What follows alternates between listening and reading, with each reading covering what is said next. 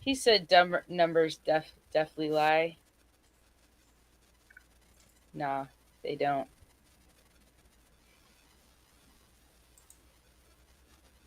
Okay, guys, we are should be live. He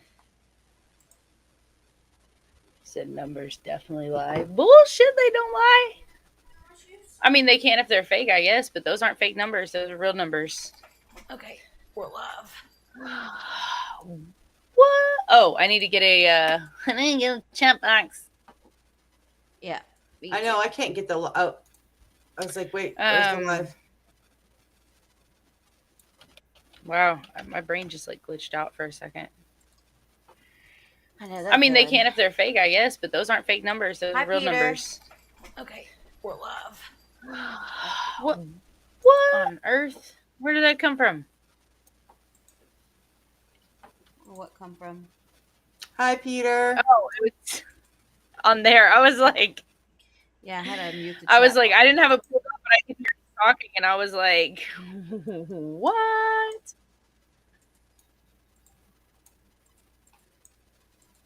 All right, I muted the chat, right? I think, Yeah, or you know what I mean, like the live itself. I'm gonna put Yeah, the I chat muted over it, but I here. have it Okay. playing so I can keep up with everything. What's up, Peter? How are you, Peter? Happy birthday, Carol. Aw, Thanks, Peter. happy birthday. Peter joined me a little bit last night while I play, or this morning while I was playing my game. Oh, nice. Okay, so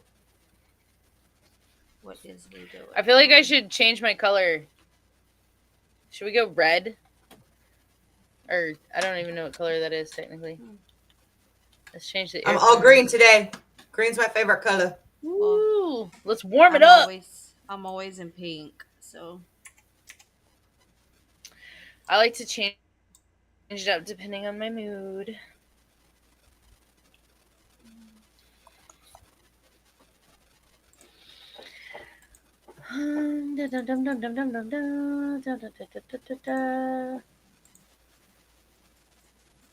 How are you, Peter?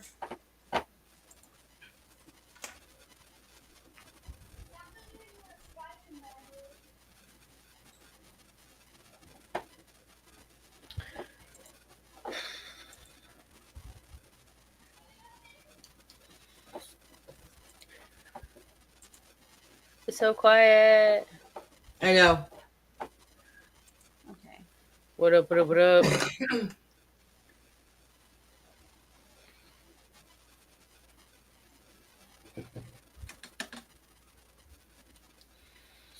Mm-mm-mm-mm.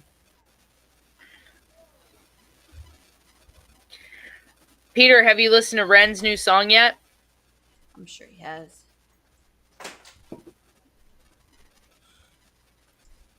We're going to react to it live.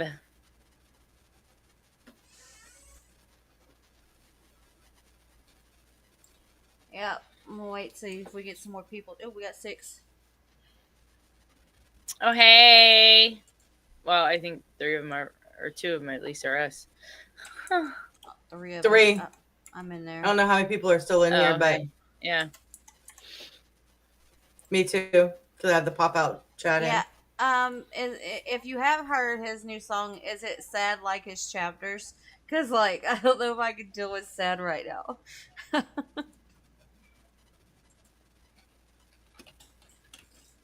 Yeah, I have makeup on and contacts in. Like, Right?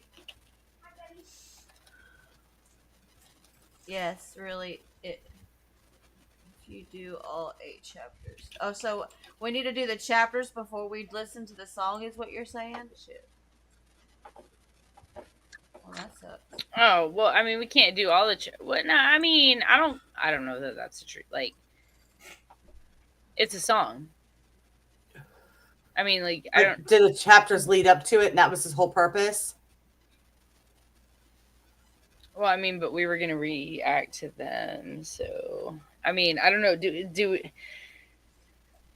well, he said it's better if you do all 8 chapters, but at the same time, I don't know that we have time to do all 7 chapters and then the song. Chapter 8 looks Yeah, like I don't know Sam's in it.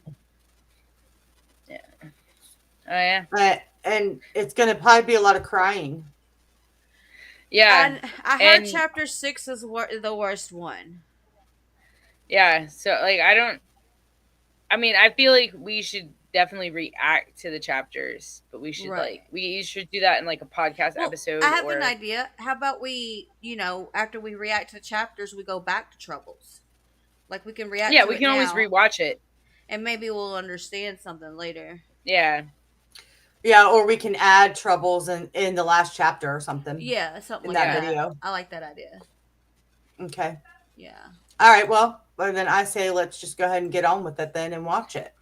Yeah. All right. Cuz like I have been waiting for this. All right. So, we're going to go ahead and I'm going to hit record and get that back up. All right, guys. So, we are live right now. So if you come in and you see somebody looking at their phone or you see anything like that, that's what's going on. The chapters are all part of the song. Chapter 8 is for the Dirty Betties. Okay. Oh, wow. Well, now I'm excited. All right, so now I just want to skip to chapter 8.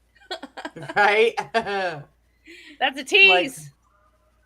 Peter's teasing Oh, us. how long are the chapters? Well, I know the first one was like 16 minutes.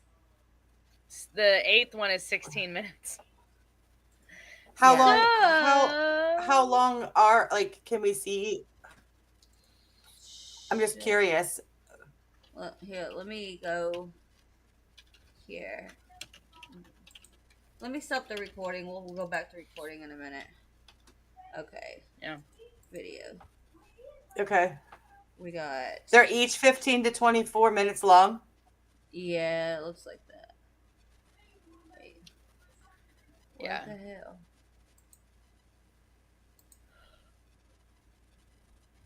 All the chapters are all part of the song. Chapter 8 is for Dirty Betties. 3 is 11 minutes. 4 is 12 minutes. 5 is 16. I don't know what to do. 23, 22, and 16. 2 and 16. I mean, there's a lot of chapters. Well, here's my thought. Since we didn't necessarily... Yeah, but here's my thought. We didn't have much technically scheduled to plan, right? Right. So why not start watching the chapters, let people roll in, and then we can kind of see where it goes from there. That's fine. We can do that. I just know that chapter 6 is good. We're going to... Carole, get your tissues. Since we need to get...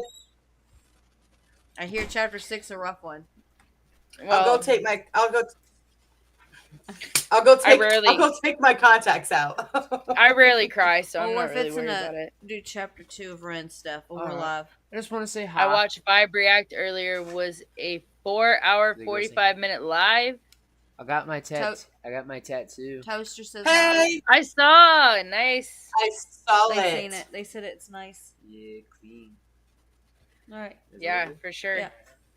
Yeah. Anyway, I'll see y'all later. All right. I'll watch. Well, Vibe takes forever anyways. Dude, Vibe has a lot to say. Yeah, he does. All right, so y'all want to start with Ray. So we're gonna start with chapter 2. Yeah. Well, I'm gonna record it. So yeah, because we already saw chapter 1. Yeah. Yeah. All right. Yeah, I agree. All right, so guys, we are recording. We are live, but we're also recording. So if you're dropping in, or if you're just watching it from the recorded session, just know that we are live. So if we're looking at our phones, it's because I see the chat room on my phone. I don't see it anywhere else. So I'm looking down at the chat room. But we're watching, or if it's a record Ringe chapter 2, we've already done chapter 1. Go check it out on our channel. Okay. So I'm going to go ahead and get this started while we let some people roll in. Yeah, I love Ray, though. Yep, we'll do this while we wait for some folks.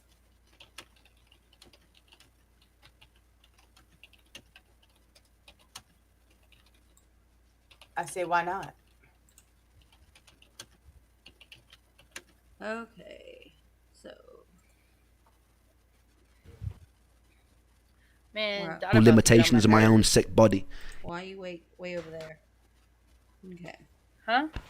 No, I'm talking to myself. Oh, I was like, am I way over somewhere? Where am I at?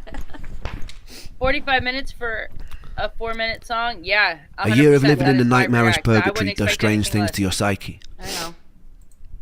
Let me start over because Tova was talking to the chat room. Okay, come on, Yeah. cutie pie, Ren. He's such a cutie pie. Okay, y'all ready? Mm-hmm. I'm ready. Peter's got us excited to get into chapter 8.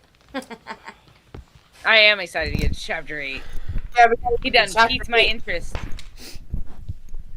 Look how cute he is. A year of living in the nightmarish purgatory does strange things to your psyche. I was still trying to push through university, but I found myself missing Hi, many Beverly. lectures to stay in bed. I started noticing Hey, more Beverly. unusual symptoms creeping Hi. in. A strange buzzing sensation in the soles of my feet. My vision started looking like fuzzy television static, something that I later learned was called visual snow, something with no known origin. My calf muscles started constantly twitching What's and up, spasming. Monica? At any moment, they wouldn't go Monica. longer than 20 seconds without Monica. twitching, and that can drive you a bit nuts. All these symptoms I still live with to this day. You just become very used to tolerating constant discomfort. It becomes kind of the norm and kind of becomes like an annoying, unsettling radio static in the background of existence. I stopped Yeah, I taking my totally understand antidepressants that. after having cycled many different kinds. None of them helped. All of them Same. gave me some new kind of symptom or side effect like insomnia, dry mouth, Same. heart palpitations, no libido, etc. I spent a lot of my time alone, but in the moments of respite I'd hang out with friends. We formed a band called Trick the Fox the year before I'd gotten sick. It was the one ray of sunshine I had at the time. I quickly became friends with a bass Aw. player called Charlie, and we developed some kind of musical telepathy where we both knew what the other was going to play before it even happened. He was the first musician I've ever felt this kind of chemistry with. I became a kind of third wheel in his Momoko's relationship. With time, Momoko became like a sister to me. To this day, it's one of my favourite people on this spinning rock. Performing with Trick the Fox was one of the Aw. rare times that I felt free. There was something about the love duty that. of having to entertain others that let me escape the physical limitations of my own sick body, even if just for a moment. I usually pay for it the next day with what can only be described as an energy hangover where I'd be stuck in bed all day, but for me that was worth it. Those days I was still fairly functional. It was around this time I started losing faith in the medical industry. The more appointments I'd go to, adamant that something was wrong, the more of a hypochondriac they treat me as. Medical gaslighting is a real thing with chronic illness. They chalk me down as someone who was always requesting blood tests, and my mental health diagnosis probably didn't help that.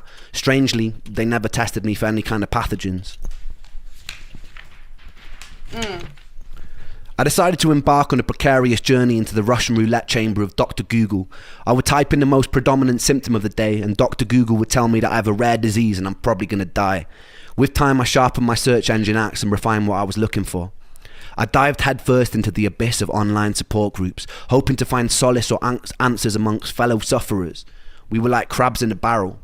Very rarely someone would find their silver bullet and announce what it was that cured them. Hundreds of people would follow their protocol, some with mild success, but most of us will still remain trapped. I joined as many online support groups as I could. It was a bit like the beginning of Fight Club, except instead of faking conditions to feel accepted, I was desperately hoping I had those conditions so I could cure myself and get the fuck out.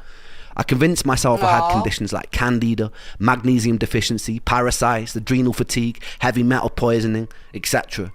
At the time, I felt like I was single-handedly keeping Jeff Bezos in business. While most students were spending their student loan on drinks, I'd spend mine on the supplement or protocol of the week. I'd follow whatever herbal or supplement protocol was suggested, sometimes noticing mild improvement and sometimes getting a lot worse, most of the time feeling nothing. A story would pop up on one of these groups like, after I did a 30-day parasite cleanse of wormwood, cloves and garlic, all my symptoms disappeared. I'd read a story like this, get full of hope and put myself through a grueling 30 days, which would often result in a worsening of symptoms. My body felt even sicker and weaker, but I'd stick it out because I was told that this was a good sign. The parasites are dying. I peered into the toilet bowl and valiantly waved goodbye as I flushed their imaginary corpses into a watery abyss. At the end of the 30 days, be left with a lighter wallet and all my symptoms still remaining. And if that didn't work, I'd move on to what was next. Maybe I have seasonal affective disorder. Alright, so I'd get on the internet, order a light, stare at it for 10 minutes a day, and to my big fucking surprise, still have all my symptoms. The only thing that light illuminated for me was that I was desperate enough to buy a glorified table lamp. Oh my god. I kid you my not God. when I say that over the I years I love probably him have so taken much. nearly every dietary health supplement known to man. One of the most grueling self-treatment courses came when I did a round-the-clock heavy metal chelation. I would take a supplement called ALA and DMSA, which supposedly shuttled mercury molecules out of your body through a process called chelation. Oh my I would have to take the God. pill once every 3 hours around the clock, which meant setting multiple alarm clocks to wake up and take them. The supplements came with their own side effects. I remember one time standing in a supermarket and feeling like the sounds and lights were so bright that I couldn't even bear to be in there. I stopped with this protocol for a whole year with no luck. I was still coming to terms with the death of one of my best friends during this time too. I was too sick to hold down any kind of stable job, so I was mostly living off my student loan. Welsh students study in England also weirdly get given a small sum of money just for being Welsh. Thank you, Anna Or Betts. almost like a "we're really sorry that you're Welsh" sort of condolence prize. And I've Beth- always prided myself on my financial independence, so whenever I could, I'd get out on the streets of Bath and I'd busk. I remember the very first time I did. I had my guitar in hand, Baby I perched Ren. myself on a bench, took a deep breath, and then bared my soul to the jury of the street, and it was exhilarating. People sometimes ask me what music means to me, and it means life. This was usually the one time I felt like I didn't want to die. This was the one time I could feel a resemblance of something that resembled spirit, that resembled my soul, that resembled me. I even found myself Look cracking at jokes him. with onlookers, which for someone dripping with love social him. anxiety at the time was huge for me. It was March, roughly 3 months after Joe had died, and I was sitting on a bench in Bath with my guitar singing into a busy street. And this is when I would meet the first angel of this story. I'd see 2 more angels years later. One in the guise of a homeless man, one a doctor cheating death in the Beverly Hills clinic. But that bit will come a little bit later. The angel was walking on the opposite side of the street with a mother. They both stopped to watch me for a moment. I saw her mum whisper something to her. The angel turned bright red and she giggled and they shyly approached. We got talking and the angel asked where I was from. I told her that I grew up in Wales in a small village that was once described in a local newspaper as being worse than an Iraqi war scene. I told them they would have never heard of it. They looked surprised and they said they had family there. I asked which part and it turned out to be the village that I grew up in. Since you can basically count a population of 2 intergenerationally bred mutated hands, I asked who they were, and it turned out that that angel happened to be Joe's cousin. This encounter was always a foundational moment of serendipity in my life. In the years that followed, I took serendipitous occasions to mean I was in line with my purpose. Sometimes I felt like I'm following a script. It's just that I don't know the words or actions until they actually happen. But in moments of serendipity, I feel like they are playing out exactly as they were meant to. It was quite a bizarre moment for me, that hundreds of miles away by chance this angel would be related to my lost friend. Upon learning who I was, they invited me back to theirs for a cup of tea, and I accepted and I fell in love. It was really good tea. That week, the angel took me to a favourite botanical garden, and she pointed out a favourite flower. So that night, true story, I dressed in black, broke in by climbing over the fence, dug up the flower and presented it to her the next day. She called me insane, but it's safe to say that angel ended up being my first serious girlfriend. It was a weird kind of relationship. We both shared an unusual trauma for people who were so young, brought together by a tragedy. Even though sometimes I feel like she might have hated me at the time, I was convinced like it was some sort of Shakespearean fate that had brought us together. A morbidity that birthed light, that it couldn't be anything else. It felt like divine intervention. She was pretty troubled in her own way, and I was very troubled in mine. But in between the sludge of dealing with the constant symptoms, it was beautiful. That summer, her parents took us to Centre Parks, which is a posher version of Butlins, if you don't know, where they paid for all the guys, my activities and brothers- meals, and they let me do Yo, whatever I wanted. my Coming husband from a is poorer there family, I several wasn't really times. used to being spoiled to that. Hello. Pause it. Yeah, I was working on it. He just talked about Center Parks. My brother and his family from England go there all the time. My mom's been there with them several I'm times actually live. to Center Parks. It's fucking amazing. I don't have you That's on so speaker. cool. Oh my god, I feel so connected. Hey, while Carol's doing that, I'm gonna run and get me a bottle of But water. yeah, no, real quick. I answered because I saw Okay. that. So I saw your calling, so I answered. I don't care if you cook. I don't care if you cook it. I was going to do that in the morning, but if you would like to do that for dinner, go right ahead. I don't mind. If that's what you want to do. All right. Oh, yeah. Well, then make your bacon tonight.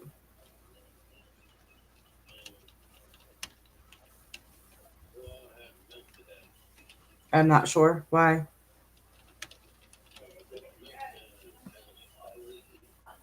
Oh, yeah. And listen for the fridge because I kept hearing water earlier. It was weird. Yeah.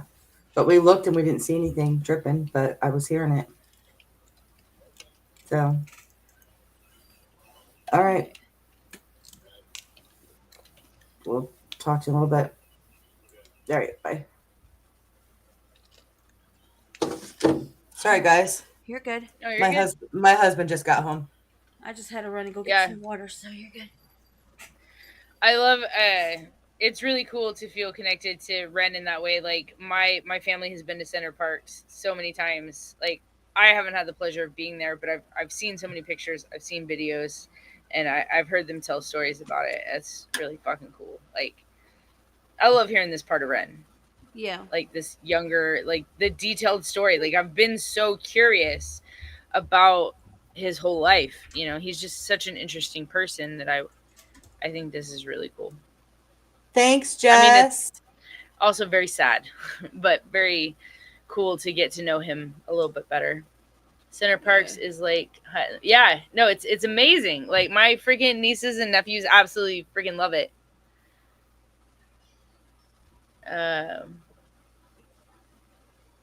Aw, just so sweet. Yeah. So I said thank you to her. Oh shit, even with Yeah. the rash, she Just said there's tell less than a Border 1% we said principle hi. in Lyme.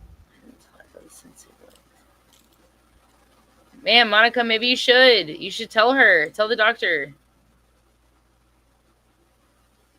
You can never be too safe. That's my opinion. You can never be too careful. You guys. I'd rather know than not know. Yeah, definitely. Degree, but I figured I'd just roll with it. One morning while I was there, I got a call from my friend Sega, and he sounded pretty mixed up, so I asked him what was wrong. He told me that there was no easy way to say it, but one of my other best friends, Callum, had died. He'd gone cliff jumping in the same cliffs we used to jump off as kids. The sea was particularly choppy that day, and he caught a cross current and he started to drown. Another guy that he was with had jumped in an attempt to save him, and they both drowned. Oh no. The first day I met Callum, I was 11. He was in a year above me in high school and used to walk around with these massive baggy bright orange jeans. He hung around with all the goth kids and I thought they looked super cool. So the next day I painted my nails black and fashioned a necklace out of a severed extension cable from an old VCR machine. I infiltrated the group and I gained their trust. Not long after, me and Callum were friends, wandering around beautiful Welsh countryside looking for the most scenic places to smoke weed. We stayed friends throughout high school and I truly loved him. When Callum died, I couldn't properly breathe. I felt weirdly numb after losing Joe. Thank I'd you. often feel guilty for my inability to cry at the time. A couple of years later, I'd learned another friend of mine that I used to play function gigs with had thrown himself off a cliff facing Dover. And again, I felt numb. I couldn't tell if this new acceptance of the inevitability of death was a beautifully liberating thing, or if it was a sign that my humanity was slipping away. To this day, death has kind of remained a bit of a matter-of-fact part of my life. During my years of sickness, I had to crawl through a morbid longing to be killed by my illness to find a more peaceful acceptance that death is just an inevitable consequence of life and it doesn't spare anyone. That never left, and I haven't ever really been scared of dying since. Some days I've tempted it. What I'm more scared of is having to live my whole life as a sick person. In my relationship with death, the most healing moment occurred just 2 years ago. My grandmother, who I loved to pieces, was dying, but I actually got the chance to say goodbye this time, to hold her hand, to thank her for being alive. I remember not long before she passed, she was lying in the hospital bed, and she was very weak and very pale, barely able to open her eyes. I asked how she was, and it seemed like a stupid question as soon as it left my mouth. She paused for a long moment, and she turned her head to look at me, and she opened her eyes, and she smiled, and she said she felt happy. And it was just one word, happy, which was simple and it was beautifully profound. And that was one time I'd gotten a chance to say goodbye. And it was the first time that I hoped that one day I would die happy. The following year, Damn I would it. achieve something beyond my wildest dreams, and then I would lose it almost as soon as it came. Stay tuned for that. Oh, fuck you, Ren. Ugh. I don't wanna hear no He always words makes me today, cry. because I pull me Ah. under. In the castle of my room, I'll hide away from the outside thunder. Gonna lock my troubles outside of this door, 'cause today it's just me and these four walls. I said I wanna run away, fly to another place, fly to another place, say oh. Said I wanna run away, fly to another place, fly to another place. The light that I hold, it turns to grey, and that makes me wonder, will I always feel this way? So far under, but I put my soul on show for everyone to see, 'cause even though it's bruised, I know it holds such beauty.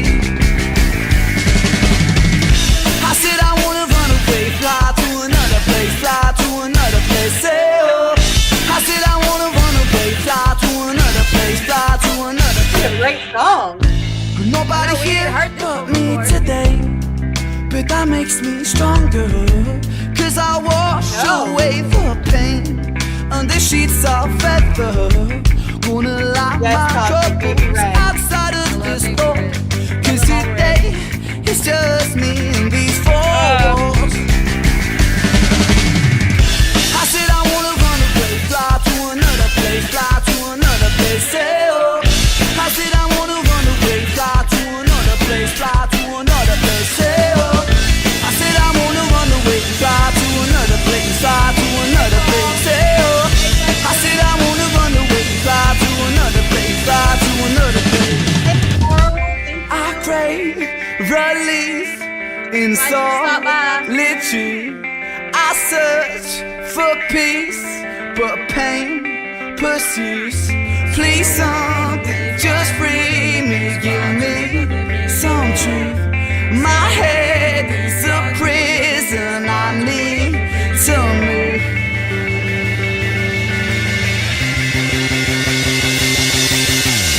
I said I wanna run away, fly to another place, fly to another place, say oh. I said I wanna What's up, run girl? away, fly to another place, fly to another place. I said I wanna run away, fly to another place, fly to another place, say oh. I said I wanna run away, fly to another place, fly to another place. I said I wanna run, I said I wanna run, I said I wanna run, hey oh. I said I wanna run, I said I I love wanna Power run, I Podcast. said I wanna run, hey oh. I said I wanna run away, fly to another place, fly to another place, hey oh.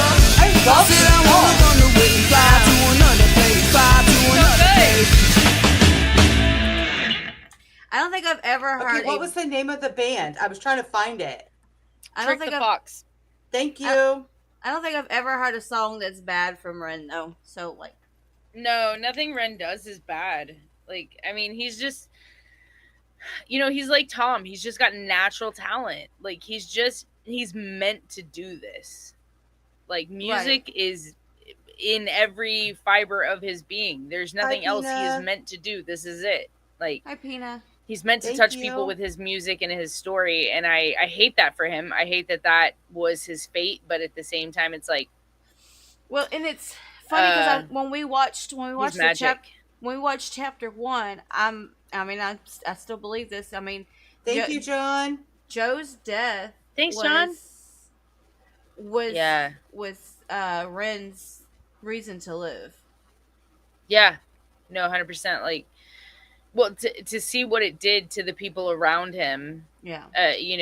After Joe died and stuff is just, I think it was definitely the thing that like kept him pushing forward, because he didn't want to see Never. other people suffer that way, the way he was suffering losing Joe.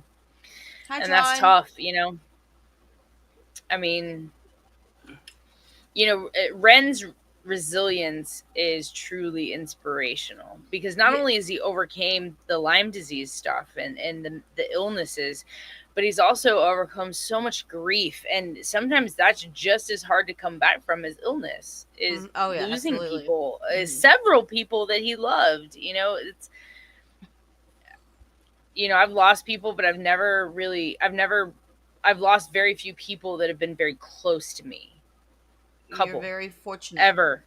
No, I am. And so like I think about how many people he's lost and the way he lost them and stuff, and Thank you, Monica. and that's and then you put the disease on top of that and everything he was suffering through, and it's like the fact that he was able to push through and continue on and be successful, and I mean, #1 album in the UK last year, like as an independent artist with his friends. Like he's basically like, instead of the family, like his friends are his family, and they're the ones who have been with him this whole time doing the managing and the filming and all of this stuff. He's had this small group, very much like Tom, which I think is what I respect so much. Seeing that video and like how excited he was and like shocked that he outdid Drake just made me like what, dude? Like, well, and after all the stuff coming out about Drake and his affection for teenage girls, we haven't really about that touched on that yet, so no, but I did watch the Cartier family do a whole deep dive into how he likes teenage girls, so I'm gonna have to show y'all that one, because that's gonna change things. I think Kendrick got the upper hand on this one.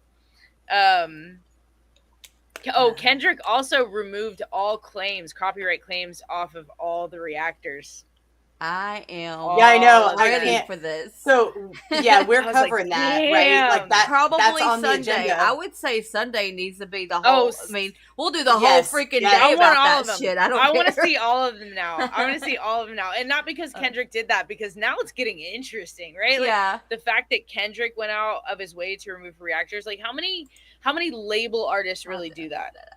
Yeah, I don't know any, but like, and I mean, Tom is removed, Ren is removed, but they're not label artists, you know what I mean? But how many label artists are doing that? We actually reached out to get Tom, Ren, and all that removed. No, yes, and people can do that because it's an algorithm. It's automatic, so they have to physically go in and take those off. That's why they have people like the people we've been using to get around that and stuff like that. So, but like label artists, they don't do that.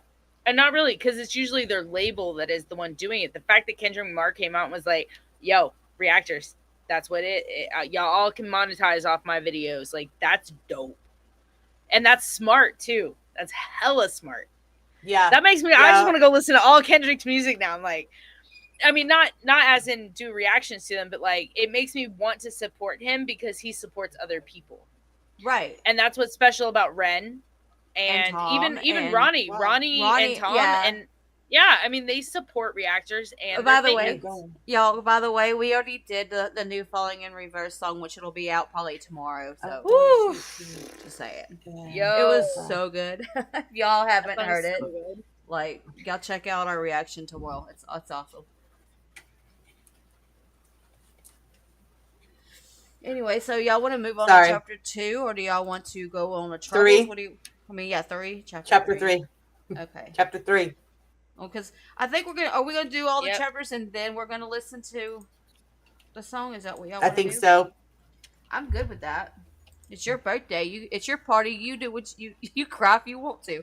It's my party and I'll cry if I want to. Watch Ren if I want to. I don't think any Ren can make me cry if I want to. Oh Lord. For real. I dread chapter 6. I dread chapter 6, y'all.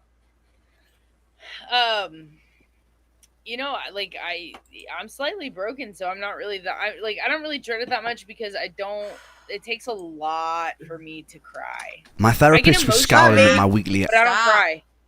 Anxiety and depression scores like a detective trying to therapist. I need a therapist too, Ren. Can you suggest somebody, please? I need therapy. We were just talking about that. No. Thank you, Foxley. I'm even more emotional right now, and I think it's because I haven't had a lot of sleep, but like, it's not going to take much to make me cry. Peter and Cosmic, no, they were up with me this morning. Some will make you cry. They make Ren cry. Yeah, I mean, I it just is. Sometimes emotions hit, and sometimes they don't. I don't know if it's the ADHD or possibly autism, but like, I just don't. I don't. It takes a lot for me. Like, I just. When I hear I don't Ren know. get choked up, I'm a big cry. Yep. it's over for Like, me. It's over I will for watch. I will watch something that should make me cry, and I don't cry. But then I'll watch like a fucking dog food commercial, and I'm in tears. Like, nothing with me makes sense, right? So Ren, it's not that I. No, my dad's like Go that. ahead. I'm not like emotionless. Sort of. Well, I if guess. Ren but cries like, I just feel or emotions starts to differently. cry, I will cry. Well- if Tom cries, I'm gonna cry. Yeah, Well, and that way- those are more. That's more likely to make me cry is when they get emotional and they cry. Yes. That Well, hits me. But like, But see, especially I'm if that it's type not of an person. emotion I can relate to. See, I'm that type. Yeah, I'm an empathy really bad because like if Yeah. like I can sit there and be completely okay with a story and I'm choking it up, but I'm like I'm good with it. But as soon as I hear somebody crying, I'm crying with them. Yeah. Like, I can't. Yeah. It just depends. Like certain things, like when I feel an like when I see someone express an emotion that I felt, then it hits different. But then I don't know. I just like I have Oh, John. I have things, right? Ren has Lyme disease. I have ADHD, autism, whatever. I'm ADHD and I have massive brain farts. Yeah, it's just like I don't know. Some things hit me. Some things hit me, and I'm sad about them, but I don't cry. And then other times I'm like fucking baby, can't not cry. So I don't know. We'll see Peter. when it gets there. Well, the girls don't really understand it because they weren't in there to watch that. But my game last night, it's a vampire that turns into a wolf. So. Oh, I see. Okay, that's funny. That's and look, I suck at hilarious. gaming, so like, it's like trying to get it this right. Anyways, And, you ladies. Yeah, are we Yeah. still recording? Are you No. still recording? No, Oh, okay. I'm stopping didn't know after if you- each chapter so we can. Okay. Put Oh, them it says out. on air. We're alive. That's why. Yeah. Oh. And I'm streaming from OBS. Okay. Yeah. All right. So y'all ready to go? Mm-hmm. I mean, I'm ready. All right, guys. I'm ready. I'm gonna say it like I did on chapter 2. We are live, and so if you see us looking or talking to the audience, that's what's going on. Because we're live. So, anyways, we're moving on to chapter 3. You ladies ready? Chapter 3. Yes, I'm ready. My therapist was scowling at my weekly anxiety and depression scores like a detective trying to crack a particularly stubborn case. There were no signs of improvement, and the scores followed no real measurable pattern that were consistent with bipolar. After nearly 2 years of talk therapy and taking enough medications to fill a pharmacy, he sat down with me and he dropped the bombshell that he didn't think that I had bipolar. In fact, he said that he didn't think that I had depression at all.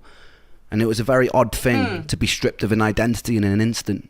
The reality was that a 20-minute in and out consultation 2 years ago led to 2 years of swallowing pills that I never needed and devoting so much of my time to managing the condition that I never actually had. The emotions inside me swirled around like a mismatched soup. On one hand, I was full of anger and I was bitter about the whole situation, but I was also hopeful that this new path could offer me the relief that I desperately needed. He told me he was going to refer me to an ME clinic in Bath. I'd never heard of it before, but instinctively true to character, I started researching it online as soon as I got home.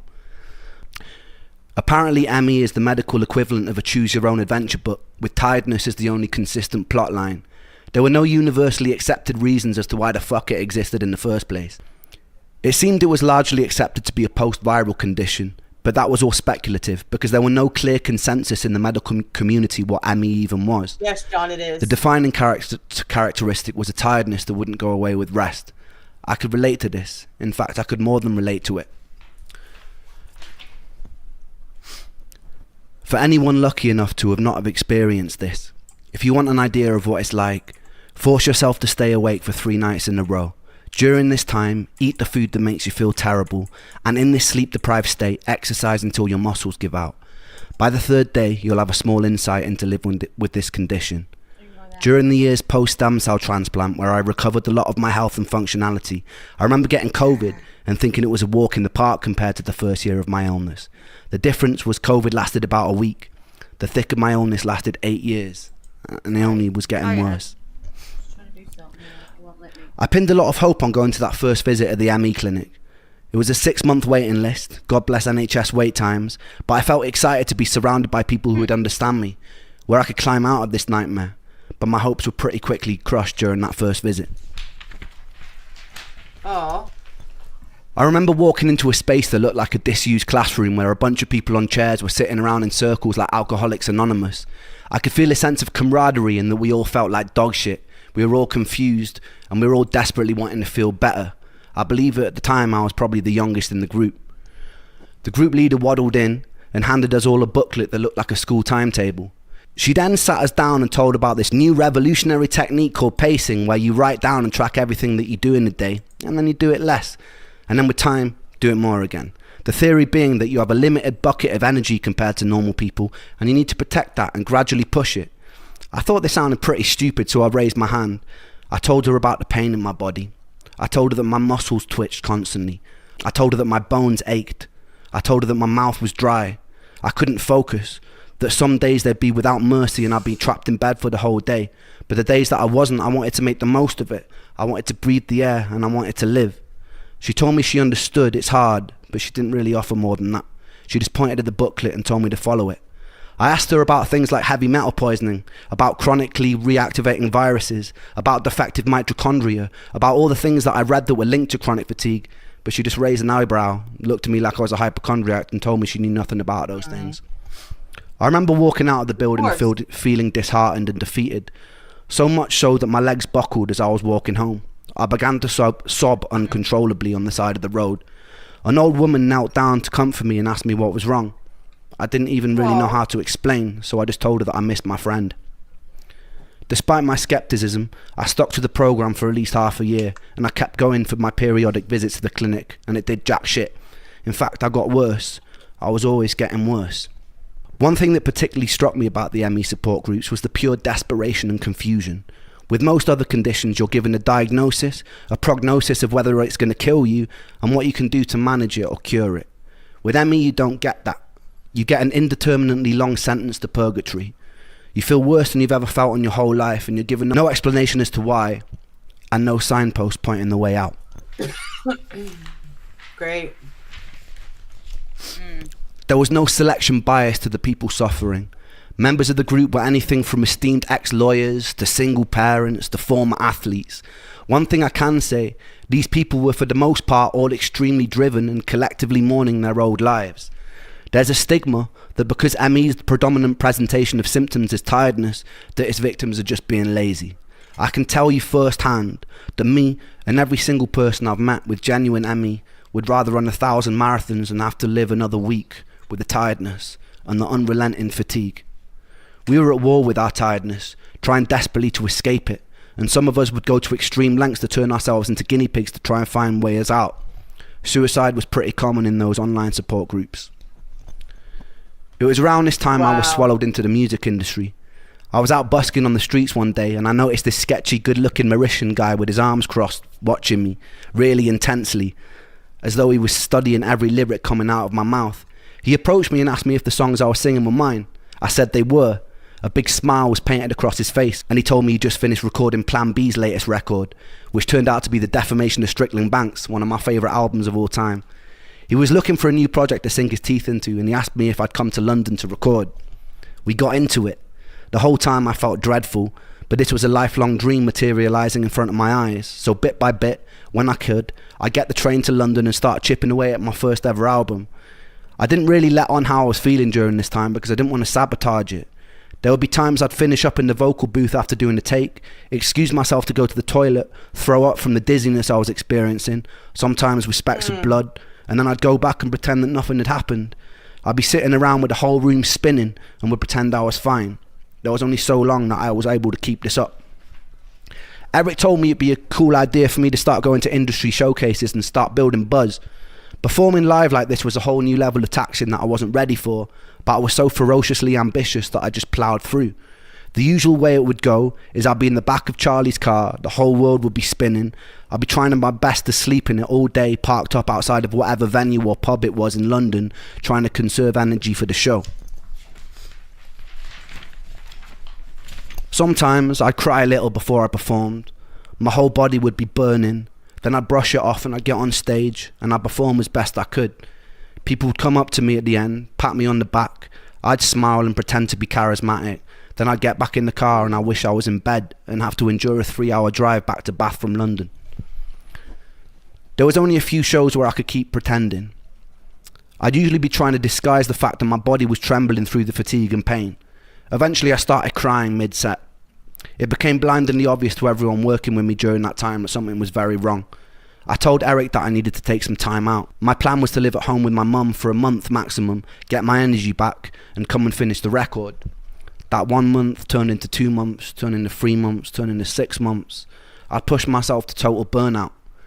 The distance led to me and that angel breaking up, in part because it was difficult to navigate a relationship when you have so much brain fog, and I didn't know what it was well enough to be able to explain it to her at the time. With a loud thud, I'd been jolted out of a Shakespearean storyline, I lost a record deal, and I couldn't get out of bed. My friends from Trick the Fox never really called to check up on me. It felt like the whole world was moving at lightning speed without me. I had this amazing opportunity right in front of me, and I was chained to the floor. I was alone, I was sick. I wished that my condition would get it over with and kill me, but it wouldn't, and it felt cruel that it wouldn't. It just let me rot in bed. The whole world would continue to turn, and I would rot. In the next episode, I'm going to tell you about a fight with a television and losing my anal virginity to an 80-year-old man. Stay tuned for that. Excuse me? I'm sorry. What? I know there's more to it because he laughed. He laughed when he said it. Oh, I've heard this song.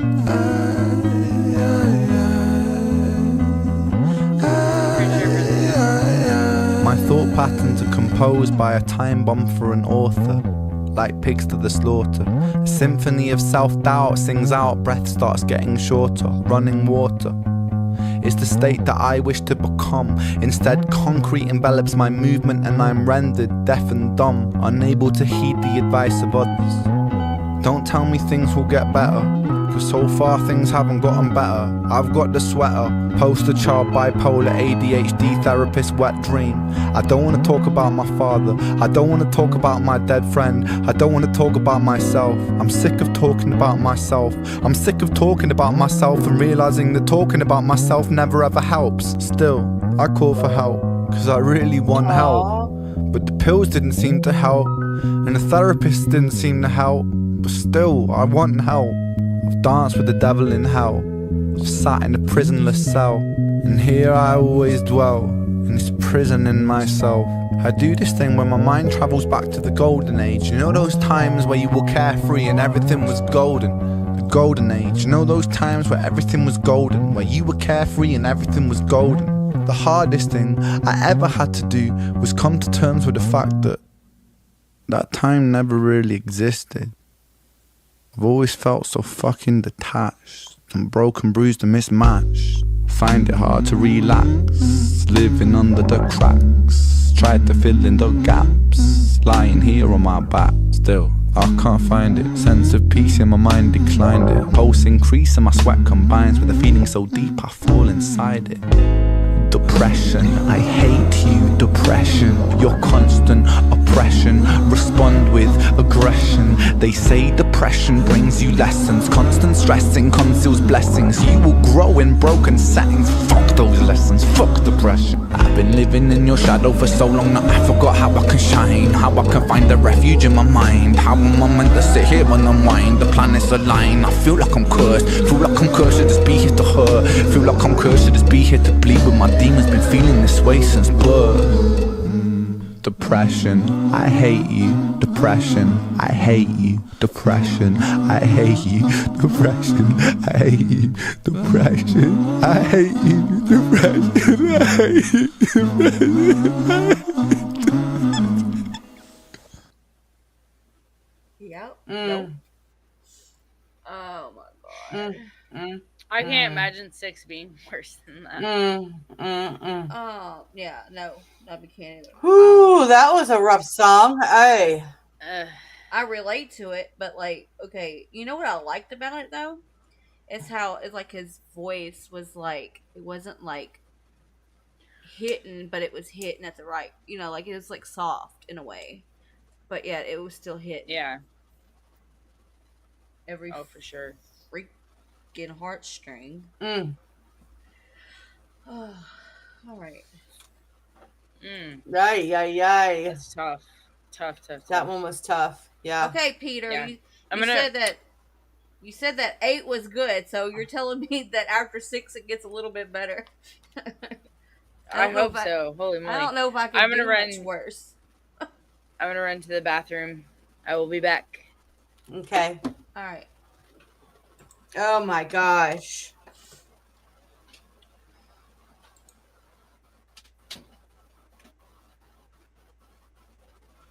My eyelashes ain't gonna make it through. Yeah. I'm worried about my contact lenses. Because I'm wearing my contacts today, guys. No glasses, at least right now. That might change shortly. To be honest. Oh, well, she's gone. That girl's already seen it, but you want to see what my daughter got me or made me for Mother's Day? It's so cute. Ooh, Lord. Look how adorable. And then she made me a little card to go with it. Is she drew Among Us? That's her favorite thing in the world. She's so talented. I love her.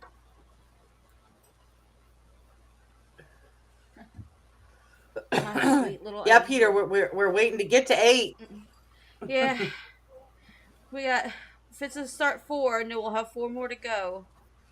Lord Jesus. Help me. Yeah, we have 4, 5, 6, 7, and 8. Wow. Okay. I'm here if anyone wants to talk. I was mental. Working for 10 years. Alright, John.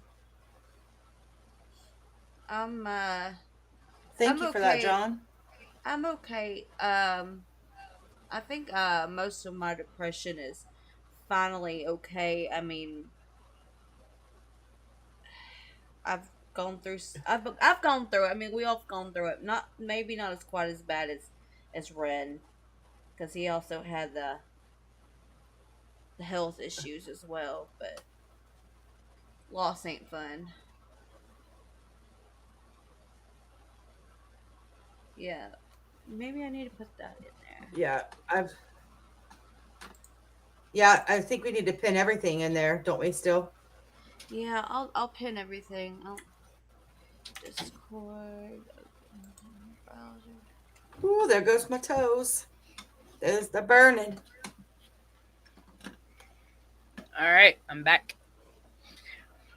She's back. Obviously.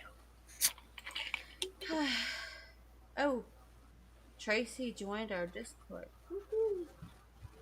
Yep. Okay. Invite. Okay.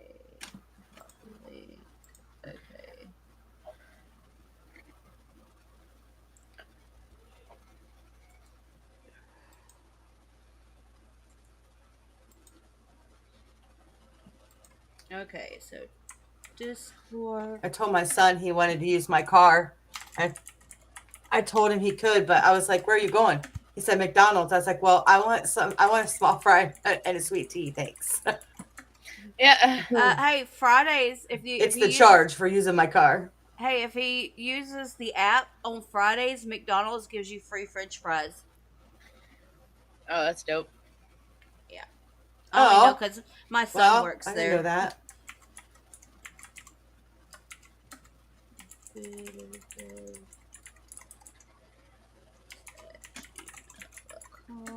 And then what's my Venmo? Oh, I don't know. Fuck it, we'll just do that right now. That's fine. Nobody uses Venmo on our account. Pin message. Alright, so I pinned our Discord. I've pinned our Cash App, and our PayPal account. Um, all right, so we're moving on. That's to right. Chapter. Because if we want to, before you start recording, so it's not in a recording, those that are in the live or go back and watch the live to this point could be privy to some information we could share. Or should we wait longer? I don't know. I don't know. I don't know. Mean, Hey, chat. Do you guys want to be privy to some information, or do you want to wait and have it be a surprise with everybody else? I think they definitely want to be privy. I'm sure they want to know because I would want to know. They want to be. I'd want to know because I'm nosy. Yeah, I'm very nosy. You guys want to be privy to some information? I'm waiting. They got to tell me in the comments. If they say they want to know in the comments, we'll tell them in the chat. Yeah. Do you want to know the secret or do you not want to know the secret? Look, I have an idea. Let's do. Thank you. All 4 of you. Right. All 4 of you that are here. Why I eat my french fries because they're really hot. Mm. I love that. Want to know the secret?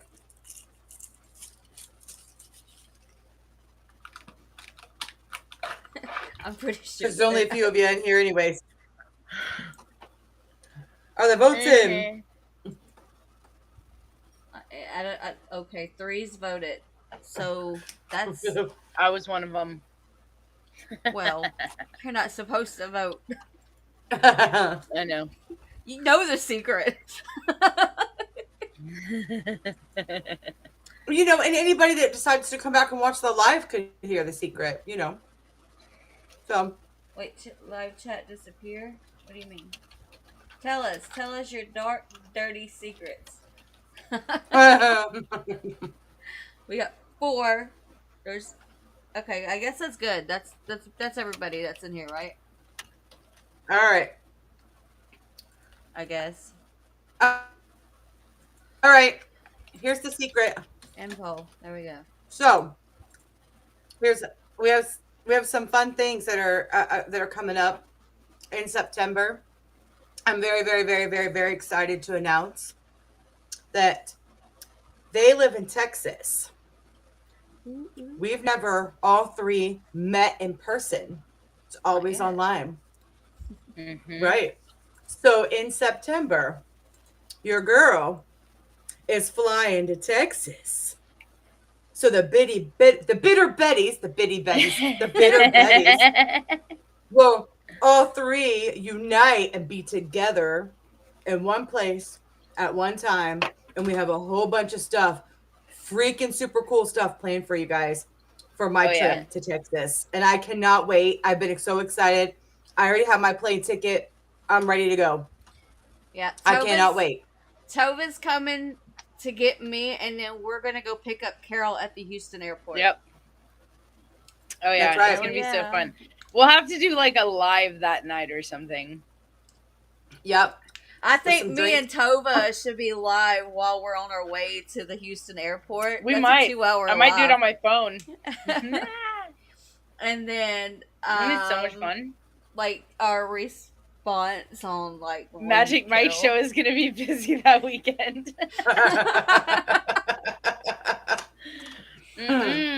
It's not too busy for me. Oh, David's from Texas. David. We're in Texas. Yeah. Yeah, whereabouts in Texas? It's a big place. That's what she said. It's a very big place.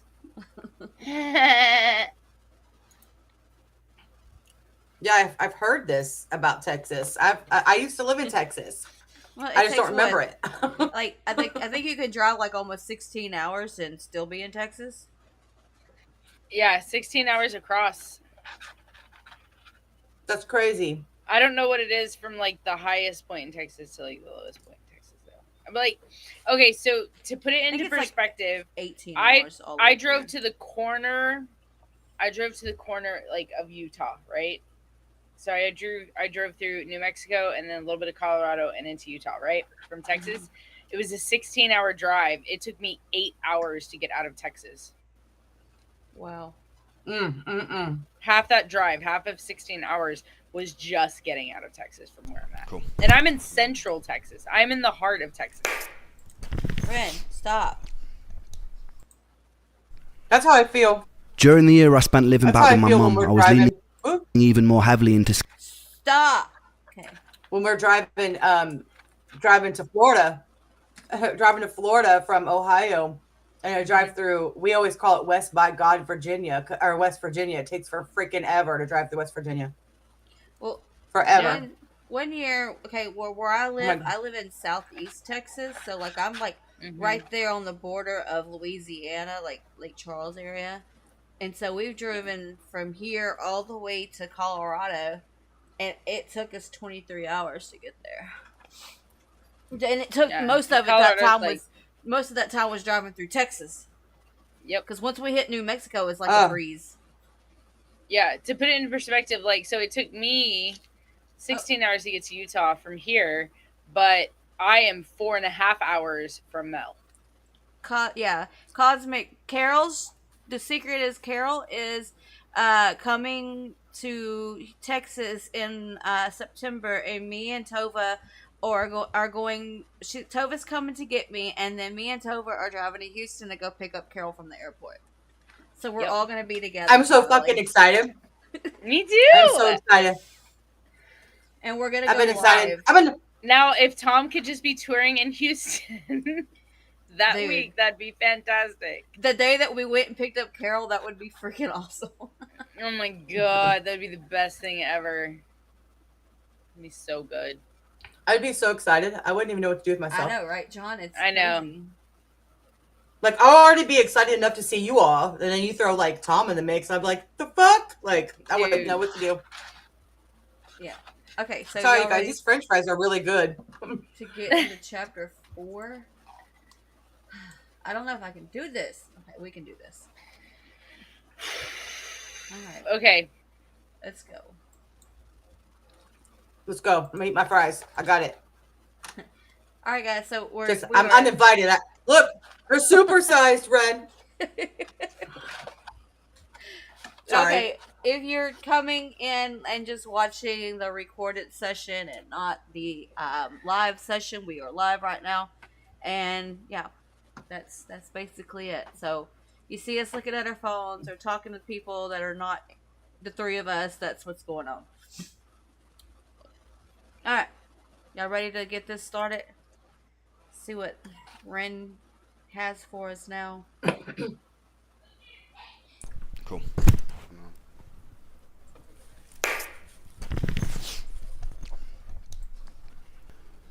During the year I spent living back with my mum, I was leaning even more heavily into scouring the internet for answers. It became like an obsession. Most people my age were watching porn. I was on PubMed learning about mitochondria. I educated myself in things like methylation, the building blocks of mitochondria, various immune cells and their functionality, and which supplements could help theoretically bring about homeostasis in my body. I taught myself of the various pathogens that could lead to the symptoms I was experiencing. Around this time, I started ordering medical test kits from private medical facilities. I had a eureka moment when, after posting some poop in a tube to a lab in London, I discovered I had an amoeba and another more benign gastrointestinal parasite called blastohominis. Both could plausibly lead to systemic pain and fatigue. Upon researching the best course of action, I found this doctor in New York who was a world-renowned specialist in treating parasites. Return flights to New York, booked far enough in advance, were a couple of £100 back then. The treatment itself was pretty cheap. I was in no way in a strong financial position, and neither was my family, so I did what I always do when I needed to get money. I wrote and recorded some songs from my laptop from bed. One about getting to New York to find a cure. I sold a modest amount of digital copies to my Facebook friends and my friends and family, just enough to afford a trip. During this time, my symptoms had gotten a lot worse, so the entire visit was a bit of a blur. I remember sitting in a waiting room and struggling to find an inch of wall space that wasn't taken up by the countless medical qualifications and the diplomas attached to it. I half expected the walls to start bragging about their Ivy League connections and debating the latest medical research while us mere mortals waited to be called in. When I was finally on the doctor's table, I was told to take off my clothes and put on a blue disposable paper robe. An old man in his 80s hobbled in, pulled on a medical glove, and proceeded to cover his finger in Vaseline. My heart sunk. I was pretty sure I knew what was coming next. I suddenly wished I'd experimented more with my ex-girlfriend. I didn't want to lose my backdoor virginity like this. He could have at least done me the courtesy of putting on some Marvin Gaye and lighting some candles, but instead I lay in uncomfortable silence on a brightly exposed operating table, while a firm-handed, overqualified old man inserted his index finger forcefully into my anus. He never wrote to me afterwards. I felt used.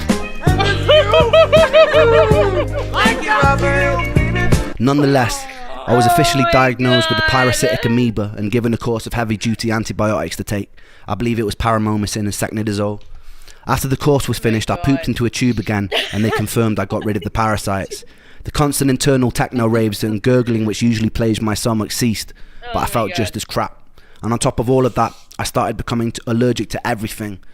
And I mean fucking everything. The antibiotics had triggered some sort of massive food intolerance reaction. Whenever I'd eat certain foods, I'd get hit with a sudden hangover-like feeling, and my face would swell up. I'd later learned this was something called MCAS, and it was triggered by the antibiotics. This was the first time I felt the crushing defeat of pinning a lot of money, hopes, and time into a treatment only for it to make me worse. I'd felt it to a small degree with every failed herbal protocol, every antidepressant that gave me side effects, but this was on a much larger scale. I almost felt guilty and full of shame for not getting better. I told my friends and family that this was going to be the thing that cured me. Not only did it fail, but I was now unable to tolerate basic carbohydrates, fruits, sugar, high histamine food, dairy, grains, without feeling terrible. I felt pretty crushed about that. Despite this, some tenacious part of me had a perseverance that didn't want to stop looking for answers. I was obsessed with trawling the internet. I strongly believe if I didn't have that tenacity to keep looking after every defeat, I'd probably be dead today. After about a year of living with my mum in North Wales, I got the itch, and I decided that I'd make a bold move to Brighton. Most days I didn't really have the energy to do much other than short walks, but I had a friend over there who lived with ME for years. It felt like a safe space, a place of understanding. Being a 23-year-old living with his mother didn't feel very cool either. He had a free room going, and he was a legend. I desperately craved my own independence.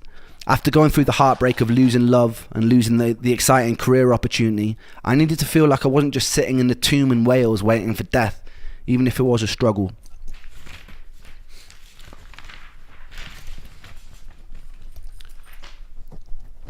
I made the move. It was a really nurturing space, and it was full of the lunatics of Brighton who would come and go. I was still living in a thick haze, but I was meeting people who weren't judging me for it. With this safety, I was slowly finding my personality again. Despite the comfortable environment, it seemed my symptoms were only getting worse.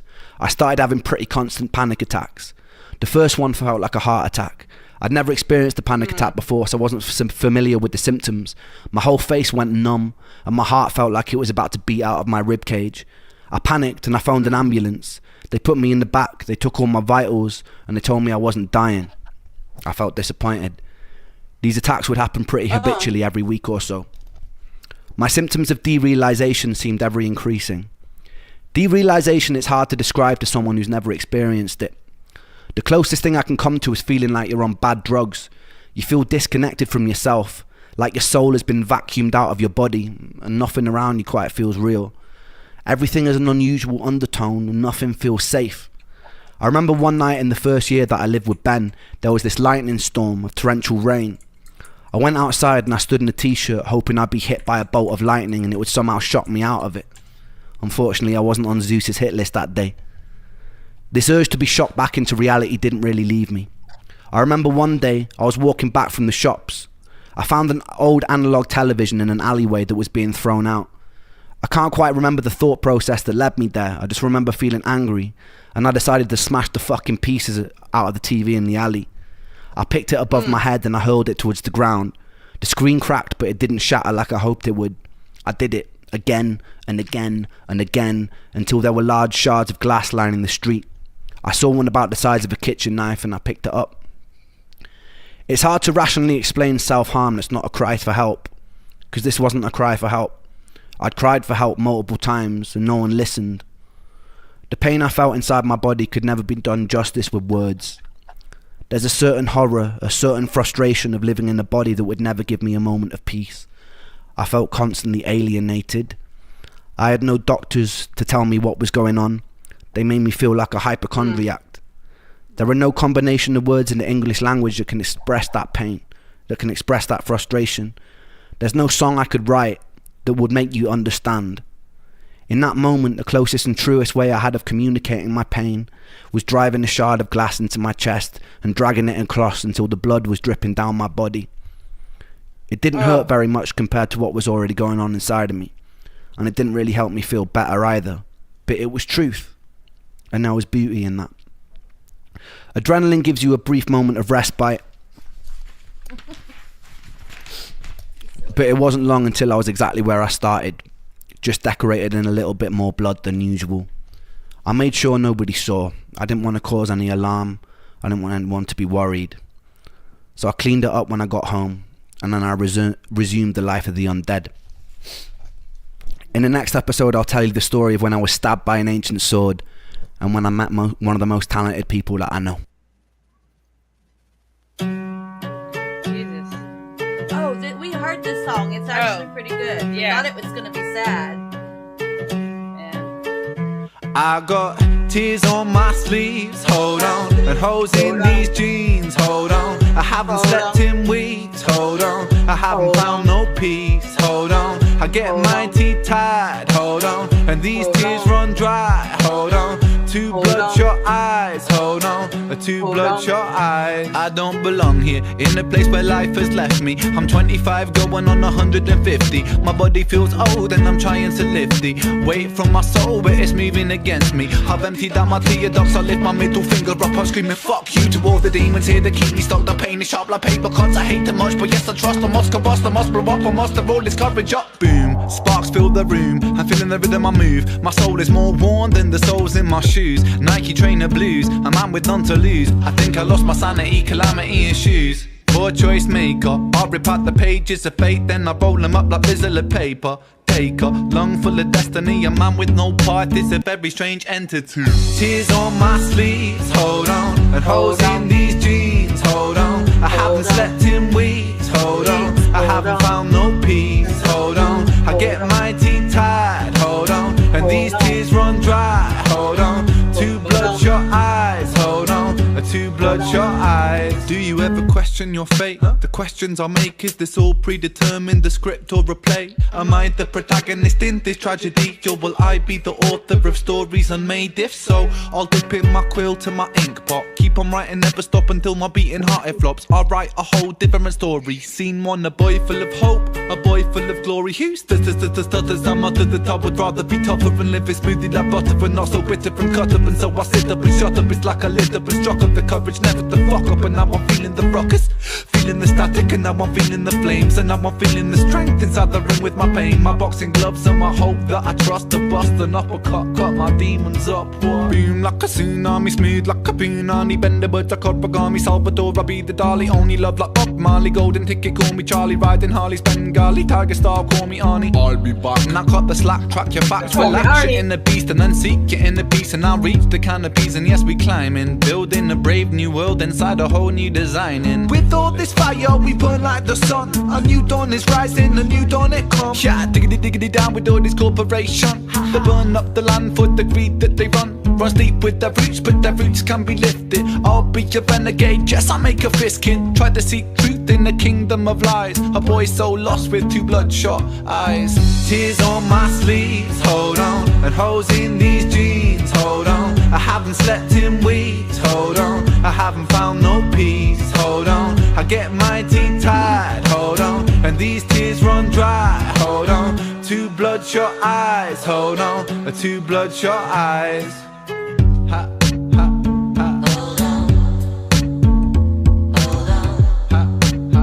I think Kelly T requested this song. Two bloodshot eyes. Yeah. Yeah. Look, I just listened to it earlier today. I downloaded it immediately that day. I listen to it all the time. I love this song.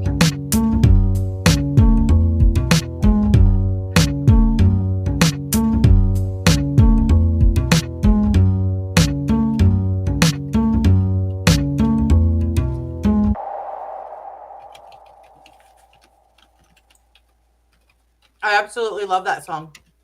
As soon Yeah. as we listened to it, I downloaded it. Yeah, they're talking about in chat about Ren being Cosmic's angel. I can see that. Oh yeah, for sure. There's times when I felt like, Tom's music saved me from a lot of things, like his more not.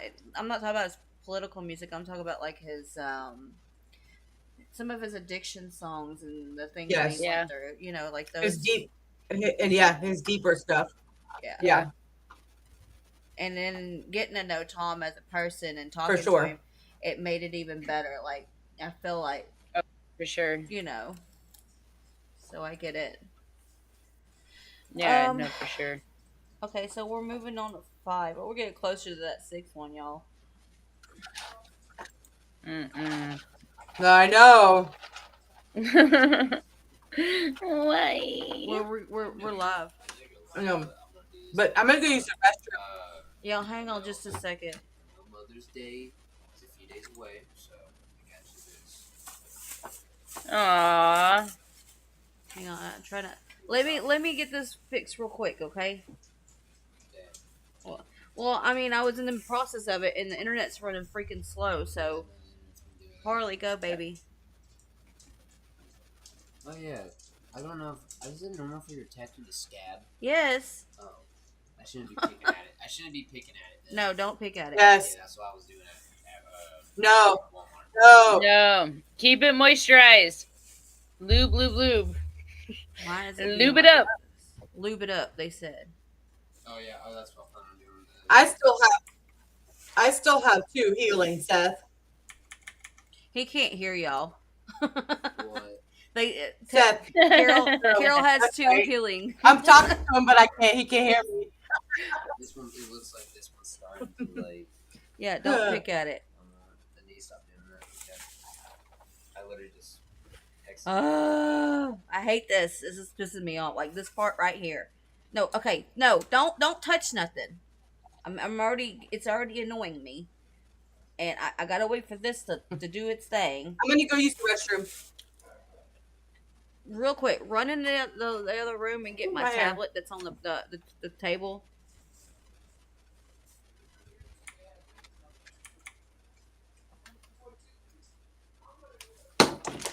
Ooh. Oh my god. Y'all see, I can't do nothing. It won't let me do nothing. I would say maybe back out and then try it again. No, it'll load. It's just I'm impatient. See, there it goes. Decided to reset the internet. Oh, really? I said, Dad, do not reset the internet. Not yet. Don't do it. Not right this I second. said, don't. Sorry, guys. Sorry for all the hollering. It ain't my computer. I've already reset it. My computer. It might be YouTube, but it ain't my computer. Their power I seemed to just possess a said level it of might calm be and acceptance YouTube. that I didn't say it. I've already reset my computer. Okay, I just don't worry about it. My God. Damn, I just wanted to make this Mother's Day. Okay, and it will if everybody will just chill for a minute. Carole's not even in here right this second. Wait till she gets back.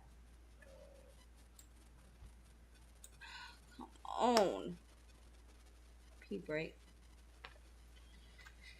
Okay.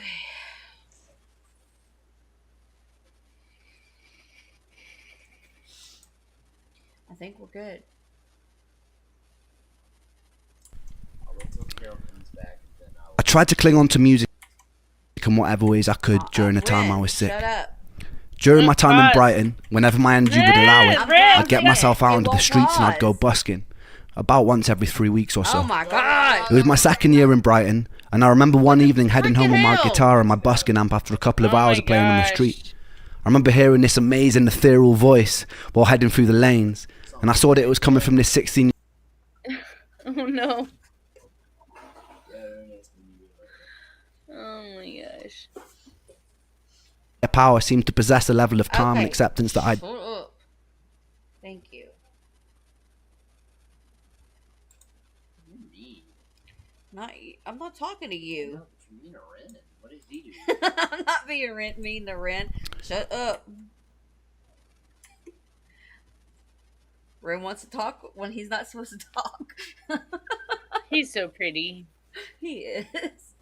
What? I'm taking a screenshot Okay. of this. Wait, hold on. Can I? Oh, I can't. when she's gone, let me go Screenshot ahead and this. show y'all real quick. Okay, that's my Tom picture, which it needs to be redone. I'm not that proud of that one. But I am pretty proud of this one. Cosmic and Peter seen it last night. That's my Ren. I can't see it. I know. You already seen it, but I'm letting them see it first. Oh, yeah. And then you. See. You got macaroons? Yeah. You thought you maybe you want to try them. I got one. I bought my own too. Not yet. We're waiting on on Carol to get back. I'm gonna do it live. We're gonna do it on the live. Okay.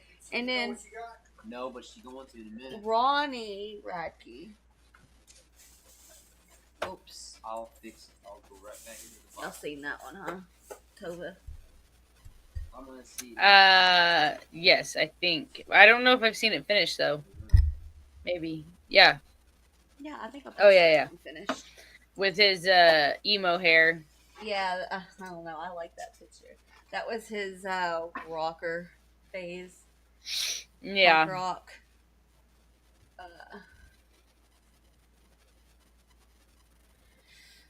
Just waiting on Carol. She had to go take a potty break, I think. And get something to drink or something.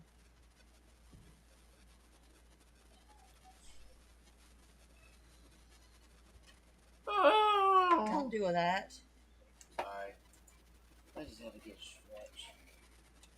Well, that's okay. At least we got a pretty face to look at. Not Yeah. mine or Tova's. I'm talking about Ren's. Oh.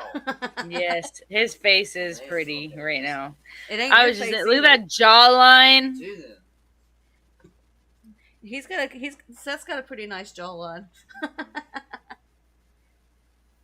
I can't see Seth, I so. breathe out of my mouth though, so yeah, I guess. Hi. That's hilarious.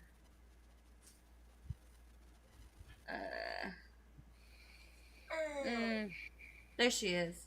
Okay, hang on. Let her sit down, and then you can give me my Mother's Day gift. I'm getting my Mother's Day gift early, guys. Yeah.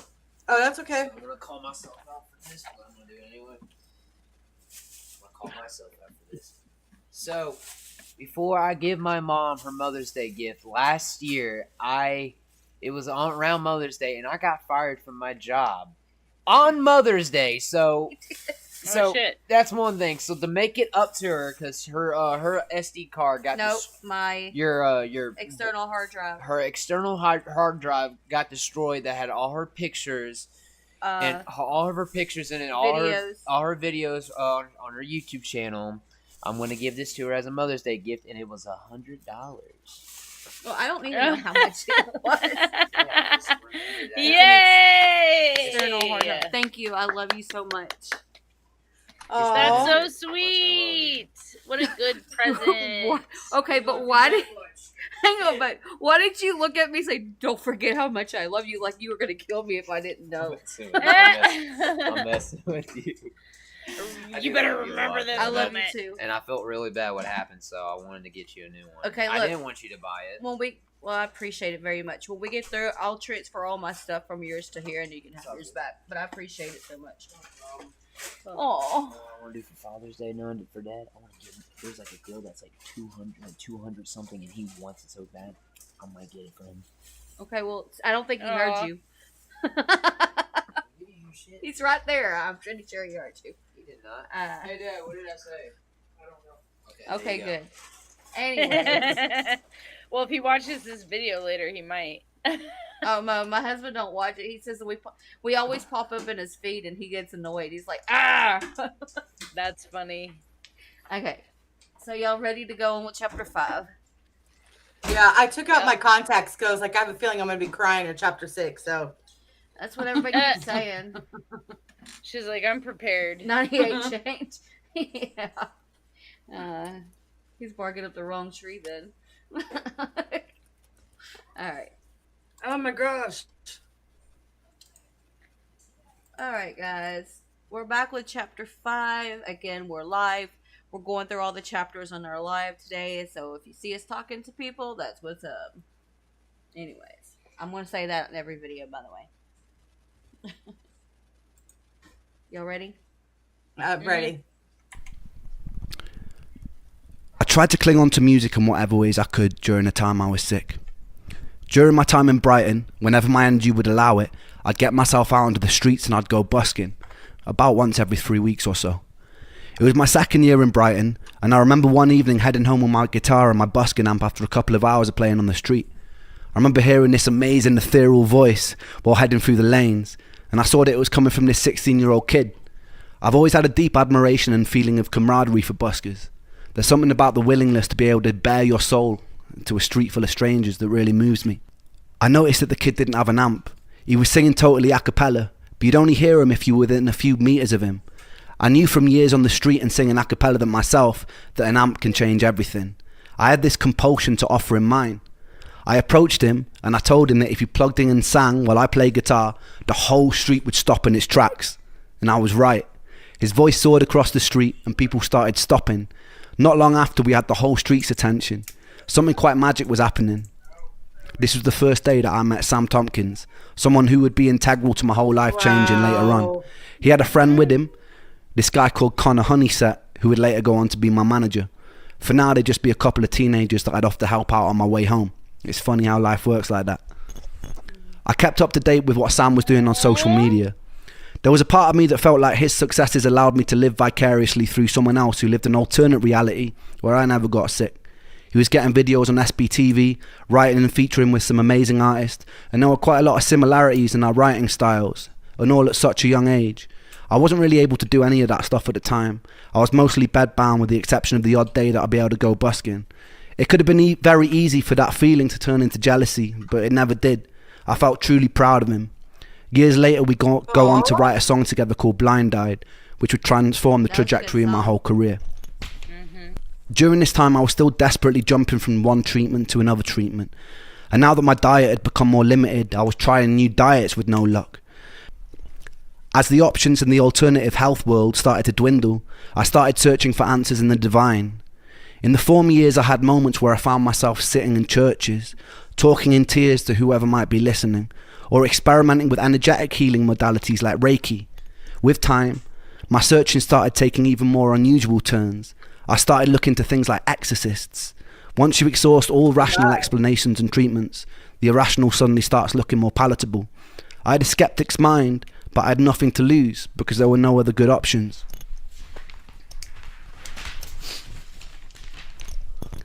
My friend Momoko's mother was from Japan. She aligned herself with a sect of Buddhism called the Nichiren Daishonin. They would chant a repeated phrase over and over again while holding prayer beads. The chant would go, Nam-myoho Renge-kyo, Nam-myoho Renge-kyo, Nam-myoho Renge-kyo, over and over again. Its intention was to align you with your innate Buddhahood, to cleanse you of any bad karma and put you in alignment with your true destiny on earth, to find peace, to find tranquility. Momoko's mum gifted me with my own set of beads, and I began to chant every morning. Eventually I joined a group in Brighton after a serendipitous meeting with an incredibly eccentric, bright colourful suit-wearing piano tuner. He spotted my beads and he grinned at me and he pulled out his own. We'd sit in a small group and we'd chant for hours sometimes. There was something comforting about trusting the course of my life and illness to an incomprehensible power outside of myself. I spoke openly in these meetings that I loved feeling part of something, but that I really struggled saying with certainty that I believed in it. This was the issue I faced with every religion I temporarily aligned myself with looking for answers. Something in me couldn't bring myself to take ancient texts as gospel, all too aware of how man twists so-called spiritual doctrines to suit his own power-hungry pursuits. I wanted divine proof. I sometimes screamed at the sky or the waves and begged for it. I was answered with sickness. If there was a creator, I was angry with it. The irony was that I envied people of faith. I felt like people who truly trusted themselves to a higher power seemed to possess a level of calm and acceptance that I didn't. One of my stranger encounters was going to see a shaman. The shaman, of course, was a middle-aged white woman in a quite nice-looking cottage in Brighton. She told me to lie down and she proceeded to lean over my body and made noises like coughing up phlegm while speaking an unknown ancient language that seemed to include whistling noises. After about 20 minutes of making distressed groaning noises over my back, she paused in contemplation for a while, and proceeded to tell me that I'd been killed by a sword in my past life. She made sucking noises near the supposed stab site on my chest, and then she spat into a bucket. She then placed a little stone into my hand, and she told me that I had to bury it on a high hill in Brighton on the next full moon. The most depressing part of this story is during the next full moon, I did indeed find a big hill, dug a small hole, and I buried the stone in it. Surprising to say, fuck all happened. It was this journey into the spiritual unknown that led me to a very unsettling experience. I love him so much. I located a therapist online who had claimed to overcome ME herself. She specialised in it and dealt with people's past trauma, but also worked with energies like Reiki. I had to get the train to where she lived. She met me in the car and drove me in silence back to hers. There was a bit of an unusual energy about her. I've always been really good at reading people. I can't quite explain it, but sometimes when I meet someone, it's like I have a sixth sense for whether or not they'll play a significant role in my life. This person's energy felt alien to me. When we arrived at her, she told me that she sometimes would consult with her horses about people's health conditions. It was at this moment I knew that she was probably insane. Nonetheless, I shared a lot about my life. We got into the trauma of living with sickness, what it was like to constantly mourn your own life. It was comforting at first, and it felt like a safe space, until it got a bit weird. One day she offered me a glass of water before a Reiki session, and during the session I fell into a deep sleep. When I came around, multiple hours had passed, which was peculiar for me. I usually have issues with sleeping and couldn't drift off, particularly not in unfamiliar environments. She assured me it was total normal and to get plenty of water, and I thought nothing of it. Lines started getting somewhat blurry when she'd invite me for meals with her and her husband. I took it as friendliness, but I noticed that she started messaging me outside of clinic hours. One time I agreed to create music for her in exchange for some extra sessions. Not long after, I started getting strange messages in my Facebook inbox. She started telling me how she knew that all my previous songs had been about her, which they hadn't. When I dismissed this, she would sometimes message me saying that she was outside of my house, telling me that our souls were bonded and that bad things would happen to me if we weren't together. To put it lightly, I was already in a pretty weird emotional place because of years of sickness. So having someone in a position of trust abuse their position like this shook me, and it shook my trust in therapy even more. It shook my trust in people in general. I told her to never contact me again, and I blocked her, but she would still occasionally get through on other numbers. One time she'd phoned my mum's house relentlessly. My mum, knowing the details, told her to stop harassing me and threatened to get the police involved after things which went silent. This was also the year that I met my second ever girlfriend, who I'd later be engaged to for a short amount of time. Aww. My little sister had already set the relationship up in her mind. She met this girl in Bristol who she got on with super well, and somehow she wingmanned me and planted the seed in her brain that she'd be perfect for her older brother, me. My sister's friend had moved to Brighton, but I was blissfully unaware of this matchmaking. At this point, I was living in a house share in Rose Hill Terrace in Brighton with some lunatics I'd met at Ben's house, and Momoko had moved down from Cornwall. The house was only meant for 2 people, but Momoko and I had pretended we were married and pretended that we were going to have a baby to be able to get it. As soon as the deed was signed, we moved in with about 5 other friends, one living in the living room, one in the attic, one in the study, one in the conservatory. It's safe to say rent was pretty fucking cheap. One night my friend Luke was throwing a party and she rocked up with a few of her friends. My sister had pretty good taste in girls and I had a crush on her instantly. At some point in the night we both ended up lying on my bedroom floor on a bunch of sofa cushions while about 6 other people were sleeping in various places in my room. One somehow in the upper compartment of my wardrobe. True story. She asked me to tell her a bedtime story and I made up the most unhinged story I could think of. By some sort of miracle she found my madness endearing and we ended up kissing a lot and staring into each other's eyes till we fell asleep. It's strange navigating a relationship when you're sick. I couldn't go out to eat at restaurants because I was allergic to everything. I didn't have the energy to do most normal things that couples do. Some days I'd be so full of brain fog that my personality disappeared, and it was hard to explain that to someone without them thinking that maybe you were just being a bit off with them. I think losing Joe, losing Callum, losing the record deal, losing my last girlfriend, it had all made me wary of getting attached to good things. Quite a lot of my illness made me feel ugly, and it's hard to accept love when you feel ugly. Nonetheless, she did love me, and with time our relationship grew.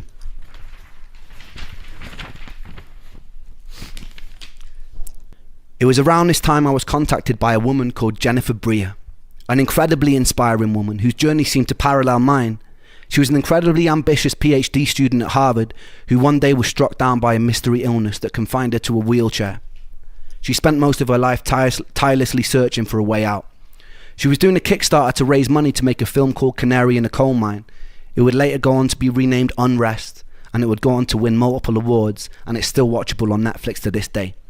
It's an incredibly important and very moving documentary about the horrors of living with ME. I recommend everyone checks that out. At the time, I started health blogging. I created a series of video diaries that I named Me versus ME. It would be a video document of my various trials with different alternative treatment approaches, and generally a look into the life of someone with a chronic illness. I didn't know it back then, but those videos would save my life. I guess I was occupying a place that was needed, as quite quickly many people in the chronic health communities gravitated towards my videos. Every day, I'd be sent messages telling the stories of the people who had fallen in between the cracks in the floorboards. There was heartbreaking stories. Stories of frustration and confusion. People mourning the people that used to be. Some who were new to this world. Some who had been there for decades. I tried to help them in whatever way I could. I tried to comfort people. In my own little way, I became somewhat of a spokesperson for the voiceless. I felt their pain like it was my own. This new pursuit gave me a sense of purpose that I desperately needed. Without purpose, I felt useless. I made a lot of friends, and I'd write to them on a daily basis. Some of those friends died. Some of those friends that decided to take their lives, and they were wicked people. I talked to them a lot. It was this that ultimately made me decide to stop, but that wouldn't be until years later. Immersing myself in the horrors of this illness and trying to carry some of the weight for the others while I still wasn't strong enough to carry my own eventually took its toll. Jen Bria had found my videos and she asked me to make a song for her documentary. I was honoured. I wrote a song called Patience.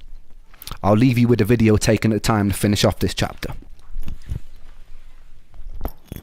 I've learnt some lessons that will be so valuable for like, so it's a blessing and a curse being this ill, because it's completely changed me. Like it's turned me from a little cocky teenager into somebody who's quite this, I guess, prepared for things now. Like I feel like once I've gone through this, look how tiny! Like he just looks like this little kid. At the same time, as much as I see it as a blessing, I hate it. I do hate it. I think it was Thomas Edison that was like, I haven't failed, I've just found a thousand things that don't work. Which is kind of nice to look at it that way, like I'm just eliminating things. But it really challenges my mind. And yeah, it's just gotten to the point where I'm spending, I'd say like 95% of my life in a bedroom, which kind of sucks. Because my mind is in such a different place in my body. My mind craves life so much. It's alright, it's okay. I'm feeling brave, gonna face this day. It's okay, it's alright. No tears will kiss my cheeks tonight, and it's all good, and I'm just fine. My words ring out like hollow shells. Just slow down, it takes time, but time moves slow, I know this well. And my heart breaks 1,000 times a day. But for every hope that dies, another one takes its place. Because I have the strength of a mountain, and I've got the courage of the deep blue sea, and I have the heart of a lion, and the stars burn bright inside of me. And although you test me, my God, I stand so proudly. Can't you see that I have the strength of a mountain, and I'll take all you throw at me.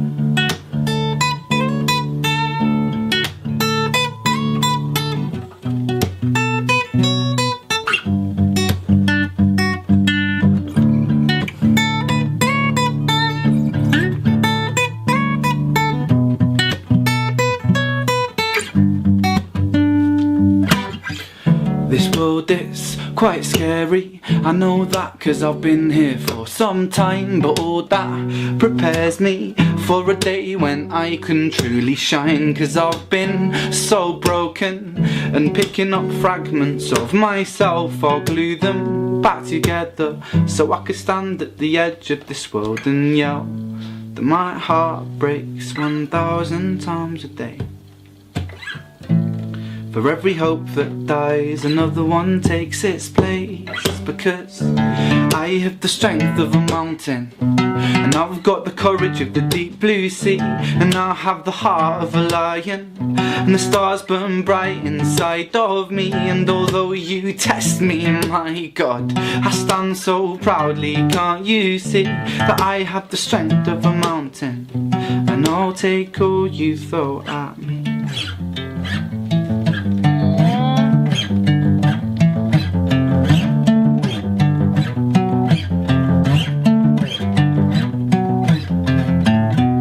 I'll dust the cobwebs off this sheath, and I'll take the sword of my belief, and in this storm I will not flinch, and I will not move, no, not an inch.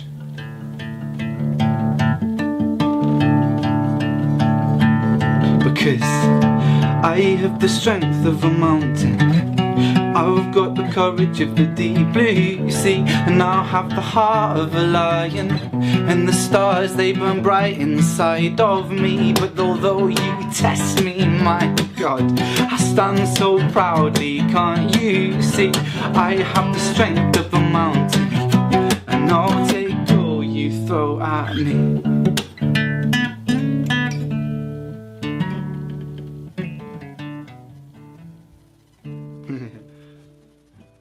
Aww. He's like so adorable. I mean, we He see is. that every time. Yeah. Oh. Yeah. That was Ren chapter. That one got me a little watery. That song a little, but Yeah. I did okay. This I fought eyelash through right it. here, like I don't know why I'm only crying out of this eye, not this eye, and this eyelash is soaking wet. I think my tear ducts are clogged or something. I don't know. Anyways. All right. So that one was what? That was chapter 5 or 4? Yeah, that was 5. We're moving 5. to 6. Uh-oh. It's getting tough, guys. It's getting tough. Uh-oh. Okay. Oh man. I can do it. We got this. I can do it. I got it.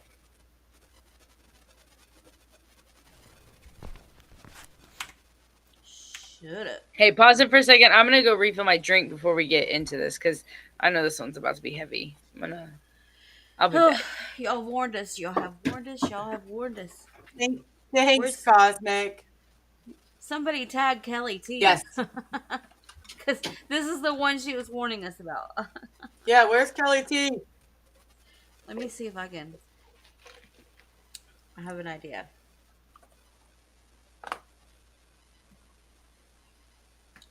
Okay, view channel. Go to.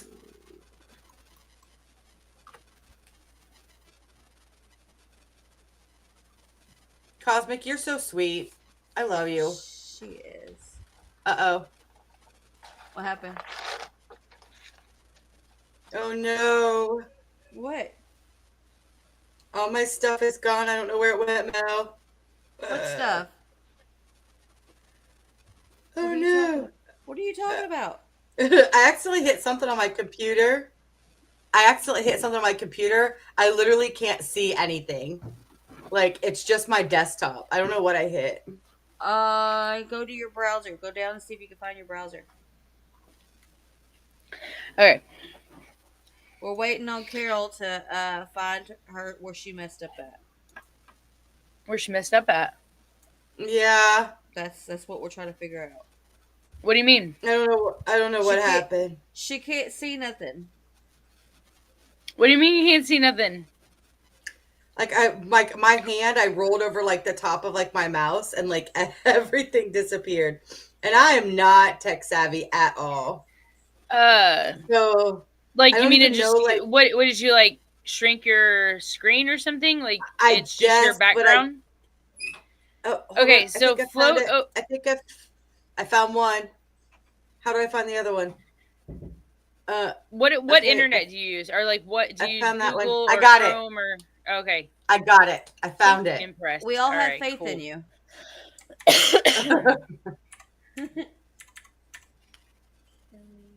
Are you killing all my pods? Oh, there's that one. This one's empty.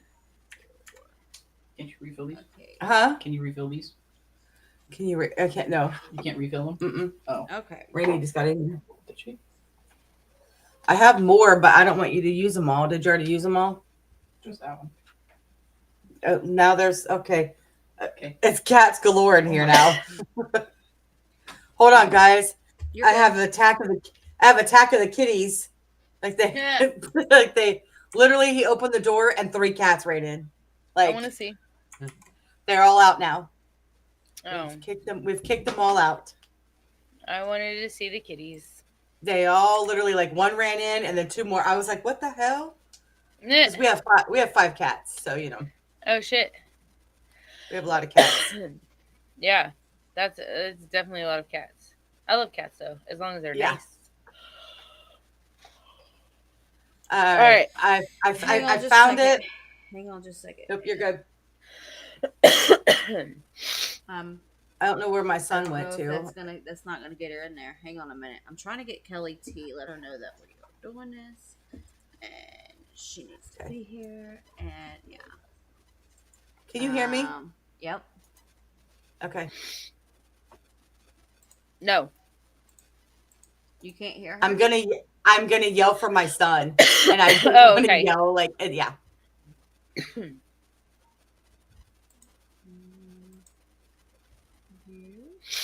That's hilarious, true. Can you hear me? Yep. Hello. Okay. Yeah, it's Tova. I mean, so, like, yeah, Tova, just Tova. But it used to be Tova HOG, so a lot of people thought it was Tova with an H, but it's just Tova, which is like a combination of Tom and Nova. It was like I don't know, an alias or whatever, because when I first started my YouTube, like, people seemed crazy, so I didn't want to use my real name. Tova is not my real name, it's Lacey, if anybody's curious. I can't do it. Peter Green, you're so funny. No, it's No, not. Attack of the Kitties. No Attack of the yeah. Oh Lord. So is Carole gonna be kitty wrangling? Sometimes with Ren, I have to try to kitty wrangle myself. Dude. Sometimes we're kitty wrangling you. I know, dude. Thanks, Cosmic. But most of the time, Yeah. she is wrangling us. So. Lacey, yep, with an E. You got it right. Nobody ever gets that right. Lacey with an E.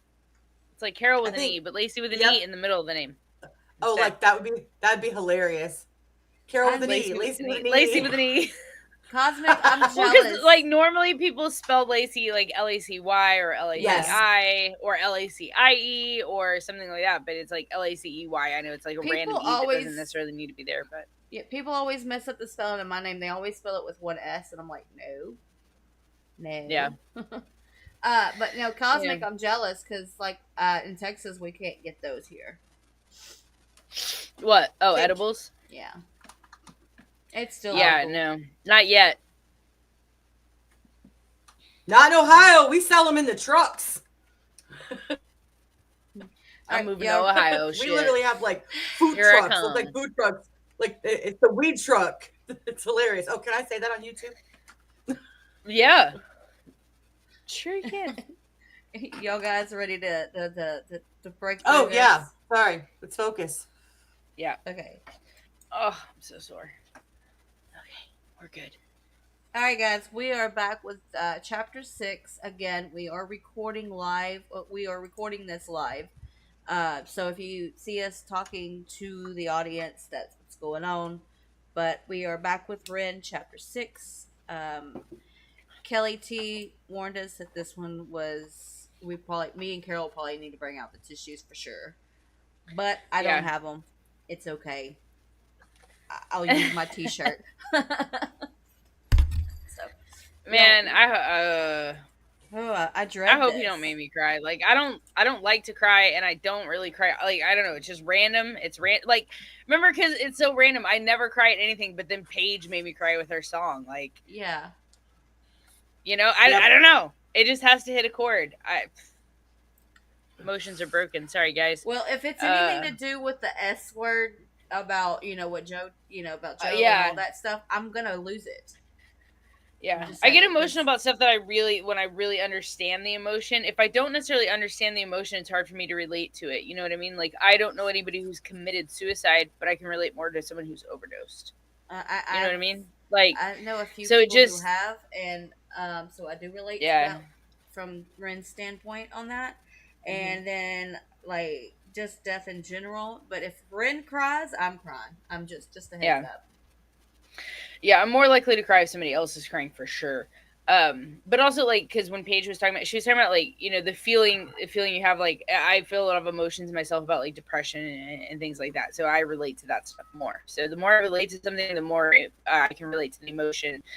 Maybe that's what it is. I guess I don't know. I do feel it. I just don't always cry. Right. Let's pull this Band-Aid off. Oh, okay, let's go. Ren, why you do me this way? You can do me other ways though. He can do me any way he wants to. Anyway. But I'm gonna try and hold it together throughout this one. Oh Lord. Damn it, Ren. Already? This is gonna be a long 20-something minutes. 2015 was the worst year of my life. At the end of 2014, I attended a private UK-based ME specialist clinic called Breakspear. For some reason, the treatments had sent my health nosediving, and I became more sick than I'd ever been. I became so weak that I couldn't walk to the bathroom without needing to lie on the floor to recover. I couldn't focus on anything. I couldn't read. I couldn't watch TV. All I could do there was lie there in pain. Hey, Kelly. It was obvious during this time that I needed to move back home with my mum again. She moved to Cardiff with a new husband, and they had a spare room, which became my tomb for the next 8 months. At this point, I was so weak that the most that I could manage to do a day was to take a shower. The rest of the time I was confined to my bed. I started reacting even more severely to foods, so every single meal had to be blended into soups or broths to avoid negative reactions. Pain constantly shot through my shin bones and through my feet, like splinters. No. My stomach would gurgle, and the muscles in my body would constantly twitch, spasm, and ache. My body felt drained of every single ounce of life, and I was so tired, but I was too wired to sleep. I was so full of mental fog that reading a single page on a book seemed impossible. The daylight coming in from behind the curtain hurt my eyes. Loud sounds felt overwhelming. All I could do was wait and pray for sleep, knowing that when I woke from it, nothing would change. I wouldn't feel in any way rested, and all the symptoms would persist. This went on and on and on. It was day after day of physical and mental torture. I thought of concentration camps, of prisoners of war being tortured. At least the escape of death seemed likely. During that time I never got breaks. My whole body burned, my brain was on fire, and I had nowhere to hide. In the merciful moments where I could concentrate, I tenaciously trawled the internet, looking for ways out. My research drew me to a procedure called a fecal transplant that was having success managing things like Crohn's disease or colitis. It had also gained success in some select cases of autoimmune conditions like MS too. At the time, I felt like much of my issues were caused by dysbiosis, which means an imbalance in your gut flora. I noticed that all the food intolerances started after a large course of antibiotics for the parasite. I wondered if the parasite had wreaked havoc on my microbiome before I nuked it with antibiotics that worsened it further. Fecal transplants can introduce a whole host of probiotic bacteria into your gut, and it can re-establish a healthy homeostasis. In normal person speak, I wanted to pay to put another person's poop in my butthole. I carried on filming videos from my bed, blogging my experience.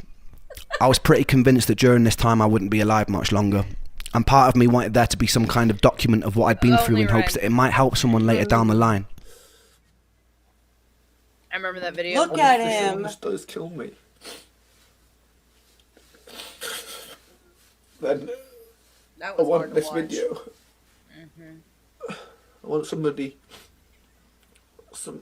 who can take notice of this video and do something with it. I had a fundraiser open to save money for the fecal transplant, which was very slowly creeping up. I needed to save $6,000 in total. I remember my girlfriend wanting to come and visit, but telling her that I didn't want her to. There are a few reasons for this. One, I was pretty sure I was going to die soon. The day before Joe died, I'd been sat with him at a pub, catching up, playing pool, cracking jokes. I'd often wondered if I'd have been hit less hard by his death if I'd been away at university when it happened. For my girlfriend's sake, I wanted her to have distance from me. I also felt ugly. I felt unlovable. I was unable to communicate, and I didn't want her to see me like that. I watched my mum look thinner and more frail every day that she had to watch her son deteriorate, and I felt immense guilt. My mum would often walk in and find me either crying on the bathroom or kitchen floor, having no energy to get back into bed. She'd often sit with me and massage my feet, which always hurt, and she'd hum melodies to me like she would do when I was a little boy. During this whole time, I hadn't picked up my guitar. I barely had any sunlight touch my skin, and I lost a lot of weight. I was about 130 pounds at my lowest, about 8 or 9 stone, which for someone who is 6'1" is very skinny. My average weight is usually about 168 pounds, 12 stone. Every day the same thing. I'd wake up in pain, eat a meal of blended vegetables and chicken, lie with my eyes closed for hours while the world seemed to spin erratically, and I'd often cry as the bones of my legs felt like they wanted to grow out and burst out of my skin. Despite this, what I didn't know is things were about to get a lot worse. Come June. I'm sorry, y'all read Peter's comment real quick. Oh, wow. I saw that, yeah. I saw it. I've been in bed for about 6 months straight. I've regained some energy to leave the house every now and then to go shopping for groceries with my mum, and I've finally reached my target for the fecal transplant, and my mum drove me to the clinic to get the procedure. Everything seemed to go as smoothly as it could for such a bizarre experience. I received a colonic irrigation, which was like a car wash for your colon. Actually feels pretty good. They then proceeded to put someone else's excrement in my behind. They would repeat this process for 5 consecutive days. When I got home, I realised I felt a little odd, almost manic, and I was hopeful that this meant my energy was coming back. But it wasn't a nice feeling. As the days progressed, I started to feel an innate sense that something was very wrong. It seemed my immune system was going into some sort of overdrive. My brain was buzzing, and the more time that passed, the more uncomfortable I felt. I remember early one morning, I was lying on the kitchen floor after attempting to get a glass of water.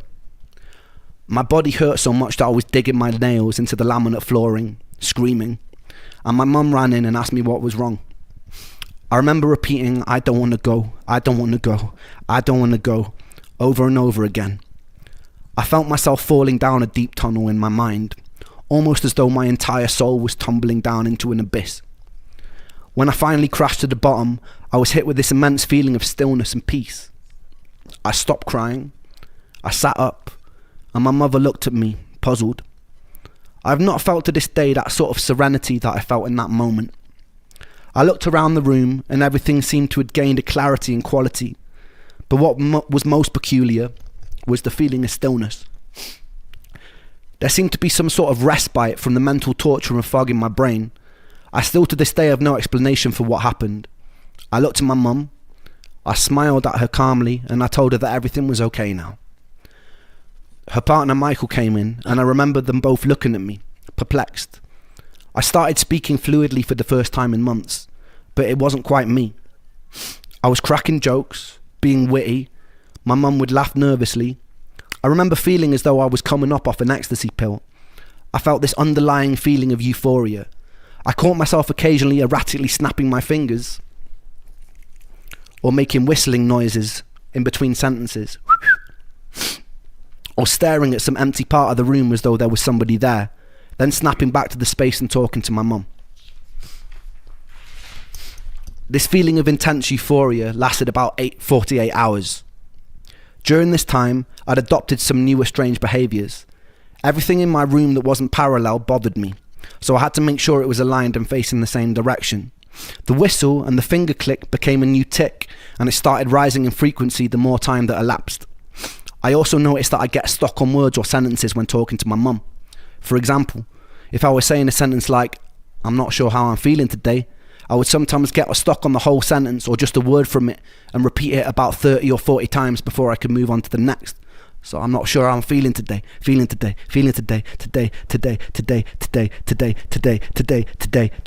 over and over. I can't really explain why, but it's like saying it carved out a safe space for me. After about 2 days, that feeling of peace and euphoria was swapped out for a feeling. Like, this part is really hard for me. Yeah. Because of Riley. Yeah, I was thinking of Olivia. So, I don't know if some of you guys don't know. So, if some of you guys may not know, my daughter has Tourette's syndrome. So, she does some of the weird ticks or clicks or whatever it is. And when he's talking about being stuck on a word, that's some of the things that she does. So, she has physical tics. Her physical tics are usually jerking of the neck, chin, shoulder, and then she gets stuck. And like if she's trying to talk, or she'll say, "I'm having a hard time today with tics," and then she'll just, when she goes to say it, she'll say, "I'm having a hard time with tit tit tit tit tit tit tit tit tit." Like, it's not stutters, right? But it's like they're stuck like on this repeat, right? It's different than like an actual stutter. So yeah, that it can be kind of rough. So this one's like, this is really hard for me to listen to him talk about being stuck on those words, because at first when it started happening with my daughter, we weren't sure what the hell was happening, right? I'm like, I don't understand what the heck is happening. See, with So, Olivia's and autism, she gets has it different too. ticks. So yeah. Yeah, the autism does it too. Yeah, because it's all related, right? It's all related. Yeah, Olivia, she'll get stuck on something, and but see, like, the way he explained it about, like, it felt like he had to get it out, like it was like a comfort thing, to get it out. That's the way Olivia is, and we have to just let her go through the process of it. We can't tell her to stop or nothing like that. We have to just let her get it out. So I get that. Yeah. Yep. Okay, sorry, because we haven't been interrupting them much, but that one What was that? just got me. I don't know. It was in my house. It was.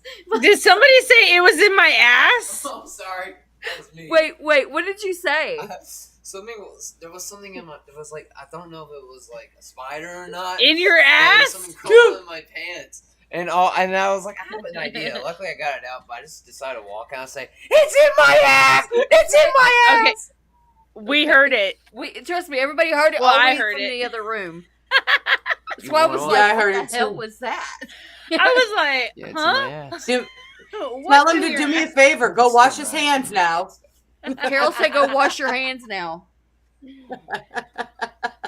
That is hilarious. He's a clean freak. I'm sure he's already done it. Oh my god. Anyway, I'm so glad I wasn't crazy just then. I really thought I was hearing shit. I was like, no, he really said Ren, that. is that you? Well, I'm glad it's not. Go, please. I'm glad that we were paused during all that. Like, that's hilarious. It's still in the Okay, video. sorry. Yeah, but still, God. that'll make it great. can't. That's great. All right. All right. I can't. Feeling of immense Oh my dread God. and doom.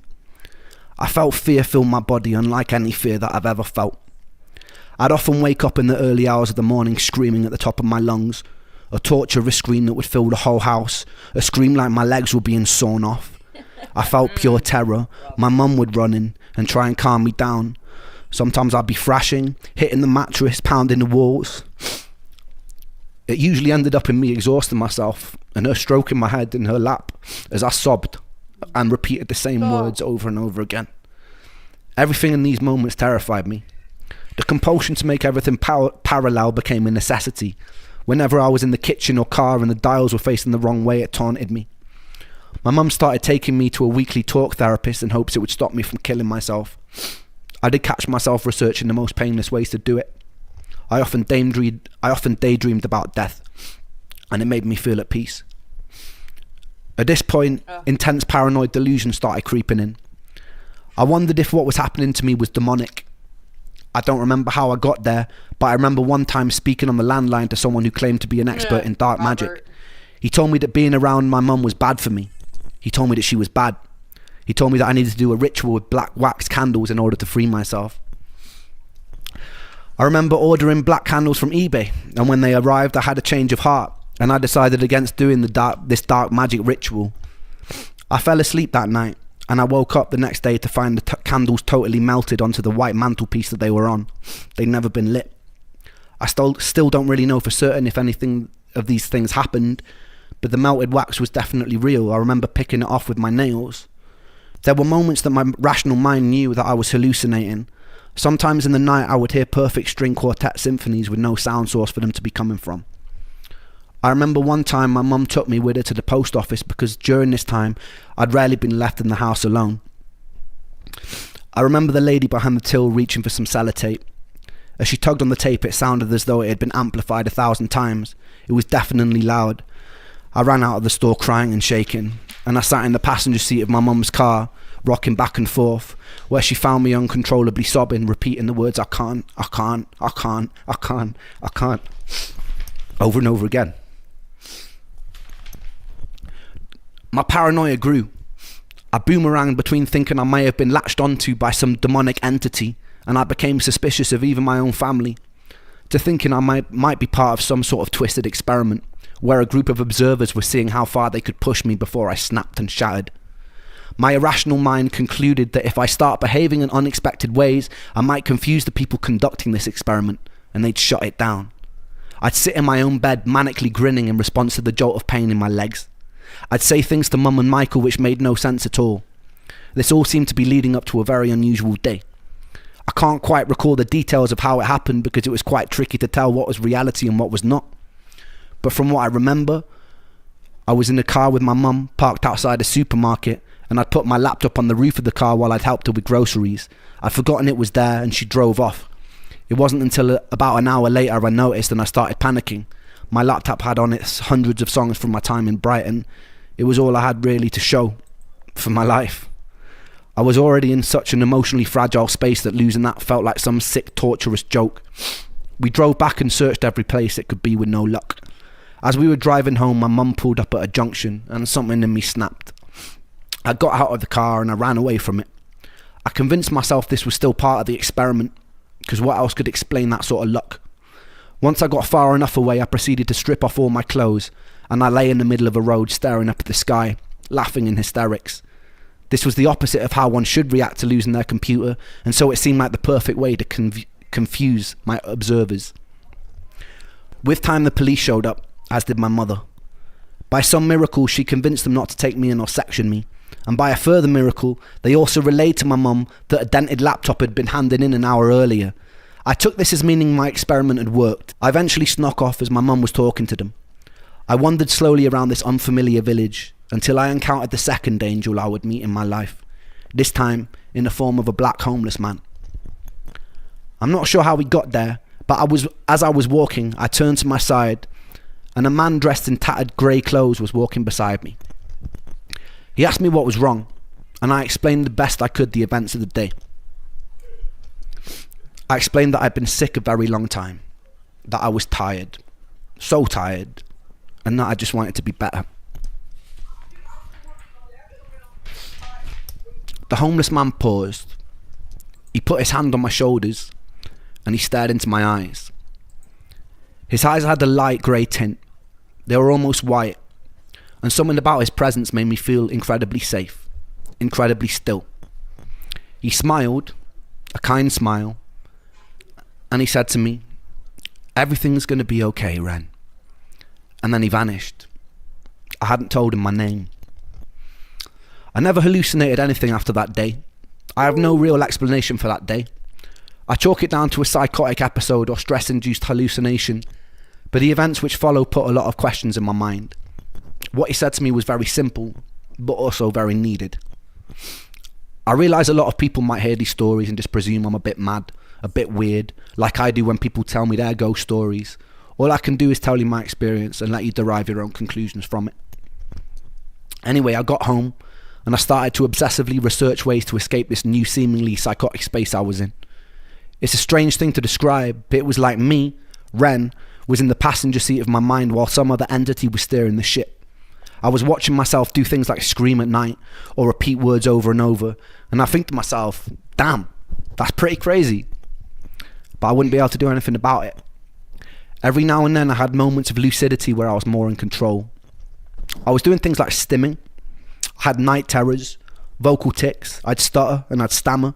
And for me, a lot of that lined up with some sort of transitory or stress-induced autism. I'd known a family with an autistic teenager and some of the behaviours seemed to line up, which led me to a new pathway of online research. I came across this support group for a subset of children with autism called PANDAS, P-A-N-D-A-S. It was believed that these kids had the neurological infection of the Streptococcus bacteria that was causing these autistic-like behaviours. I was presenting with some similar behaviours. These kids would do long courses of antibiotics and their symptoms would diminish or disappear, and they'd be seemingly normal children again. I speculated that the fecal transplant introduced a whole host of new bacteria into my gut, but that I didn't have the immune regulation to be able to control it, and it had sent my entire system into some sort of inflammation overdrive. I researched the most effective antibiotic for Streptococcus, one being penicillin, and I convinced my mum to take me to the doctor, where I faked a stomach bug. I lied to him, and I said I'd had similar things in the past, and that penicillin cleared it right up. He reluctantly prescribed me a 2-week course of antibiotics because I was so persistent. I got home and I started the course. Initially I felt fucking awful, somehow even more tired than usual, and then towards the end of the course I noticed a definite shift in my energy and comfort. By the end of the course, my psychotic behaviours had disappeared and my energy felt a lot better. I stayed indefinitely on various herbal antibiotic supplements like oregano oil at this time, having learned that this was also active against certain pathogenic bacteria. Keep in mind also, I'm just going off script right now, keep in mind if I'd have followed the advice of most of the doctors that I'd seen at the time who were talking to me about my psychotic behaviours, I would have probably been put into a mental facility and medicated with medication that I didn't need and would have probably gotten a lot worse. So it was very lucky that I took no one tells you that antibiotics can treat psychosis, and these antibiotics did actually treat my psychosis. And I was no stranger to the placebo effect. I'd taken everything, it wasn't placebo. It didn't matter. After about a week, I'd finished the course and some of my more familiar symptoms like fatigue and pain started creeping back again. But that didn't matter, because what this whole experience had taught me was that the origin of my sickness was in fact bacterial and it was pathogenic. The biggest thing it taught me was I could actually do something about it. I was no stranger to the placebo effect after years of trialing different drugs and supplements. This wasn't placebo. I took to the internet again and found a world-renowned specialist over in Brussels who was also leading a lot of the cutting-edge research for ME. I got on the phone and made an appointment. He was booked up for the next 9 months, but that gave me enough time to save money. The antibiotics and new herbs I was taking had also given me a new lease of life, and the hope for a cure made me more determined than ever. I started having enough energy to go on walks, which was huge for me at the time. My dad would drive over to my mum's and we'd go out in the car, and I'd take photos of wildlife on beaches. I was picking up my guitar again after months in bed. I eventually invited my girlfriend over and made the decision to move back to Brighton as soon as I was strong enough to.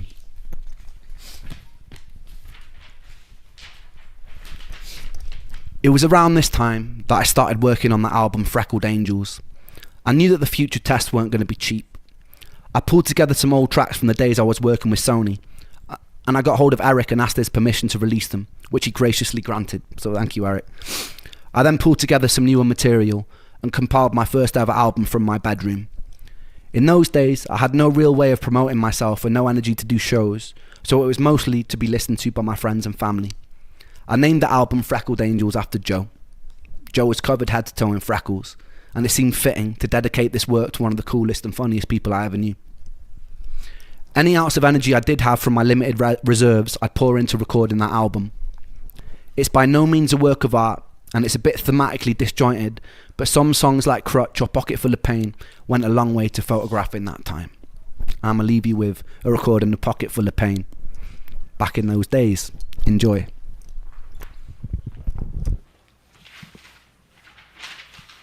Cool.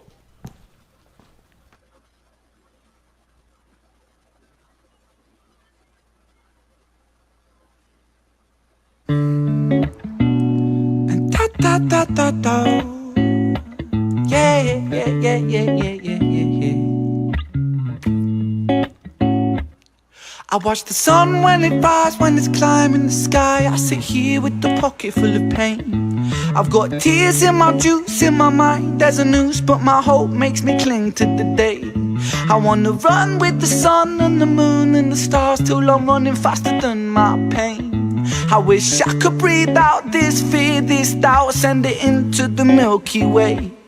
I got my finger on the trigger of a Magnum 44, but survival instinct won't let me bleed.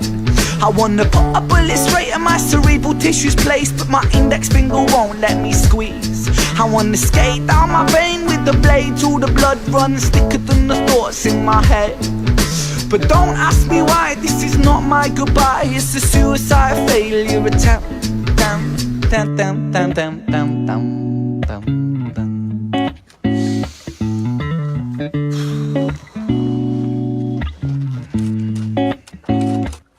I choose life, I choose life, I choose living. Put the bottles and the pills down, I stand up, I breathe with precision. Calm washes over me like a break in the storm. I close my eyes for a minute, then my troubles transform, and I travel deep into the corners of my mind. I remember the first time I felt hopeless. I think I was 5, cause at the hands of this bully, the lessons that I learned is that this world is not so beautiful. Sometimes it can be burnt by the fires of evil that are living inside the common people just like you and like I.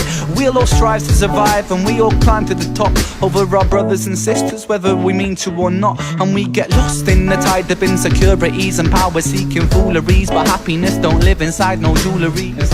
In an age of distraction, we would rather tap on our iPhones than stop a war from happening. It's heartbreaking, Satan's patiently waiting for us to mess up big time, so hell on earth will be blatant. So forgive me for wanting to blow my brains out, but I've got a change of heart. It's time for change now, rearrange now, fist in the sky. I say proud, say loud, revolution word on my brain now. It's with the people, yeah, power's with the people. If the people strive for unity, the world it could be equal.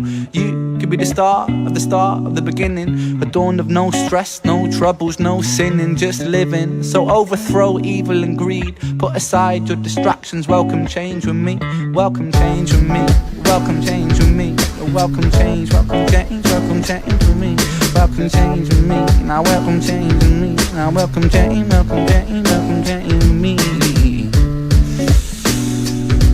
Yeah, yeah, yeah, yeah. And da da da do.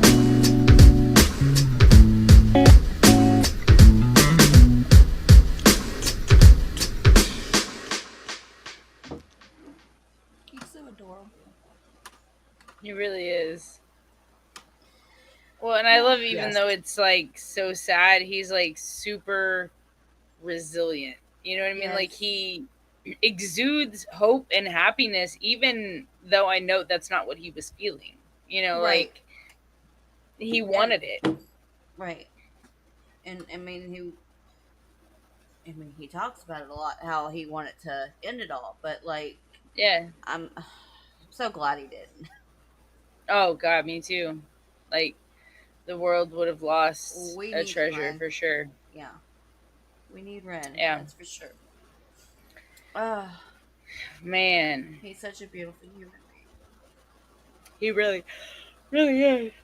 So Excuse me, I've to been up be all honest day. with me, to be honest, number one was still harder for me. Yeah. And I don't Yeah. know if that's because we revisited everything with Joe.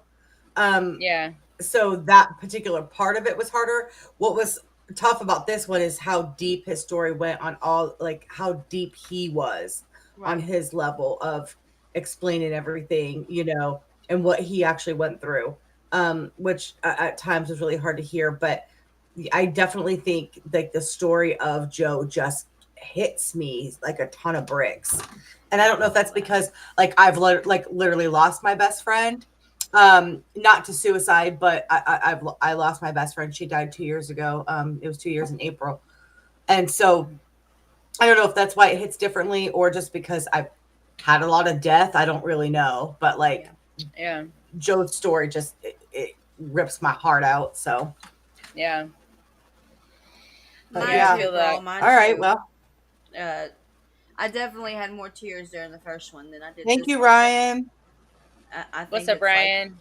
I think it's like you because I've had so many personal deaths, like that really meant the world to me that Hmm. died, and I Yeah. guess that's where I'm at. Yeah, I just admire. Ren gives me hope for myself. Like if he can go through what he went through and survive and come out on the other side, then I can definitely go through what I'm going through and Right. come out on the other side. I You think know what I mean? that's Like, I think that's where Yeah, Peter, I I agree. I think that's everybody. I mean, that's what I love about his storytelling, and anyone who is feeling the way, these villains, I would totally be like, go listen to Ren, here, this is the song you hmm need to go check out because he definitely has that ability to help you get through whatever it is in life you're going through. Like Cosmic was saying earlier about John and Peter was saying that Ren could be her angel. Like I can see that. yeah. Yeah. Mm, Yes. man. Ugh. Okay. Okay, two more. I'm so curious to get to eight though because of Yeah, what Peter what they said. said. Yeah. But this one's got I'm Sam like, and oh well, they both got Sam in it. well, yeah, but he specifically said Dirty Betties are gonna Yeah, like I it. know, but we like some Sam. So now I'm like, what part? Ren is great at storytelling, Before he right? even had the He's incredible. Like, that's one thing. He's so descriptive. He paints a picture with his words that, like, I can see what he's saying. I can picture it in my head. Like, We'll be doing Ryan. We'll be doing freaking crazy. the new one right after chapter 8. We're getting through the chapters, and then we're Hmm. gonna then we're gonna do the song. Was Because Joe Ren's angel that why they never found him afterwards? Maybe. it could have been. Very, very Oh, possibly. Peter, I like the way you think. Yeah. And man, I've always, ever since I found out about Joe, I just wondered why was he so sad that he wanted to die? Well, I mean, if you think about it, like, okay, Ren talks about how in the beginning when he first met Joe, I think he talked about that in chapter 1, that Joe was so full of life, and he would like the first time he met him, like he was such a daredevil, and he jumped off the couch and landed on his stomach on the freaking floor and all that, and I'm Yeah. wondering if maybe he's always kind of had it in him, like just curious. I don't know. Yeah. Maybe he wasn't sad at all. Maybe he was just curious. I don't know.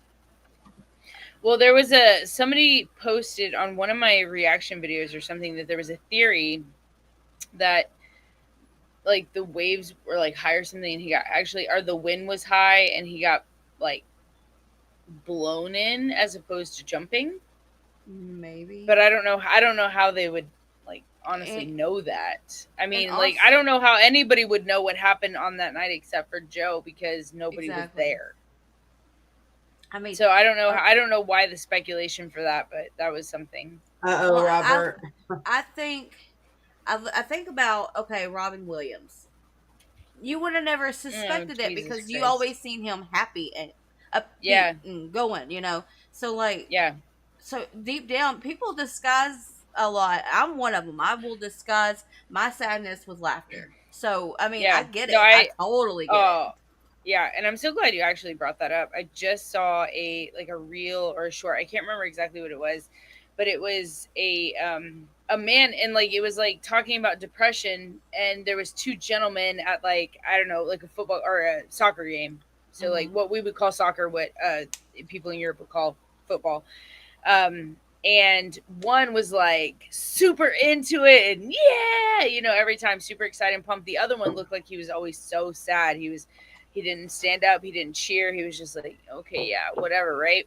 And it's talking about like, you never know what depression really looks like. And then the next scene is the guy that looked really sad was putting like a towel or something over the chair where his friend was that was cheering and looked happy all the time.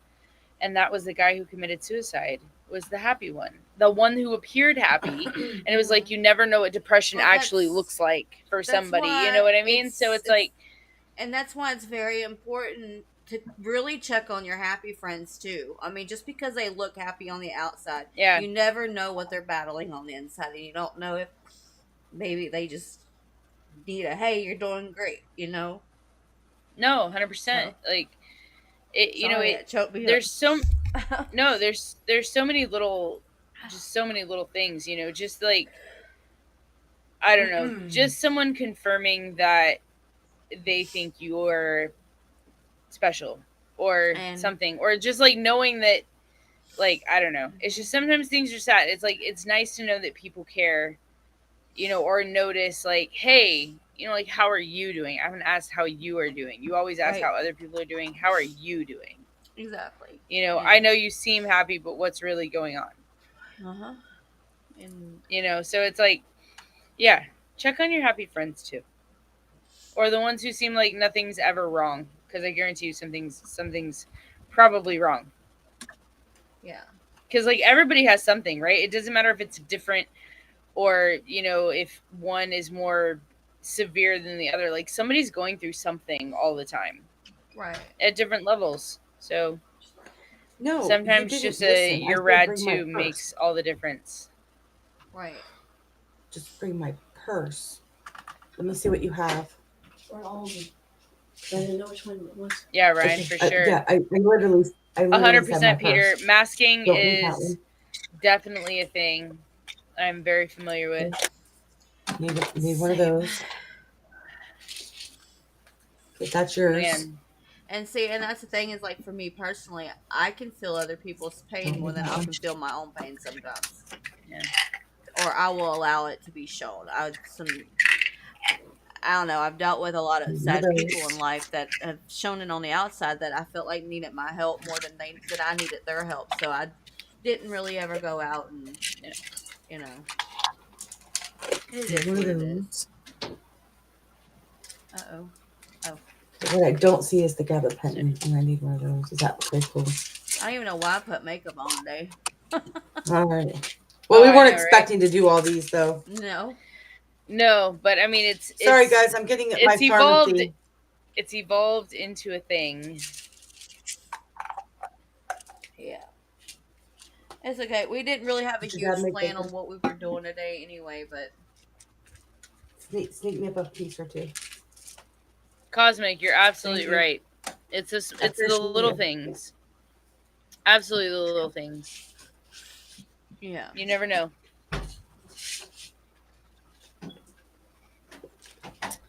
Right. Man, oh my gosh. I can't believe there's only two more. I mean, I honestly, at first I thought, I was like, oh my god, this is going to take forever. What's up, Seagull? We've been this has gone by really fast. We've been going over the chapters. We're on chapter 7. Yeah. Mm-hmm. Yeah, this is going to be 7. And then when we get to, after we get through with 8, we are going to do the song. So, I mean, but I have them recorded. Carole, it's your birthday. You can do whatever you want. They'll be uploaded. Yeah. Oh my gosh. But like, I don't know. And it doesn't hurt that Ren is just fucking adorable. Like, he's so cute, but like, I mean, and not that should really matter, but it's not even just his face or his physique. No, it's like him. Everything. Like, in general, like his personality, his music, the way, just the person he is. He's so genuine and just kind. And is to do with everything he's been through. No, absolutely. And it made him into this very sweet, considerate, genuine person that is just very easy to love and to want to support. Like, I want to see Ren win. I want to see him get bigger in the US. Like, I want to see him succeed because he's earned it. Yeah, he everything he's has. been through, like he deserves it. Uh, Peter, that is true, but like, okay, there is. It's not even about are you okay. It should be more about like, hey, you're doing a great job. Just that little Yeah, comment can help somebody. Like, yeah. Yeah, I remember Well, but it's like, back in 2013, I worked at a restaurant, and this guy, I mean, he's always upbeat and everything. And I walked up to him, and I looked at him, and I said, he was one of my coworkers, and I was like, I just want to let you know that, because he had just started waiting tables, he was very new to it, and I was like, I just want to let you know you're doing a great job. And he was feeling some type of way. He told me yeah, about a week or two later that I saved his life just because I gave him a compliment, because he no, felt like yeah, he felt the whole world was against him. Like, I don't know, just a compliment once in a while. Like, I try to yeah, compliment my friends when I see them doing something, like, yeah. so. Well, I think it's well, I was important going to to let respond people to know those something. little things. You know. Yeah. Go ahead, I'm Carol. sorry, Carol. Go ahead. I was going to say when Peter said the worst thing to ask is, "Are you okay?"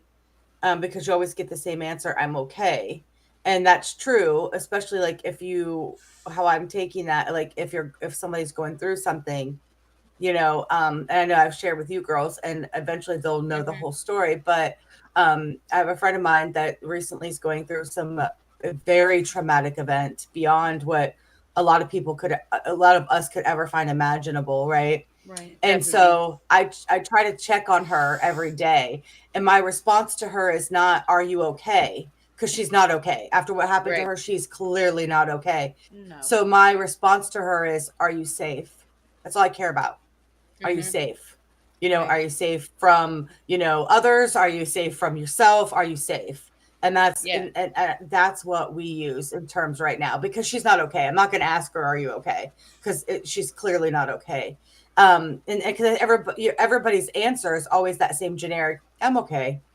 Yeah. Like, Mhm. if you know And somebody's going through something, just don't ask them if they're okay. You could ask them, and I mean, Yeah. anything else. and even when you make a phone call with somebody, I mean, the first thing you're like, "How are you doing today?" Like, it's just such a generic question. So, like, yeah, I Yeah. agree. I agree. Make conversation, like real conversation. No, Yep. it's true because I get that a lot. Like when I'm at work and stuff. Like, oh, how are you doing? I'm fucking miserable, is what I want to But say. do you But really I'm want? just like, Do the yeah, people yeah, really want I'm to know? fine. Everything's great. I'm living the Mm-hmm. fucking dream. Like, and that's what I say. I just, oh yeah, living the dream. Because the funny thing is like nobody actually cares, or like Right. very few people Few people actually care actually when they care. ask that Yeah. question. Like, and it's just like, I don't know. It's like sometimes you get a I feel vibe, like even it's when somebody's acting happy. Like a lot of times, I feel like if you're kind of an empath in that way, you can feel when something is off. And I get that feeling sometimes with people. I'm like, like what's up? What's the deal? Like, talk to me. Like, you don't have to tell me what it is, but like, are you good? Are you really okay? Like, it's just, I think it's important to check on each other and to make see. sure everyone is okay. Ryan actually just said it. He goes, "If someone asks me if I'm okay, I will always be like, I am the best it can be." See, Yeah, I used to respond with, "I'm it's a good okay." answer. I would say, "I'm okay," and I was gonna leave it at that, because you really don't give a crap if I'm really not having a good day or not. It's like, because that's Right. such a but that's such a defense mechanism. Because really, how do you Yeah. know for sure if they really do Well, care or not? So, I and the mean, thing is that's too, like, if somebody says, "Hey, how are you doing today?" If I was really like, I'm fucking miserable actually. Like, I feel like shit today, or like I'm really dealing with my ADHD depression or whatever, like they're not really going to care, but at the same time it's like, mm-hmm. I I I don't see, know. and It just gets exhausting. I laugh to myself because I'm like, oh yeah, I'm great. Like, yeah, because it's kind of a joke at that point. Like, and people ask you how you're doing, how's your day? It's with fucking my great. with my daughter, like, she doesn't know how to just say I'm okay. She's gonna tell you how she feels. It's her autism though. She's gonna be like, "This is what's going on." So, Yeah, like, I'm trying to learn how to be a little bit more open with my feelings, you know, because I need to show yeah, her that it's okay that she's like that. You know what I mean? Like, I yeah. don't want her getting picked on because she's a little bit more whatever. Well, it's like Hey, even Jason. people who like I mean Yes. they're always gonna find a I heard reason to that, like bully actually. you or pick on you. Somebody is always gonna talk shit, right? Like even now, like if I get in a debate with somebody online or something, the first thing they want to say is like, "Oh, well, you're fat" or something like that, and I'm like, you like we're talking about the Middle East right now. I don't know what that has to do with the cup of tea, like the price of tea in China, but okay, cool, whatever. It's like people always want to hurt you. They want to attack you. They want to make you feel bad. And, Well, the thing that we do, Robert, me. see the thing like that the thing that we do, you when just we have to get learn how to hate- be like, fuck you. Well, see, the thing that me, Tova, and Carol do when we see it on our channel sounds like you got little dick syndrome. Yeah, that's my new favorite shit, right? You got little dick energy, bitch. I mean, come on, who that's definitely gonna trigger some people. How about that tiny dick energy? Yeah, you must feel real proud, buddy. Like, Oh my God. it gets a response. It makes me think of that song from like the 90s. I don't want no short dick man. all right. Don't want. Sorry. Hey, Yep. that was a banger. Jovencito, no pun intended. Angelito. Sorry. Don't want no short dick man. All right, guys. Oh my let's God. do it. That's All what she said. Let's roll into 7. That's what I'm saying to Ren about now. Ren doesn't have a girlfriend either. Like, hi, Ren. I mean, as far as I know, he doesn't have a girlfriend. He could have a girlfriend between the time that I had asked that question last time and now. Because, I mean, who wouldn't want to? I know, but I think he's focusing right now on continuing with his process of getting better and his music career. Well, and I think that because he still deals with parts of the illness, like, and like stuff that he doesn't. It's not. It's not. Yeah. I think that Ren, like, he doesn't want to put that on somebody else necessarily, even though there's, I'm sure, many people who would gladly stand beside him while he still battles through it. But right. I don't think he's hooked up. I don't think he's with somebody on on purpose, which I totally get. That friend that I could sit in a room with and just stare at him. Like, that's all. Like, I just comfortably stare at you. Like, if I'm being honest, and I make a lot of jokes because Ren is really attractive, right? Yes. Is. Would I hit that? 100%. He could literally ask me to do anything, and I'd probably almost do anything. But at the same time, like, I would just love to have 30 minutes with Ren just to ask questions. Like, I have so many questions. Like, I want to know so many things. Sorry. And, like, I just think if I could have 30 minutes, yes, I would do a lot of things to Ren in 30 minutes. But no, genuinely, I want to be able to sit down and have a conversation with Ren about so many things that I would only want to talk to him about, because I think only things that he would maybe understand in a sense. But, like, he's just so interesting and intriguing. Mm-hmm. I have so many questions. Like, I want to just have a 30-minute conversation with the guy. Like, that's all I ask. Just 30-minute conversation. Well, let's have if things happen afterwards, then they happen afterwards. Let's have a 22-minute listen. Yes, let's do that with Ren. Before he even had the test 20 results, minutes. the doctor in Brussels glanced up from the form he'd asked me to fill out, and he said, "You have Lyme disease. We can run the tests, but I'm certain of it." Oh, shit. I'd heard of Lyme in passing during my hours trawling the internet, but I'd never spent long diving into it. It was an extremely rare disease in the UK that you can get from tick bites, so it never really came across my radar. I sat there, puzzled for a moment. I said, "Can I get better?" He said that many people go on to recover, some don't. Right. I wanted to ask him so many questions, but my mind at that moment was totally blank.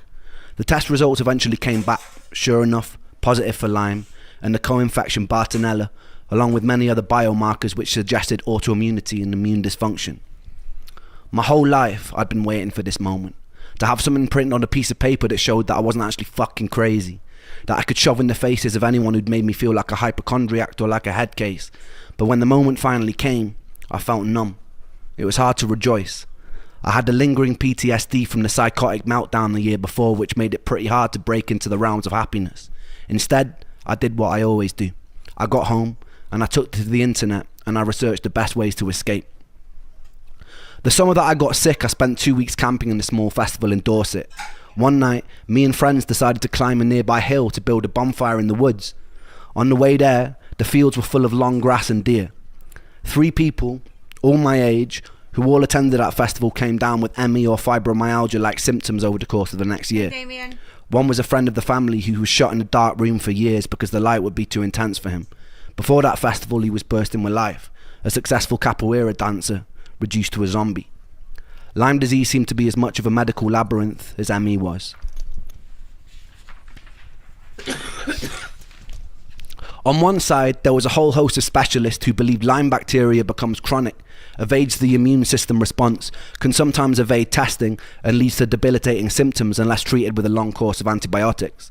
On the other side were doctors who claimed that Lyme can't persist. It's easily treatable with a 2-week course of doxycycline, and further symptoms following that must be due to an autoimmune response triggered by the Lyme, or perhaps an unrelated, undiscovered cause.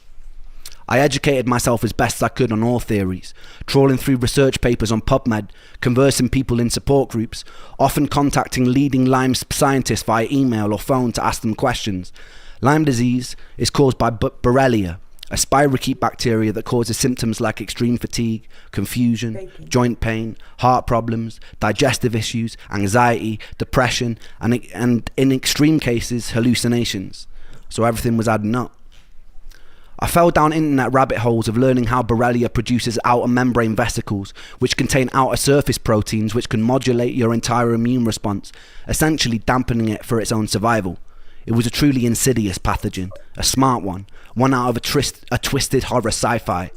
There would be online groups claiming it was created in a lab in Plum Island off America and weaponized. Due to the widespread suffering it seemed to cause, and given how hard it was to treat, it was easy to see how people gravitated towards these sorts of superstitions and speculations. The main thing that made my head swim was the sheer number of treatment options, in part a byproduct of the cognitive dissonance in the medical industry at the time. There were countless antibiotic protocols, herbal protocols, immune system modulating protocols, wackier ones where people would be stinging themselves with bees or swallowing certain helminth parasites to modulate their immune systems. It was a wild west, and I wasn't so naive to be unaware that there were a lot of quacks in that space, selling people snake oil, financially taking advantage of desperation. Like a lot of the medical industry, I despise people and companies who see opportunity to profit from other people's misery. If you're watching this video, and you're one of those people, I would highly consider switching your role in the world and being on the right side. One common factor a lot of these protocols seem to share was you would certainly get a lot worse before you got any better. There was something called the Jarisch-Herxheimer reaction. As you kill off the pathogens in your system, they release biotoxins in your body, which are eventually cleared out by your kidneys and liver. These can cause systemic inflammation, additional fatigue, brain fog, mood swings, pain, flu-like feelings. I was no stranger to these things already, but when they got even worse, it was a mental battle. I sought out as many success stories as I could, and I looked for common threads in the ones of the people who made a full recovery. It seemed like long courses of antibiotics were working for some people, but to do it safely I needed to be in the care of a specialist. The NHS were fucking useless. After multiple appointments, one with an infectious disease specialist, they told me the most they could give me was a couple-week course of doxycycline. I knew that probably wouldn't be enough. They told me chronic Lyme wasn't something that they recognised. I presented them with printouts of much of the research I'd gathered online for the most recent studies, which they dismissed. One of them told me I seemed obsessed, and they asked me if I thought about getting a hobby. I fantasised about dragging him by his tie across his desk and pressing a stapler into his skull. Then I politely got up and left. Doxycycline would lead to improvements for a short time frame, and then my symptoms would come creeping back. I tried many antibiotic and herbal approaches to treat the Lyme without much luck. I tried things like Rife treatment, which is essentially running an electromagnetic pulse through your body in hopes that it will kill the bacteria. I was desperate. Oh my. It seemed that America took Lyme disease far more seriously than the UK, which made sense as it was far more prominent there. I settled on a doctor called Dr. Jemsak over in Washington, and when I could, I would busk or I'd sell music online to raise money. My girlfriend at the time also ran a fundraiser, and my mum said that she'd also help contribute towards flights. It's not easy being sick and broke. but somehow we made it work. A week before I was due to fly out, something happened which changed my whole life. I've always been a believer in the good that you're putting out in the world coming back to you. Luck, therefore, is more of a karmic consequence. When I was making video blogs, I wasn't doing it to build a following or for any sort of social merit or personal gain. I was doing it because I thought I was going to die. I was doing it because I wanted to feel like I'd left some sort of positive mark on the world, like I'd helped. I remember waking up one morning and going through the comment section of the latest video I'd posted, only to find a message from a British doctor who is running a clinic over in Germany in Los Angeles. He is the third and final angel of this story. He was reaching out to offer to help, and he didn't want anything in return. We exchanged messages and ended up jumping on a video call together. The angel explained that he sympathised with my story. His son was a musician, and at his clinic he'd seen firsthand the countless times the destruction that Lyme disease was causing. He explained his clinic was involved in cutting-edge stem cell procedures and seeing promising results for various autoimmune and Lyme patients. The cost of the procedure was upwards of $25,000, something that I could never afford. But he said that every year he personally selected patients to attend his clinic for free. He would offer me the treatment free of charge. All he wanted me to do was document my experience. It made sense to me that if Borrelia was able to modulate the immune system for its own survival, that an intervention that focused on immunological homeostasis would help. The clinic also offered antibacterial IVs targeting the Lyme and various other treatments intended to build the body back up after years of chronic health complications. I was kind of in shock. When a stranger reaches out and offers something so generous, it's natural to doubt his intentions, but something told me to trust this kind offer. I really had nothing to lose, and as morbid as it sounded, my willingness to die made it easy to throw myself into a more experimental procedure. There was also some security in the fact that he wanted me to document my experience and share it with the world. If it had been more sinister, surely he wouldn't want that sort of exposure. I decided that I'd still go to the initial consultation with Dr. Jemsek as I'd raised the money, but I would catch a flight to LA once it was done. Money was still an issue. The entire treatment length was about 6 weeks, and back then I could have never afforded the accommodation for that long. I decided to hop on Facebook, and I found a Lyme support group based in LA. There, I found people going through the treatment at the clinic who were happy to put me up in their guest rooms. Despite all our faults, human beings' ability to empathise, lift up strangers, and collectively solve problems purely because it's the right thing to do is such a beautiful characteristic to carry. I sincerely hope that we can find ways to hold on to our own empathy and humanity as we step into the future. I believe these traits will save us as a species. Survival of the fittest is a myth in a society where we have all our basic needs met. It becomes survival of those willing to cooperate. The time came and I flew out to America with Momoko, keeping me company and keeping an eye out in case my health crashed. I went to the initial consultation in Washington, DC. They recommended that I get on a minimum of a year-long course of various antibiotics and supplements, some to be rotated. I saw this as my fallback plan if the stem cells didn't work. We then headed to LA. It was summertime, so it was boiling. The clinic was based in Beverly Hills. The juxtaposition of spending most of my life in waiting rooms that were falling apart, feeling like a defective product on a conveyor belt that's being rushed along only to be dismissed, to then go into being in what felt like a 5-star health spa where there seemed to be a genuine care and interest for my well-being was quite odd. I was greeted enthusiastically by the doctor. He seemed a lot younger than his age. When I mentioned this, he laughed and he said it was the stem cells. As we spoke, I could see his childlike enthusiasm for what they were doing at the clinic. Stem cells were very in vogue at the time. There was also much territory to explore, and the potential of what they could offer harder to treat diseases was incredibly exciting and promising. It was hard not to feel some of that contagious excitement leaking from the doctor. He explained that because I've been sick and misdiagnosed for so long, it wasn't going to be easy. There was no magic fix. At times I might feel like giving up, but I should trust the process. So I did. When we first arrived, I was staying on the floor of a young couple's apartment. They were just starting treatment at the clinic. Fontaine was a songwriter and he was an actor. One night he asked me if I liked bikes, and then he took me out on the back of his Harley Davidson and drove at high speed through the hills surrounding LA. It was interesting talking to Fontaine about her experience. I'd found people I could relate to online, but very rarely did I meet people in person whose experience had mirrored my own. She'd also been through the ringer of misdiagnoses, medical dismissal, left to suffer, trying desperately to claw back her own life. I started to realise this problem wasn't localised to the UK. It was global. So many people were going missing and screaming into a void. The first week at the clinic was aimed at building my body back up. I would sit for hours while various vitamins and nutrients were dripped into my body to address any deficiencies that may have occurred from years of being sick. They also offered talk therapy, lymphatic drainage massage, ways to calm your nervous system that would aid healing. I was still having to pinch myself that this was all free. I felt guilty for the people who had to pay. It wasn't easy. Occasionally I'd have an immune reaction to one of the IV drips. I didn't know at the time, but I had mast cell activation syndrome, which meant my body would become highly inflamed in response to many food, vitamins, even things like perfumes or scents from everyday cleaning products could set it off. A year later, while in the German clinic, I would be minutes away from nearly dying after going into anaphylactic shock during an IV drip. A nurse luckily caught me in the nick of time and injected me with an EpiPen. I spent a night in the emergency ward with Germans who couldn't speak a word of English, who put me on an electrolyte drip that made me feel even worse. During the second week in LA, I moved places to stay with another couple. The husband had been a prop and set designer for the Fresh Prince of Bel-Air. They were extremely generous with their time and space and became almost surrogate parents to me and Momoko. There is an unusual companionship you feel with someone who has faced similar levels of suffering as yourself, like an unspoken bridge of understanding. At the time, I was having difficulties with my girlfriend.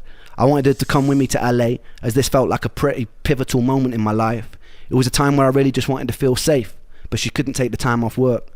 I think I felt a little bit funny about the fact Momoko had made the time and sacrificed her own work and she hadn't. She was being distant with me whenever we spoke on the phone, which frustrated me more and more. We ended up arguing a fair bit.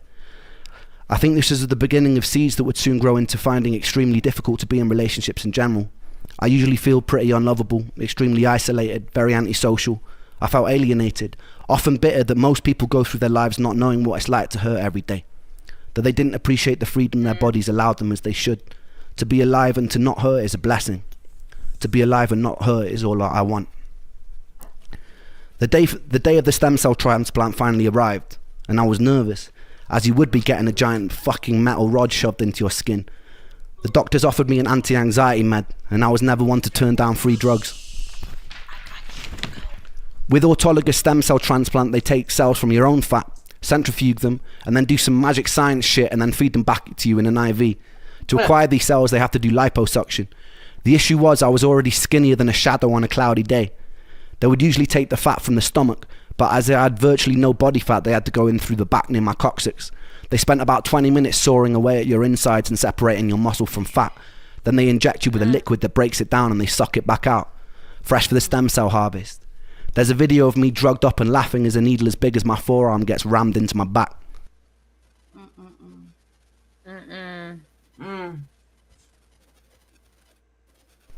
I returned home pretty bruised up, but full of hope. Like they're digging for gold. And so I'm pretty kind of bruised up. I've got these two little holes here where they took the stem cells out and they put them back in my arm. You can't really see on this camera because the light's too much, but I've got more holes in my arm than a Scottish heroin addict.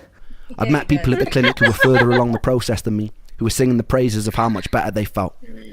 For the first 3 months I didn't really notice much, but I was told it would take time. I was already doing somewhat better from the 6 weeks of IVs. It's an unusual psychological space to be teetering on the precipice of hope that your whole life could change. There's a certain tension and a certain excitement that comes with that. I was also having big problems with my girlfriend at the time. I'd found out some things that had really shaken my trust. In retrospect, I should have just walked away then and there, but I held on because part of me blamed myself. In my sickness, I held people at a distance, so I felt like I deserved negative things. We would fight a lot. The health problems added a whole new dimension to something that would be hard for any couple. I couldn't trust that she loved me as much as she said she did because of certain things that I found out. A few months after the transplant, me and her decided to get away from everything and stay with a mother on the south of Spain. One night, we were sat on the grass, looking up at the sky, being surrounded by avocado and lemon trees. It felt like we were in some sort of Eden-like paradise. She asked me to marry her. It was her way of proving that she loved me and would always love me. And I said yes, but I meant no. Even when we went to pick out rings, I just felt scared. I lost the ability to trust love. I don't fully blame her for that. She was an awesome person trying to navigate a complicated situation. I blame my sickness. My sickness was an inseparable from me, and so I blame myself. After about a month of being home, she sat down with me one day and told me she decided to move to Australia for a year. She told me it wouldn't change anything between us. I had my doubts. Despite the additional stress in my life, something amazing was happening. About 4 months after the stem cell transplant, I noticed the desire to leave the house. I noticed more colour in my skin. I joined a gym that was a 3-minute walk from my house. I started working out for the first time in years. Music started pouring back into my life. I was singing more. I was producing more. And this was all leading up to my favourite chapter so far.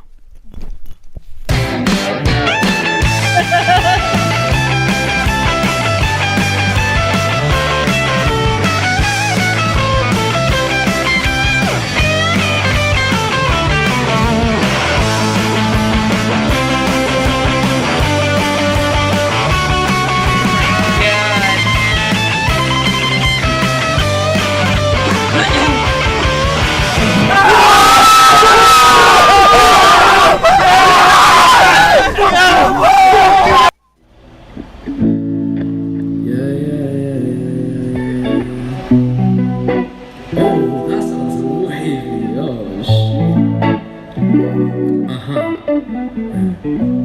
It's like I don't work. No. No flame to spark my ego.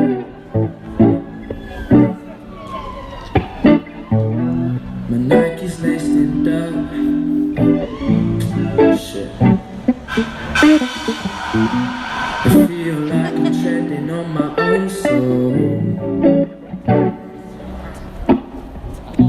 My headphones only working on the left side, but I try to live the right life. My eyes wide and I strive to stop my demons gripping from the inside. This road is dark and I can't find the batteries for my flashlight. I'm blind-eyed and I'm tired.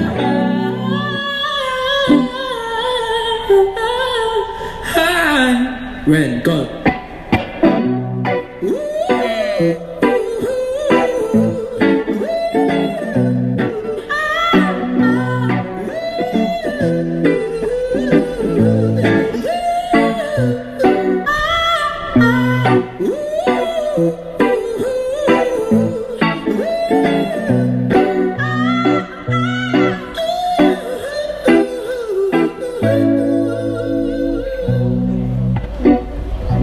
These drugs don't work.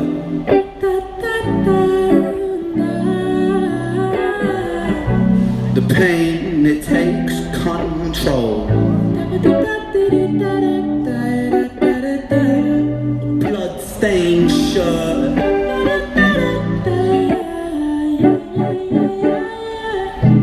I feel like I'm always being chased by the devil. I try to talk, but I can't seem to get my spoken words right. And I try to keep my stutter alive. And this life, it can be ish, right? Cut you like a flip knife, twist and make you sick, right? And I felt maybe I'll be better off alone. And so I redirect the calls from my phone. I learned so many lessons from depression, but in essence, I'm just wishing that these bad thoughts were gone.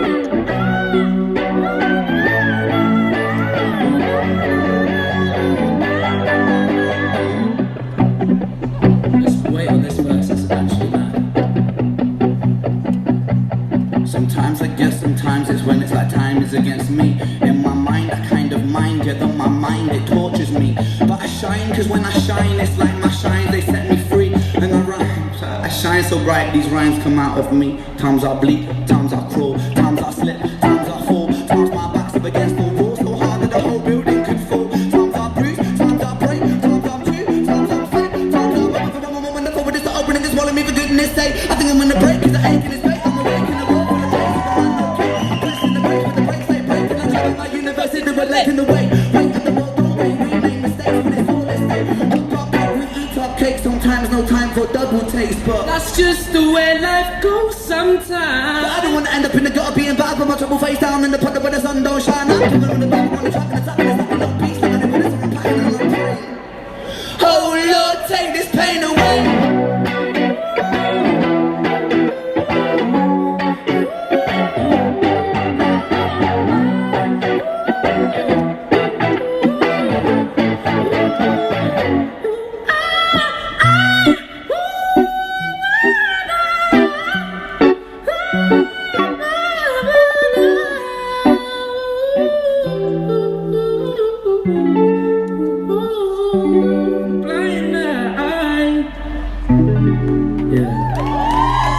Thank you so much. Thank you.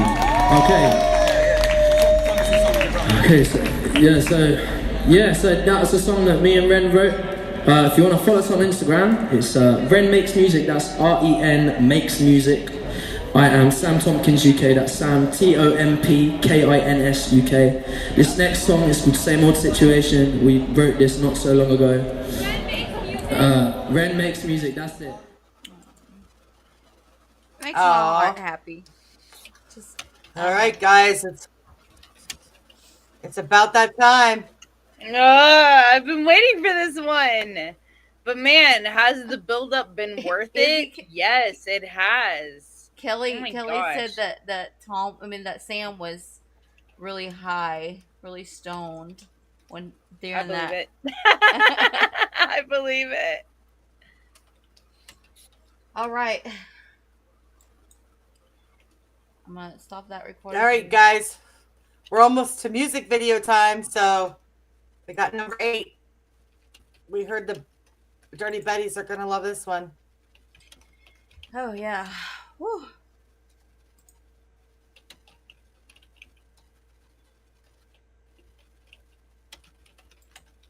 I need some Dirty Betties in my life today. Yeah.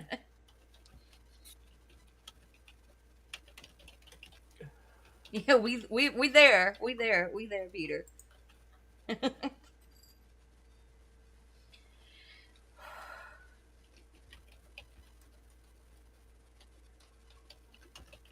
I think Peter almost wanted us to skip straight. Even Cosmic can't wait to see y'all reactions. Dude, I'm so excited for this. Like, they've been talking it up too. Like, what the hell? Come on. Sorry, guys. Oh my gosh, my new tattoo is itching. Oh, I hate that. Stop scratching it. I know. I gotta stop scratching it because.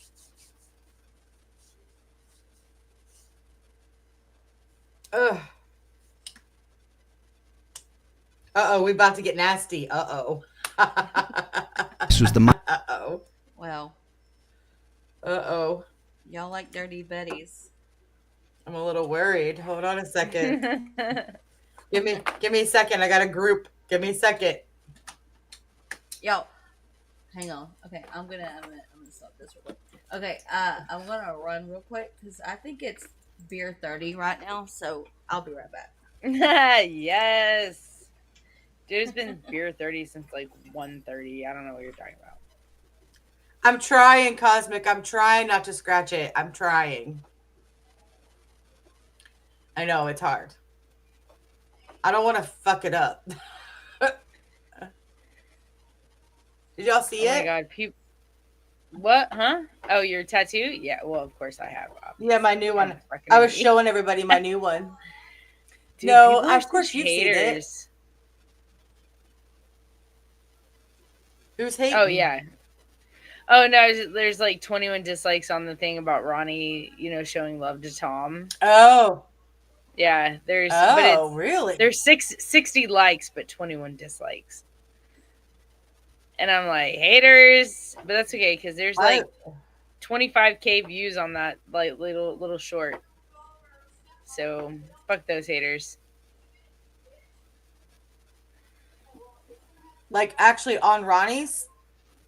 The one I posted. Like, I posted what he said about Tom and his interview. Has how many views? 25K on the short. How many views? 2,523. 5,000? 2,500. 2,520. Yeah, 2,500. Yeah, you were saying 25K, and I'm thinking, I was like, holy shit. 2.5K. Look at you go. No, 2.5K. I was like, well, hell. Yeah. Thank you, Kelly T. Yeah, it has 2,500 views, just about whatever, but like, but I just think I think haters are funny. It's fine. It's still engagement. Oh, shit. Haha, it's still engagement. Right, let them hate. Screw them. Wait, yeah, there's always someone. Wait, oh no, I said like so that I clipped a part of Ronnie's interview where he was showing love to Tom, talking about how, like, you know, he was addressing the haters about, like, who say he only did rap rock because of Tom or whatever, which I'm like, y'all are crazy. Thank you for the birthday wishes. Thank you. Thank you. Even the closest song to anything Tom has done would be Watch the World Burn, and it's not even like any, like, the two things are not the same. So I don't know what people are talking about, but they always say that he, like, he was addressing, like, people say, like, that he only does his rock rap because of Tom, and he's like, bro, I've been doing this since, like, early 2000s before Tom was even rapping. What are you talking about? But he was like, Tom is such a good person, like, he's just a nice dude, like, whatever. So I clipped that. It's short. It's not very long, but, like, so it has 2.5K views, but it has 60 likes and 21 dislikes, and I was laughing at the haters. I was like, Yeah. y'all just either they're hating because they don't like Ronnie, or they're hating because Ronnie was giving props to Tom. Mm-hmm. And I'm just like, haters are haters are haters. Like, well, we get them. We know. Mm-hmm. Well, they can hate him all they want, but I fucking love Ronnie. I love Tom. I love Ren. Yep, those are my. I love my boys. Three. My top. Those are three my dudes. Right mm-hmm. Yeah. Well, Jam Wayne is creeping up in there with Adam too. Yeah. Like, Adam's also my bro. I love me some Jam Wayne. And did she say Adam? Did she say Adam? She did say Adam. Did you say Adam? I do, like, and it's just like still waiting. I have on a weird thing with Adam. I'm waiting on like a text back from Mr. You know who, the ladies know. I do. Hold on, is my hair okay now? We're talking about Adam, right? My hair's okay now. Well, it's weird. It's weird with Adam because, like, Adam is an attractive man, but I'm not attracted to Adam in that way. But, like, I find him such an intriguing, such a cool person. Like, Adam is the type of person that I would want in my corner. He's the type of person that I want to have a conversation with, like, and hang out with and stuff. Like, I think he's super, super attractive. Sure, like, me too. I love Adam. I just think he's such a good person, and maybe because, like, I know his situation with Margie. Same with Tom and Nova. You know, like, it's just attractive people. Yeah, great, that's awesome. But who they are as people, sorry, Margie. But who they are as people is so much better than what they look like. Does that make sense? Like, Tova, me and you are gonna have to get a cardboard cutout of Adam for whenever she comes down, just like Adam. Yes. Oh my god. I want all three of them as cardboard cutouts, and I'm just gonna position. Could you see me? Like... Could you see me getting on the plane with my cutout? Like, it's my carry-on. They'll sit between my legs. It's fine. This is my plus one. This is my plus one on the flight. Thank you so much. Oh Lord. I'll put him on my lap. He'll sit in my lap. He'll sit in my lap. It's fine. Right. No worries. I'll tuck him between my legs. It's cool. It's cool. The thing is when you got home and you had that, you would have to video that so because funny. I would love to see your husband's response. That's so funny. Oh my god! I walk with this big thing of Adam Calhoun. He'll be like, "Where's that going?" I'm like, "In the bedroom." Oh. Bree makes comments. Hi, Bree. I don't think I've seen you in here before. Hi, Bree. Yeah. Makes comments. Sounds cool. Whatever sounds cool. I think it sounds cool. You'd be like, we know. We know. What's going on here? Can I stay a little while? Yes, Bree, please stay and hang out. But yeah, you anyways, you could I forgot. Me too. I hate when that happens. It only takes one thing to get you off your train of thought, and that's it. It'll come back to you in a second, though. What the hell? Quit. Hang on, my phone's being stupid. Thanks, Bree. Yeah, we just literally did all the rest of them in the live. We're on the last one now to move on to the video. Okay. I think we should do it because I want to hear this freaking song. Before I lose my mind. Peter's done told us. I'm gonna lose it. We're gonna lose it. All right. I know.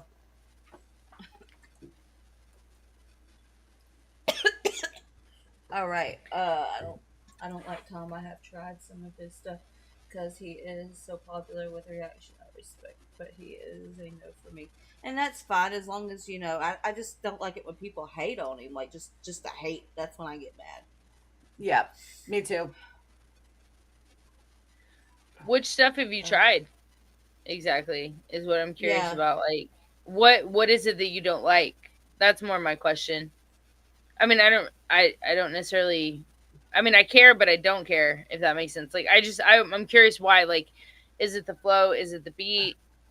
Chorus? Like, content? Like, do you not like politics, or maybe you're more left leaning, or I'm just curious. I relate mostly to his mental health and addiction stuff personally, but I mean, but I agree with him politically as well.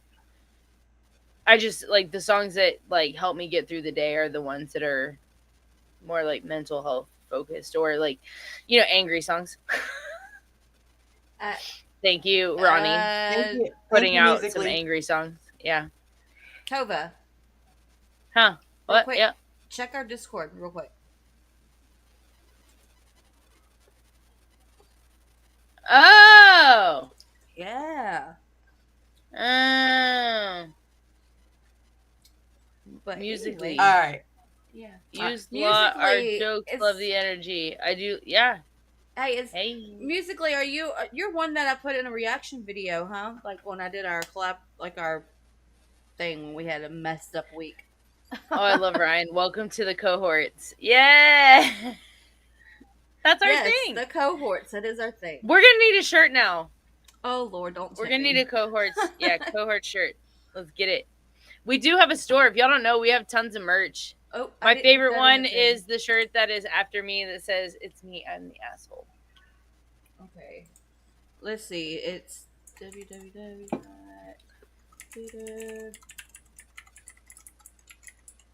And y'all, oh no, I watched the maybe not. Oh, that. God mode one, mainly content. I'm very left leaning by American standards. Well, yeah, that would make sense. I would. So, are you in England or UK, or like where are you? Siegel. Yeah, no, and that's fine. I'm just like I like to have conversations with people who aren't crazy, that are on the other side. Like, I don't want to exist with an echo chamber. So I'm genuinely curious, like maybe what your left leaning opinions are, or what you find off putting about Tom, because I think it's important that we understand each other and see where each other is coming from. But It's hard to talk to people who usually don't agree, because they're usually psychopaths and they want to just yell at you and call you well, names. That's actually on both sides, though. That's not just one side. That is on both sides. But in my yes, case, absolutely. I agree more with Tom. So it would be like, I totally support LGBTQ. Like, I'm perfectly fine if you want to be gay or you want to be trans. I don't really give a fuck, as long as you're an adult and you don't mess with kids and you don't want to play in girls' sports. So I'm kind of like in the middle. Like, I don't really care what the fuck you do, as long as you're not stepping on toes for the most part. So it's like, I'm always curious where people sit when they say the left, because the left isn't what the left used to be, at least not here in America. Yeah. They don't even know what a woman is. I don't know if you know this, but they also believe that men can have babies. And really, they're just fronting, because they mean trans men can have babies because they're biologically women, which means that women are the only people that can have babies, and they fight with us on this issue. But so this is why I'm curious. Ryan, you're Australian. Ryan, we reacted to that before we jumped on live, because some music gets us shut down, so we decided to not risk that tonight. Yeah. So we're sticking with Ren. Yeah, because we won't get shut down with Ren. You're gonna fucking love that reaction. And let's get back I also to Ren. Reacted to it. Yes, we're gonna get back to Ren. But Siegel said Australian. I hear everything in Australia will kill you. I'm just saying. Big spiders. And I saw that. I saw the Crocodile Dundee movies. I know what y'all working with. I subscribed to him. Got enlisted post on the gender issue. He seems hateful to me. No, he's really not, Siegel. But if you would like to continue this conversation, I'd love to have it with you, and I would be honored to try and change your mind on Tom with like personal accounts. Yeah. So we're gonna continue with Ren. But let's get back to Ren for now. Yeah. But I do want to have that conversation, Seagull. We're just gonna do Ren tonight. We'll talk about Tom whenever he drops a new one. So all right, here we are. Back to Ren. I'm gonna push record. All right. All right, so we are back with chapter 8, and again, if you've watched the rest of the chapters except for chapter 1, then you know that we are live doing these. And so if we're talking to the audience, that's what's going on. Don't get mad.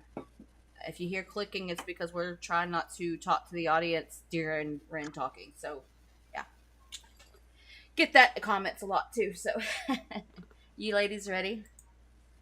I'm ready. I'm ready. Let's go. I was like, wait, did I push the new song or what? Yeah, right? I was sat in a cafe across from a strange French man in a suit. I had to decide over a 5-minute drink if this was the man that I was going to live with for the next year of my life. A week before, I'd been sat in the same cafe with a Polish man. My friend Luke had put me in touch. Me and my girlfriend had decided to move into separate houses in hopes it would fix our crumbling relationship. The guy seemed pretty chill online, and so I'd already agreed to move in with him. This was just a little informal meet before we did. A few minutes in, I instantly regretted everything. He told me a story of how the week before he'd come home drunk, and he'd pissed all over his own living room and was in hysterics about it. I laughed nervously, taking a sip of water as I imagined a future of watching Netflix shows near a carpet that stank of piss. He then went on to tell me a story of how this girl that he'd liked had rejected his advances, so he'd, in his own words, grabbed her by the pussy and she slapped him. He wasn't sure if it was going to work out between them. I was certain it wasn't going to work out between them.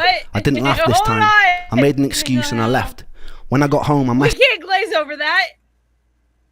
We can't just let that go. He made a Trump reference. Did he just say grab your butt? Okay. Okay. That's what I was thinking too. I was like, wait a second. That can't have happened twice. We're not even a minute in, y'all. Okay. The future of watching Netflix shows near a carpet that stank of piss. He then went on to tell me a story of how this girl that he'd liked had rejected his advances, so he'd, in his own words, grabbed her by the pussy and she slapped him. He wasn't sure if it was going to work out between them. I was certain it wasn't going to work out between them. I didn't laugh this time. I made an excuse and I left. When I got home, I messaged him, making up a lie that me and my girlfriend had patched things up and she'd be moving with me instead. Yeah, I remember. I had a week to find a new roommate. Carole, do you remember when Tova had family in and it was me and you just reacting to things and we did some Ren funny stuff? And they had that one segment where him and another guy were talking in like a studio type setting, and he was talking about this story. He took the piss. Yeah, he did take the piss. You'll have to go back and watch the video, but like I don't remember. I do. Because it was funny. The mic fell. Remember the mic fell? And Ren's like, well, I dropped the mic. Yes, I do remember that. That was that story. I do. I was, for all intents and purposes, a loud little bugger. I'd often spend unhealthy amounts of time making beats, so the person that I moved in with needed to be able to tolerate noise. I found this Facebook group called Brighton Bands and Musicians, and I posted on it. It went something like this. Hi, I'm a noisy person, and I'm looking for another noisy person to live with. Enter the Frenchman. He'd moved from France in hopes of kick-starting his music career. He was working in the restaurant and busking on the streets whenever he had time. He was, for the better part of the word, eccentric, and at first I couldn't quite place him. The bar was set extremely low by the carpet-pissing sex offender though, so the Frenchman could have probably told me he was part of an extreme terrorist organisation, and I'd probably said, "Great mate, when can you move in?" The house was only room for two, but in true cheapskate style we found a third housemate called Tom, who was probably one of the funniest people I've ever met. Tom would go on hour-long rants about how Nicolas Cage is the world's best actor. I said, put the bunny back in the box. And he makes a compelling case too. That Frenchman was Romain Axisa. We'd go on to form a band called The Big Push, and he'd become one of my closest friends. The second week we moved in together, it was his birthday, so me and Tom decided to gaffer tape about 50 baguettes and bunches of garlics to the walls and ceilings to decorate. It was 2016 and political correctness hadn't come into full effect. He still didn't think it was very funny. My energy was only improving during this time, although progress was slow. The doctor had recommended I do a second transplant to speed things up. I returned to LA for the second time with my close friend Saran and went through the motions again. Eventually, I'd switched to their sister clinic in Frankfurt, where I entered one of the more unusual periods of my life. The UK has border regulations on certain medications and supplements. Some I shouldn't have been taking back with me. I remember fashioning a hidden compartment in my suitcase where I would smuggle IV bags full of various nutrients and immune modulating drugs over the border. I did this a few times. One drug, Filgrastim, was often given to AIDS or cancer patients with low neutrophil counts. On my tests, my neutrophils were always outside of range on the lower side, so the injections would theoretically raise them. The issue was I was still broke. I don't think the doctor realised how broke. I was meant to pay for private nurse to administer the drips, but I couldn't afford it. So without telling the doctor, I taught myself how to administer an IV watching YouTube tutorial videos. Shut up. Wow. First, it was very messy. I messed up a lot of veins trying to get the catheter to stay in. There was a lot of blood, but eventually I got the hang of it. I'd be sitting in the living room watching One Punch Man while an IV bag dripped slowly into my veins, and day by day I got stronger and stronger. The issue was I started noticing my food intolerances getting worse. The stem cells had improved my pain, energy, clarity of thought, but it worsened my ability to tolerate food, something I later learned was caused by MCAS or mast cell activation syndrome. Some other stories also started circulating online groups of people getting far worse after the stem cell transplant. I can't say that this didn't shape me. As more time elapsed, I learned of legal cases that were opened against the clinic for malpractice. The clinic in Beverly Hills eventually shut its doors. It was hard to know how to feel about this. The doctor had been my saving grace. He'd pulled me out of a half existence, but I could see where people's frustrations were coming from. As the clinic grew in popularity, I think its resources became stretched and its communication became worse. Nonetheless, that man will always remain the third angel in my tale, and I'll always be grateful. It's hard for me to definitively recommend stem cells. I believe it's a gamble. Some got worse, but they did actually really help me. They didn't cure me, and some of my symptoms got worse, but they allowed me to be an active member of society again, and that was huge for me. A few more months passed. My girlfriend had moved to Australia, but she was being very distant with me and rarely answering calls. She broke up with me on Christmas Day while I was visiting my mum. I took it very badly, but it was also symbolically the end of one chapter and the start of the next. Despite our difficulties, I'm still grateful for the time we shared. There's always two sides to every story, and I don't imagine it was easy being with someone who was tormented by my health problems as I was during the time. But she wished she I returned back to Brighton, and then I started living. For the first time in years, really living. Me, Romain and Tom would throw parties nearly every night. I didn't drink or do drugs, but I was high on being able to participate. I felt like I was living in Brighton for the first time in my life. I was able to walk around, to take in the city, to live. I also started getting the attention of women. During my teen years, I wasn't the best looking and I was a bit awkward. During my early 20s, I was so sick I rarely went out. So this was new for me, and I threw myself in head first. I realised that I really like pretty girls, and pretty girls apparently like boys who make music. A lot of nights I'd go out by myself around Brighton and end up meeting a whole bunch of beautiful women. One night I ended up breaking into the Hilton Hotel with a girl that I just met.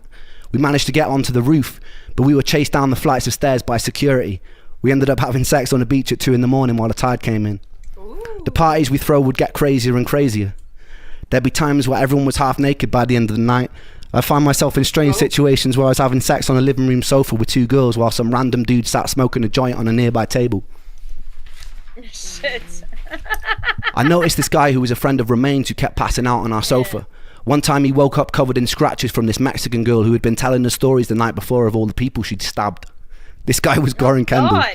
He sang like Bob Dylan and he looked like he'd fallen out of a punk rock band. I liked him. Me, Romain and Goran were all musicians, and naturally we started jamming together. I remember the first time something clicked. We were at Goran's house with an Australian girl I'd been seeing and her friends. The night before, she'd gotten drunk and tried to strip me naked during an open mic night at the Fiddler's Elbow.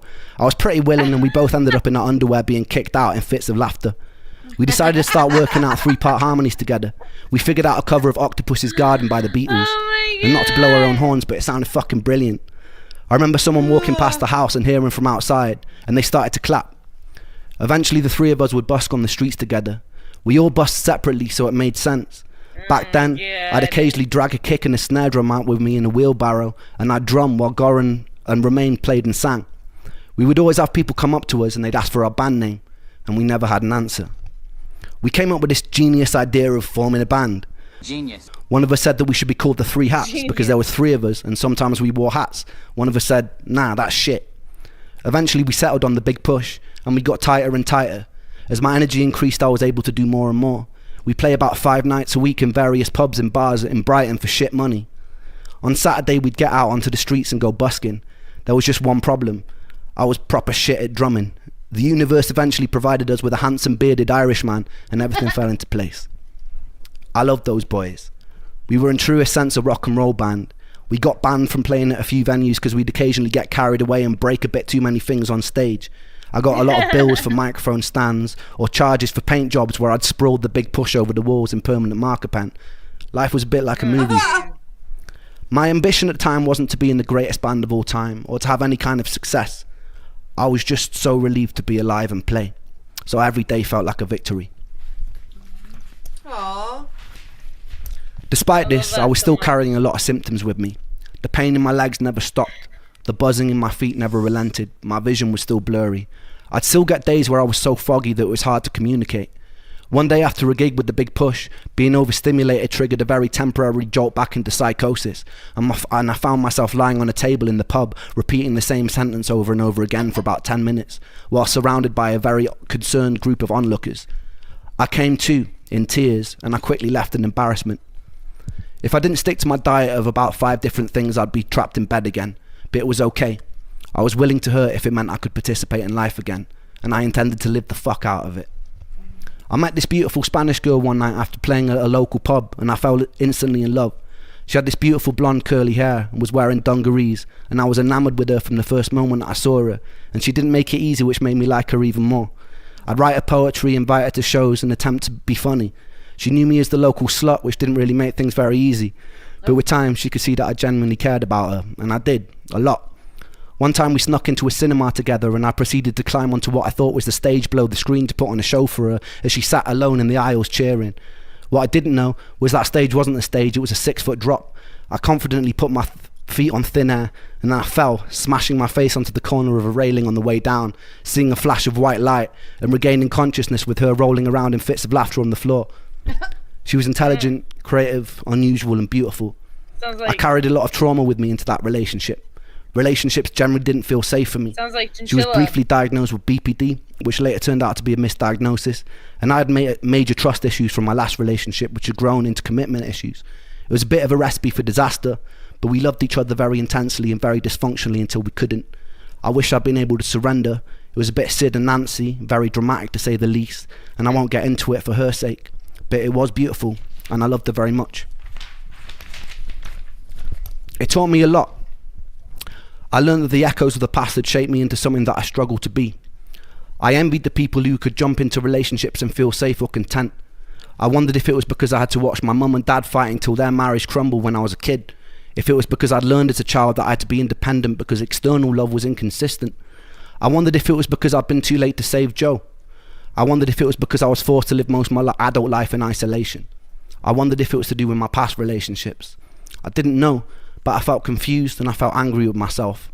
I knew I wanted to surrender to love, to feel truly worthy of it, but every time I tried I feel discontent and unsettled, like the security of love was something I wanted to escape. The thought of ending up in a white picket fence house with my perfect family felt like prison. After 8 long years of being tethered to a body in pain, I wanted to be liberated from any sort of attachment. Any sort of predictability of the future after a life of torturous monotony made my stomach feel like I'd swallowed cinder blocks. When I felt someone's love, I had to fight the urge to run and keep moving, but paradoxically still desperately wanted to be loved. And I loved to love. And I loved her. That discontent was something to stop with me, and it hasn't made relationships easy. Around 2018, I'd reconnect with Sam. He was in his 20s now, so I felt far less weird about hanging out with a teenage boy. During this time, we wrote a few songs together. Blind Eyed, What Went Wrong, and Same Old Situation. All bangers, by the way. It was April and we were shooting a video for What Went Wrong. We were using my friend Josh's car and there was a scene where we needed a smashed up bonnet. But it went outside of the budget we had to pay for the video, so me and Sam decided to go busking to raise the money. I promise what follows is the truth. We'd never rehearsed Blind Eyed live before, but while we were out on the street, I turned to him and I asked if we should play it. I started playing the first chord that made sense without even thinking. It started in B minor in this kind of reggae way that was totally different to the original recording. Somehow, it was totally fucking magic. The whole street stopped. Sam was hitting notes and runs that seemed outside of the reach of a mere mortal. Luckily, Sam Perry Falvey, who films the videos, was with us, and he captured the whole thing on camera.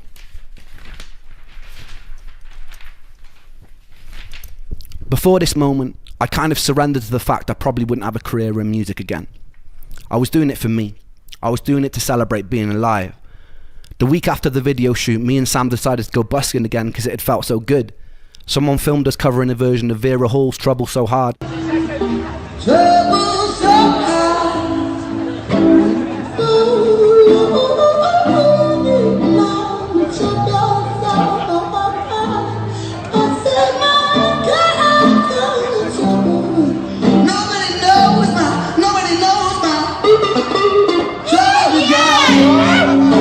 And posted it to a Mexican restaurant page on Facebook.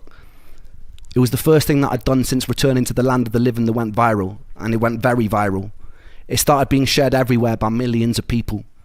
2 weeks after that, another cover of us performing was circulating the internet. That went viral too. By the time we released the busking version of Blind Eyed, the internet went crazy. My social media following started exploding. People like Elton John were talking about us on the radio. People would fly in from all over the world just to watch us perform on the street. By the end of summer 2018, we were shutting down entire high streets because of the volume of people coming to watch us perform. There was something magic about the synergy of me and Sam that stopped people in their tracks. We were being tagged in videos from all over the world of people listening to Blind Eyed.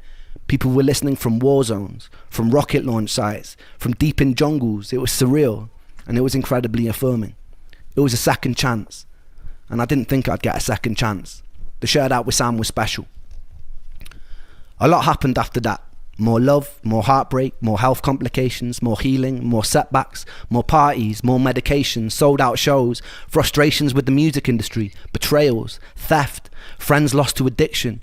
My health would take me on more journeys into foreign countries, #1 albums, awards, a pandemic, meeting idols, making money, losing money. But I'll save all that for another time. It's fitting that this story ends here. Trouble So Hard by Vera Hall has always resonated with me very deeply. She was the daughter of a slave, navigating a hostile 1940s America, something I'll never be able to relate to. The pain and simplicity of the line, "Don't nobody know my troubles but God," was one that seemed universal to all struggles. And it was a line I was always deeply connected to. If there is a God, I want to thank you for giving me the resilience to be able to sit down here and to tell my story today. I hope it's far from over, and I hope that this is just chapter 1. Thank you, everybody, for giving me the space to share my story with you. For everybody still in the dark, trust, hope, and dare to dream that you can get out of it too. I love you all, and thank you for supporting me like you have.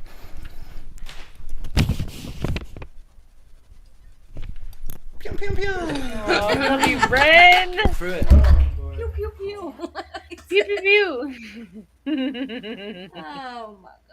I love him. Oh my gosh. That was it. So I guess Oh, Troubles boy. is the song that he leaves us with. It's now. Oh Lord. Oh my gosh. Oh, Ren, why? All right, I'm ready.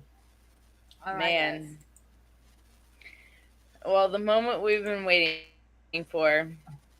Come on, Ren. Show me what you got. Pew, pew, pew. Is it a Toblerone? I was supposed to say it, but I was like, oh, I don't know if I should. Is it 1 minute and 1 minute long? Or is that the commercial? 4 minutes. Oh no, it's 4:16. No, 4. Okay, I was like 1 4, minute, yeah. 1 second long. What the hell? And now put all 8 chapters into one song. Great. Oh, great. All right. Shut up. Shut up.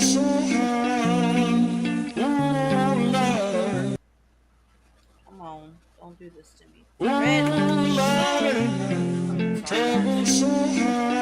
From the age of 19 till 26.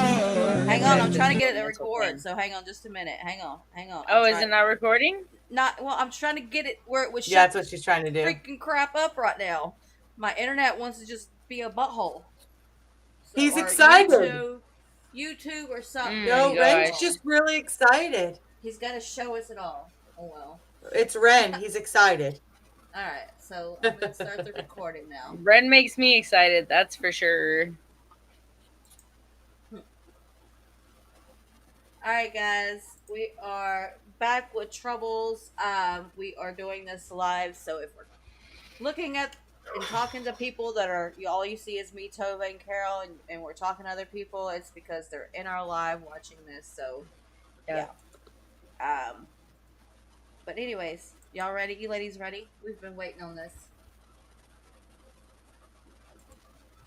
Y'all ready? Yes, I'm ready. I'm I'm beyond ready. Are you kidding me? I've been waiting for this. Okay. Y'all got some of it there on me. Ooh, Lordy, trouble so hard. Ooh, Lordy, trouble so hard.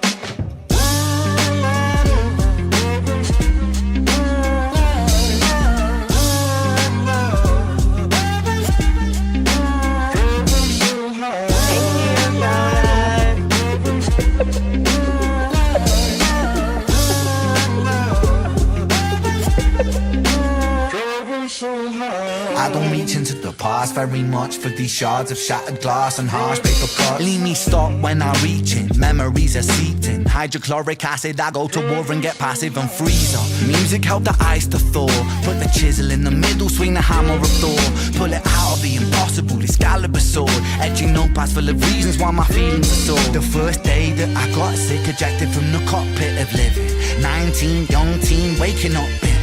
Posters up, manhunt, Ren went missing. Hard to have faith when the gods don't listen. The first year maybe was the hardest. Waking in the body that was buried like a carcass. Brain in the lion's den, body in the shark pit. Waking up in pain again, aching, broken hearted. Persistent little blogger, I was bouncing from a doctor to a doctor to a doctor. Like a table tennis game that has no end. So be the fate of Ren.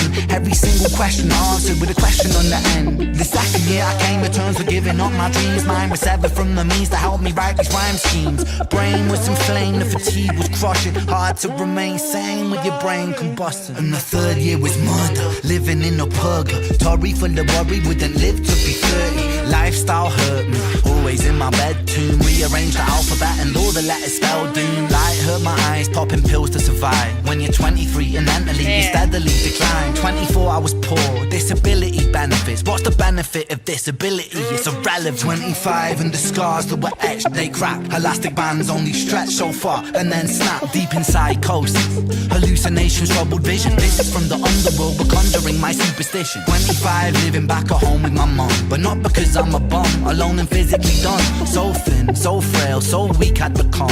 And my skin so pale, never kissed by the sun. One time I carved a hole in my chest just to feel. I wish that was a metaphor, the struggle was real. When you're living in the Holocaust, you... He's literally reciting the chapters. Whole chapters, yeah. Yes. All the chapters. He's talking about everything he talked about in the chapters, Yes. which is why it was important to watch them Important beforehand. to watch them first. And Yep. I wish I could have captured some of the things he said, because it was like it was like being a mirror being held up to myself in essence. But like, yeah, he's talking about the chapters about, you know, when he was so angry he broke the TV or whatever and cut himself. And Yep. this shit is heavy. It's heavy, but it's so good. And I love when Ren is on his rap shit, and I want to be excited that he's on his rap shit, but I hate that he ever felt like that. I hate that he went through that. But at the same time, if he hadn't gone through that, he wouldn't be the Ren we know today at the same time. So it's like I'm grateful for who he is, and I hate who he is at the same time, because it's like I wish he would have just had a normal life, but if he would have had a normal life, would we have this Ren, this rendition of Ren? Ooh, sorry, guys. No, I know it's been a long day, but I'm just saying, it's like hearing it all again. It's just like, man, like the shit this dude's been through, and he never gave up. Yep. It just puts things in perspective. Yep. It's crazy. Yeah. Sure does. Hugs Cosmic. Hugs Cosmic. I know. It's tough. Oh my god, who is in the background? Moby also has that song? Huh? I don't know who you're talking about, Ryan. Like It the is background, Silver like Lining, in the Damien. Yeah. Oh. The Yeah, I don't background know. vocals in the background vocals. Oh, yes, yeah. yes, Moby also has that song. Okay. Yeah, Y'all ready? Damien, it is the silver lining. yeah. It's like, ugh. It's like I hate that he had to go through what he went through, but I'm glad for the artist that is Ren that we know Yeah, me now. too. Because I love his music Yes. so much. I think he needed to go through what he went through just so he could deliver what he's delivered. And there's so many. He's helped so many people. You know he has. I know. And it's Oh, and for like and I sure. know that, but at the same time, like I hate it because I hate that he Yeah. had to suffer. Right. You know, like No, I just want to give him a hug. I feel you. I know what you mean. I get you. Yeah. All right, y'all Man. ready? Yeah, this is hardcore. Okay. Buckle and kneel, there's relief in the teeth of the kiss of cold steel. Facts, 26, I'm highly medicated and the pain sophisticated while I'm lying broken naked on my back. I bore my microphone until my coffin started dropping raw thoughts with the grim reaper knocking on the track. But then man, lo and behold, I heard an angel beckon on this treacherous road. Was a stem cell doctor with a generous glow. In the cell transplant, pulled me out of the cold. And my skin got younger and my body got stronger and my stomach felt hunger for a door that was closed. And my soul heard music for the first time. Beauty was a word I'd use for this gift of gold. Oh Lord, I forgive you. Lord, I forgive you. Lord, I forgive you. Make me whole. This music I give you. Pain that I live through. Everything I've been through is yours to hold.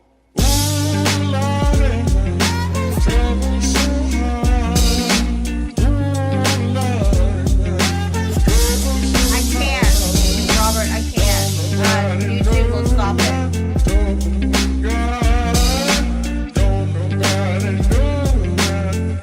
You can only do that on recording.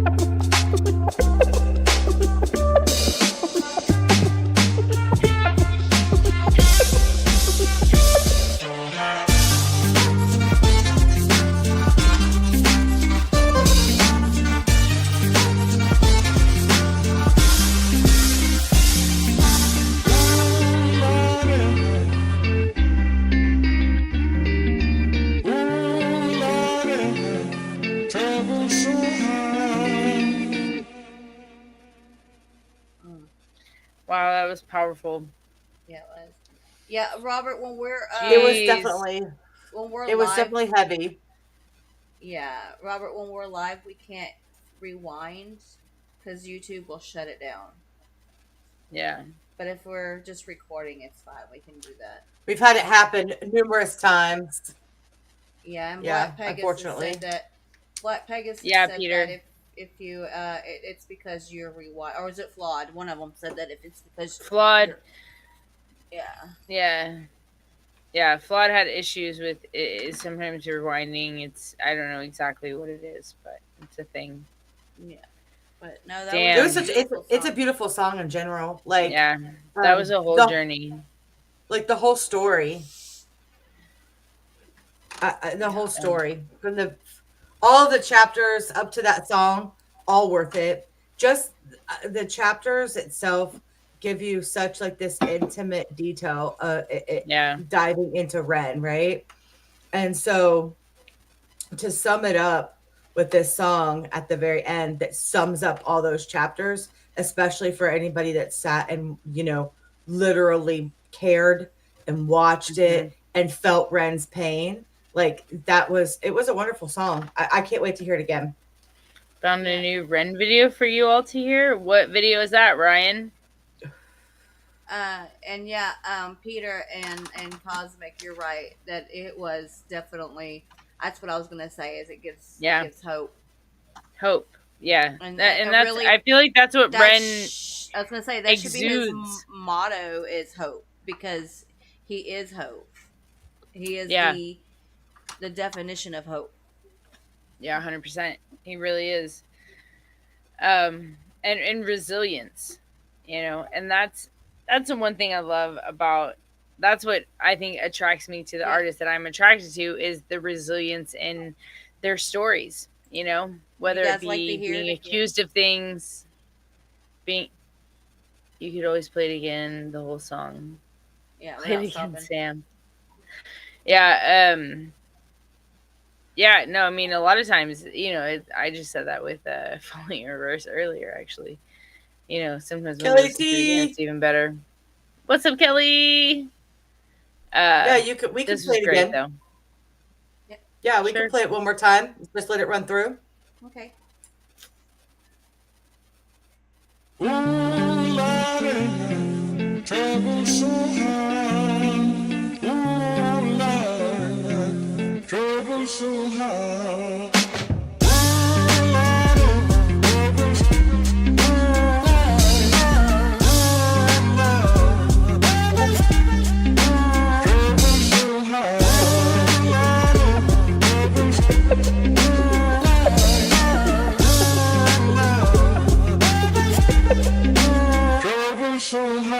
I don't reach into the past very much for these shards of shattered glass and harsh paper cuts. Leave me stop when I reach in, memories are seeped in. Hydrochloric acid, I go to war and get passive and freeze up. Music help the ice to thaw. Put the chisel in the middle, swing the hammer of Thor. Pull it out of the impossible, Excalibur sword. Etching notepads full of reasons why my feelings are sore. The first day that I got sick, ejected from the cockpit of living. 19, young teen, waking up bitten. Posters up, manhunt, Ren went missing.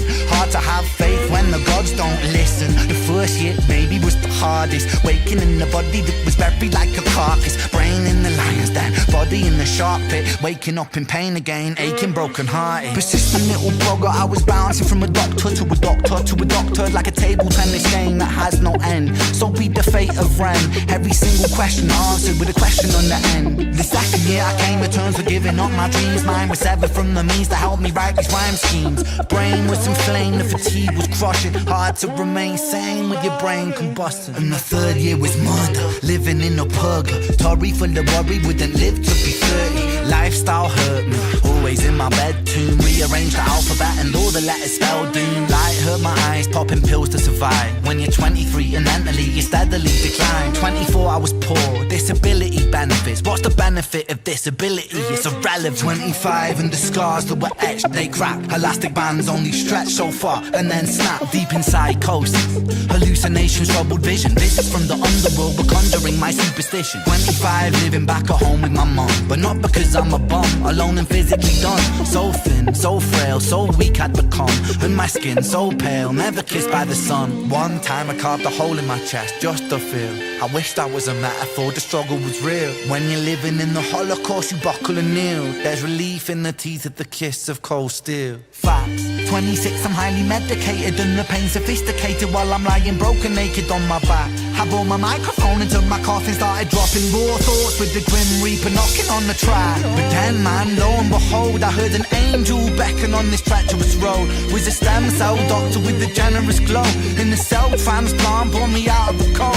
And my skin got younger and my body got stronger. And my stomach felt hunger for a door that was closed. And my soul heard music for the first time. Beauty was a word I'd use for this gift of gold. Oh Lord, I forgive you.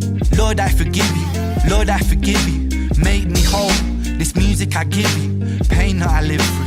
Everything I've been through is yours to hold.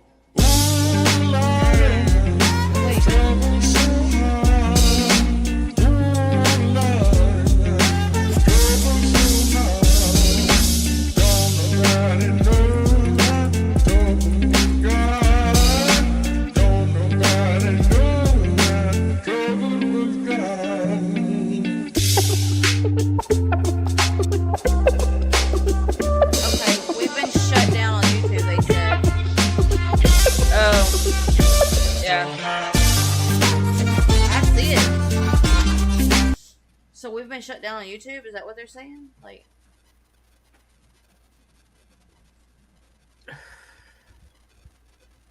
I mean, I still see it. I don't know. Bullshit. Yeah, it seems like. Yeah, I don't think we can do these particular videos. I guess live or whatever. Yeah. We just need. Yeah, or like anymore. Over again. We just can only do it once. Like, sucks. Yeah. I mean, I guess yeah. So. And not rewind it. Yeah. Yep. Oh fuck. Yep. let the chat know. We'll be right back because it always happens. Yeah, well, I'm gonna go heat up my dinner while this gets rectified. Sure. I gotta take these off. Whew.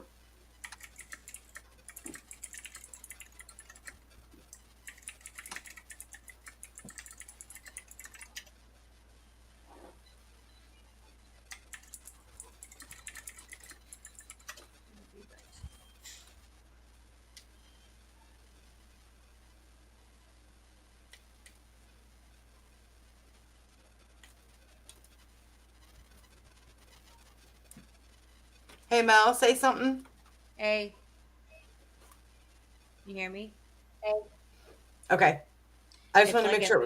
it's Yeah, like an I wanted to make echo. sure. I took my headphones off because it was starting to hurt. It's an echo. Oh, hold on. I hear myself. Hold on. I wonder why. Yeah, we've Cosmic. Oh, she can't hear me. I'm over here talking to her like we're still live, but yeah.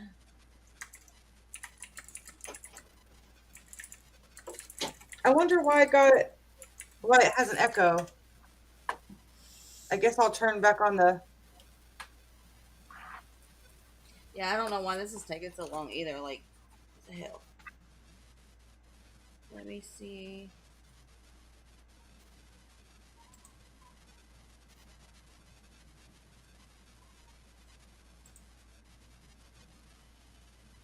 Are we back? Oh, we're back. We're back, and I have a. Okay. All right. Is it still an echo really bad on my part? I'll have to just turn my headphones back on. No, I don't hear it. No, it was. I could hear myself. That's what it was. Sorry, guys. So I guess we can't be like. I needed a break. I don't think we can re-listen to music. I think we can listen to it once live and that's it. I don't know. We're still learning about lives.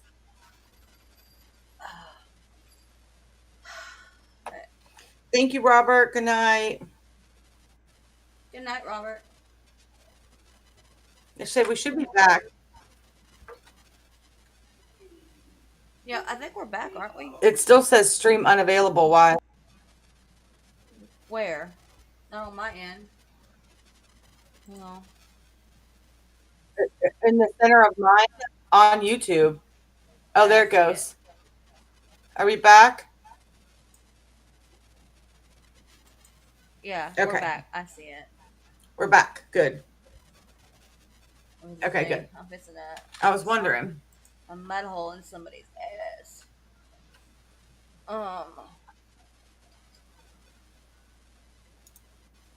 Okay. All right. Yay. So yeah, it's so weird how it does that. So what do you want to do now, Carole? It's your birthday. Thanks, you get Carole. to pick it. Oh, we did all the recording we said we were gonna do. Oh. I kind of like that damn stupid game. I had a feeling. I'd like to play it. I had a feeling. I'd like to. Okay, I'm gonna watch me do this. 11 a.m. Shit. There's nothing wrong with being in your pajamas. 8:25 p.m. I live in my pajamas. Shoot, it's 9:25 p.m. here. No, we're not words. Words on a street. All right, guys. So we gonna play a game. Yep. And now we got 20 people in here. Yeah, we're back. This might be funner since we have quite a few people in here. If y'all all stay around and play, like it's a fun game. So what's gonna happen is I needed to connect with with YouTube real quick. Connect.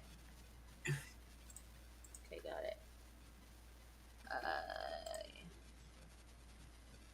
Actually, no, I did it wrong again. I always do it wrong. Cancel. So We are gonna play words on a Oh, stream. we're Y'all getting can ready see to it. play a game.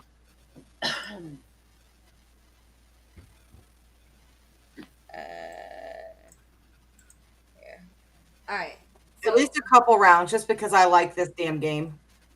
We're gonna play. It's called Words on a Stream, and y'all gonna see some numbers.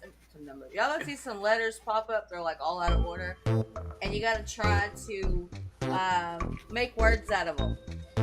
Just type it into the chat box, and if it takes, it'll take to it on here. Sometimes you have to put them in a few times for it to take, but Toby gets annoyed with this game. All right, so here we go. I'm sitting out this round because I'm eating my dinner.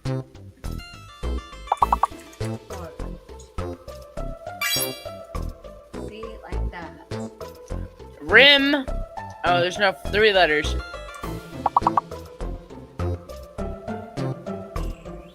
Oh, I'm not typing. Tramp. That whore tramp. I know. I was trying to get it.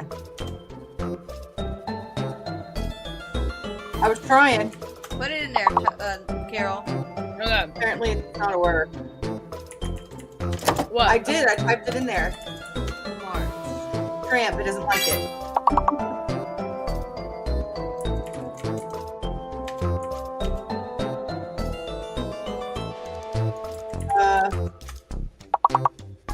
See, sometimes it just won't take your words.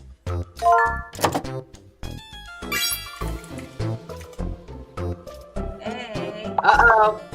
I see Prima. you. I see you. I see you.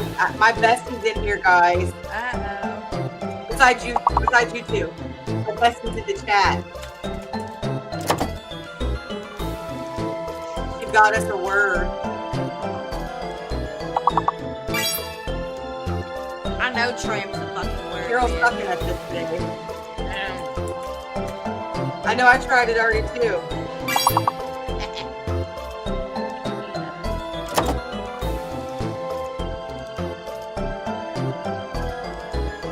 We already got ramp.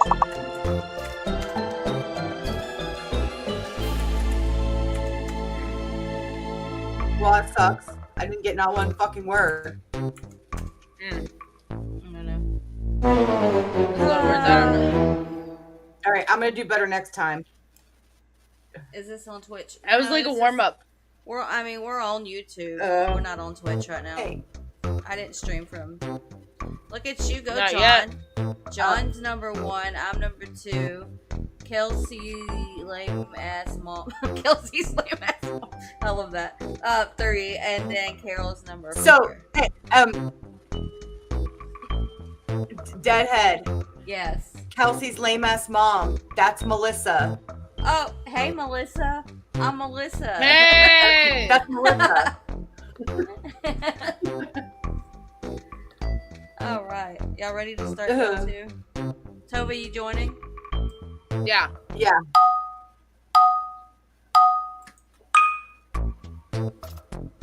I got this. That's not a word, Carol. Don't type it.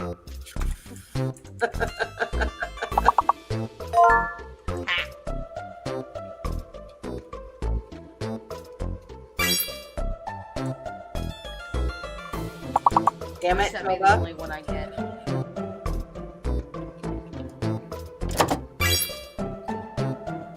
That's a good one.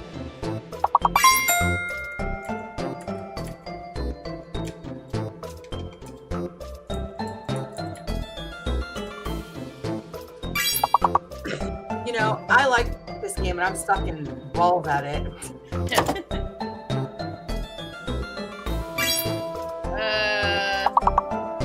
No. Oh, there's not another L. Damn it.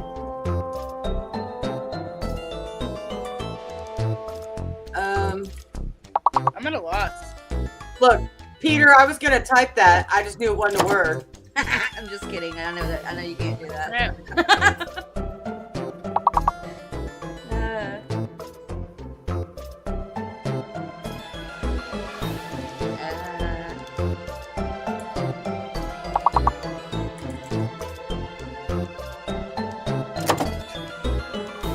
Yeah, I have no idea. We got 3 words left. You can do this.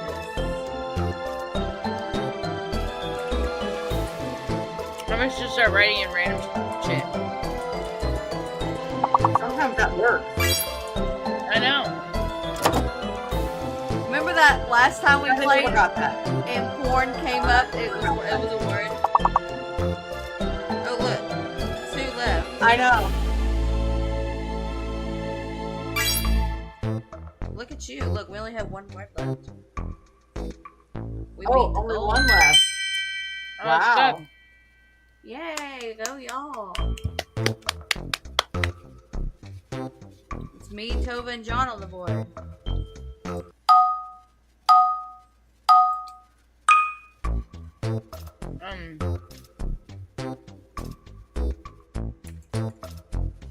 Um.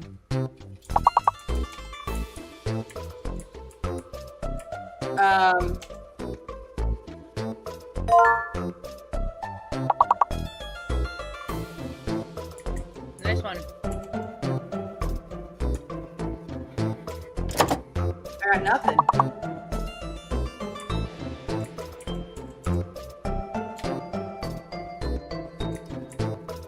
I'm Really? gonna start typing random shit. I can't think of nothing.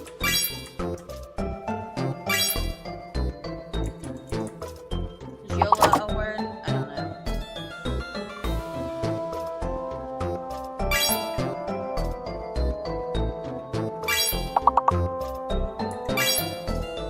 Hey, that's my name, but without the E.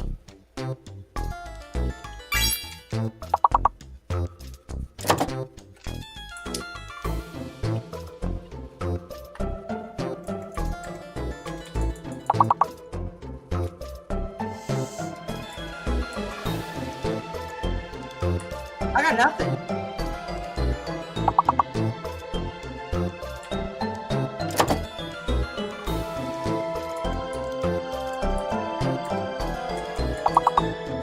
I don't either.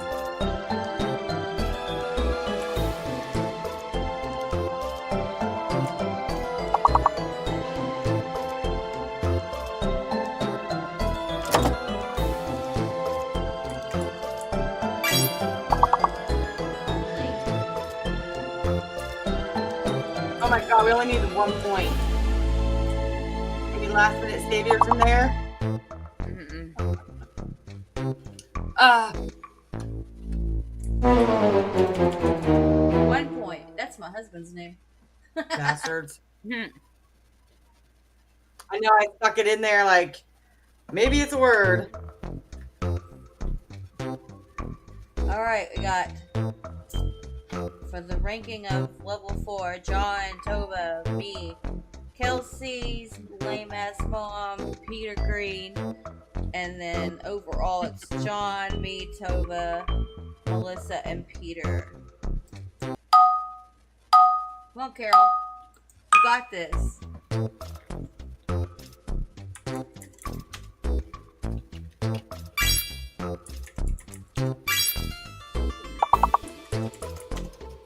You got one.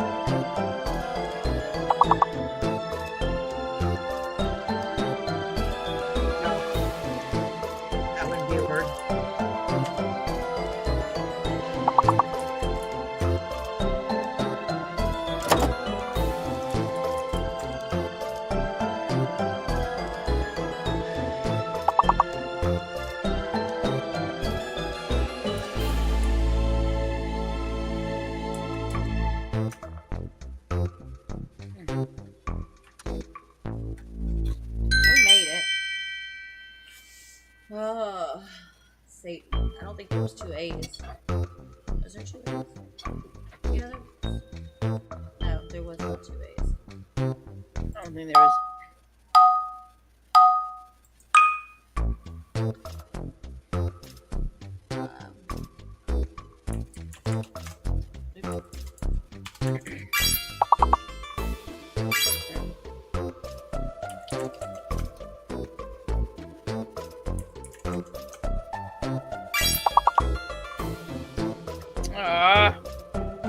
Wasn't fast enough.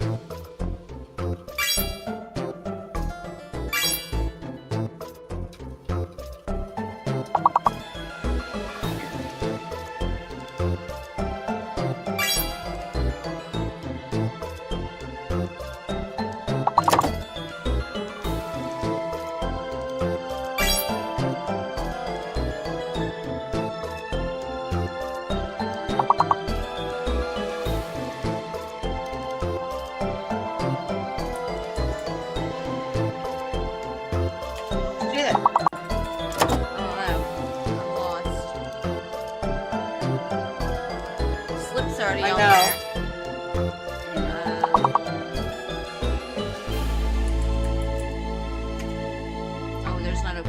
There's not a T. Well, at least that one I got like 1 or 2. Feel that. Oh. Yeah, didn't do too hot on that one. Look at you, Carol. You came up to second place.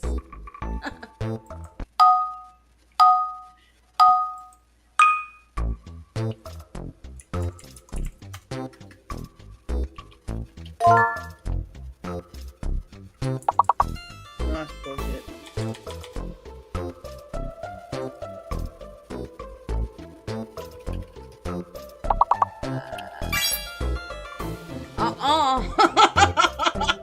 Not putting that word in there.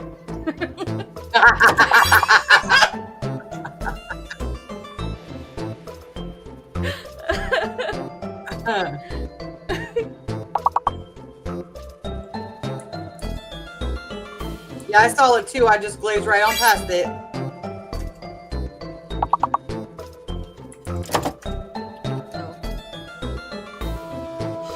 Ren.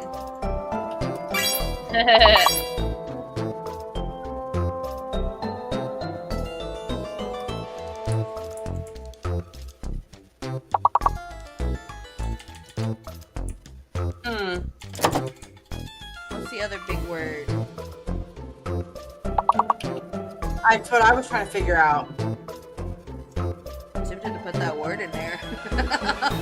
just so we'll pass. Somebody do it. And no, I ain't doing it. Fuck no. Oh, we already got that one. Oh, look at us. One more. We need one more. Nope, 2 more. One more now. Thank you. Woo. We didn't have to use the word. Yeah. Somebody type it in. I want to see if it works. I'm not doing it. I'm not doing it. It's not me. I'm not doing it. They're fucked up for that. We're all like, not me. I'm not doing it. Oh, Lord. Tova's ahead of me now. Look at her go. So Betty's on top. Hey. Come on, guys. Let's go.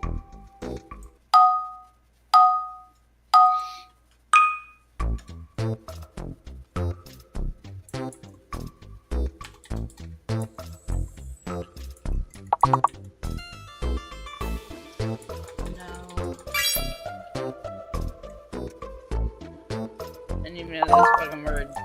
Typed it in.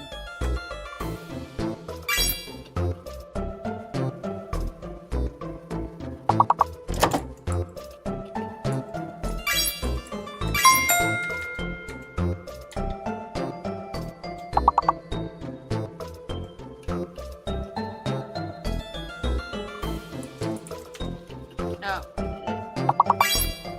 Oh, I did it. I did it.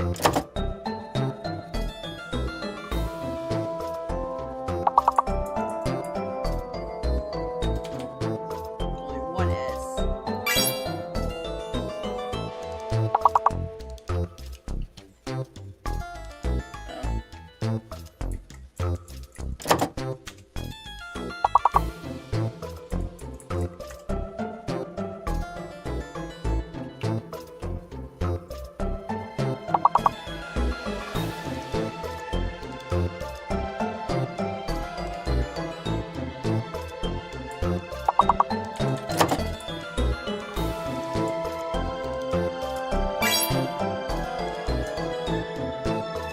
One more word.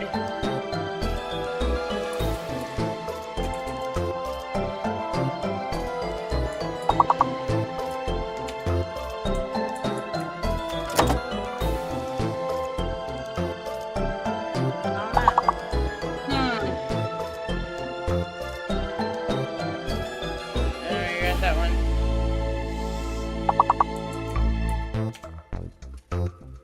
I want to know what it is. I know. I know. I hate that it doesn't tell you. Oh boy, they gave me that. What was the last one? Yeah, it's okay.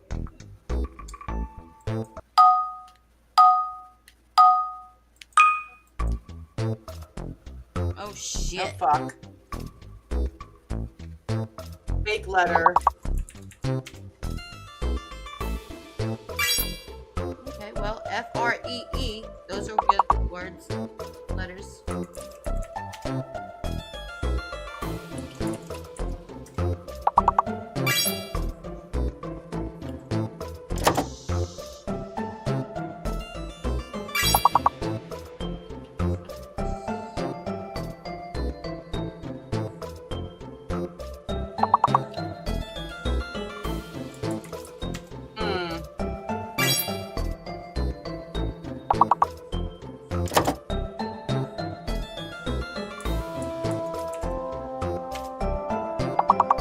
So the fake letter's a V. Oh, it could be S too. Nope, it's V.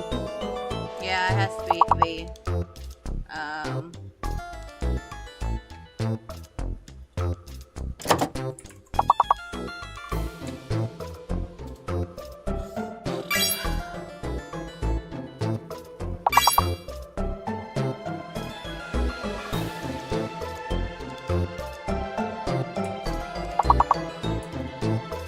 Oh, unless it's like a double R.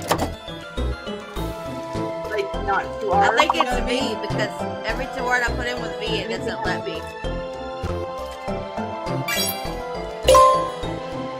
Yeah, it's V. Yep, it was V. All right. How is fever not in here? Because the V is the V's no good. Oh, fake letter. Yeah. Fake letter.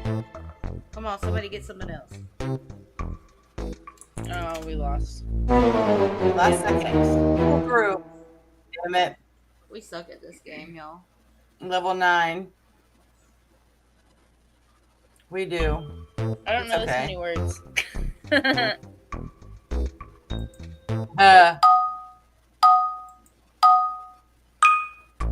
Ooh, I know. I just thought of a word for that one. Too late now.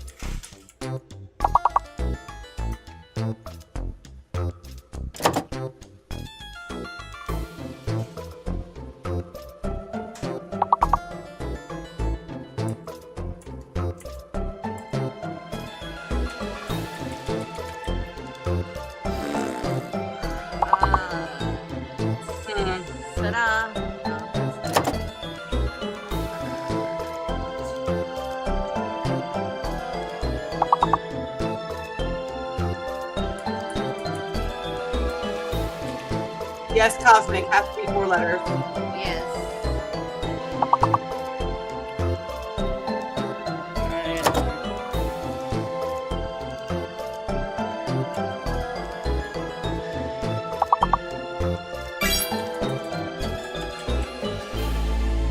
Well, we moved on.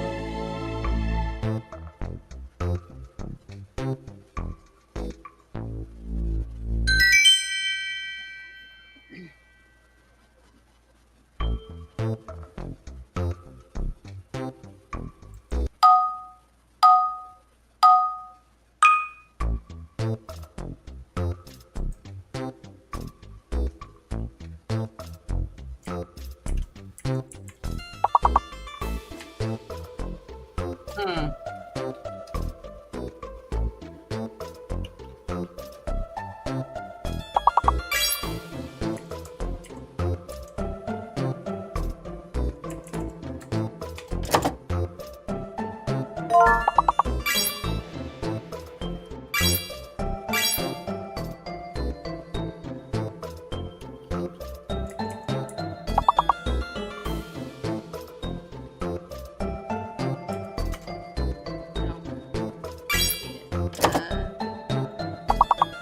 No, I've already got that one.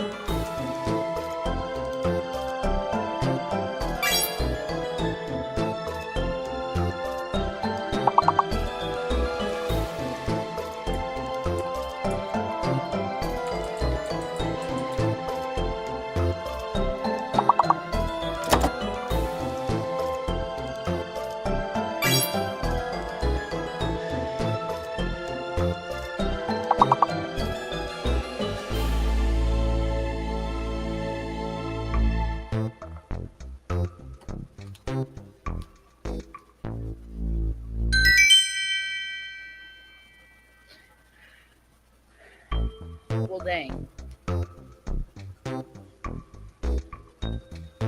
Okay, Carol and John. Killing it.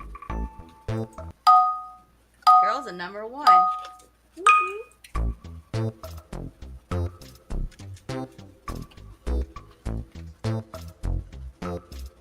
Not anymore.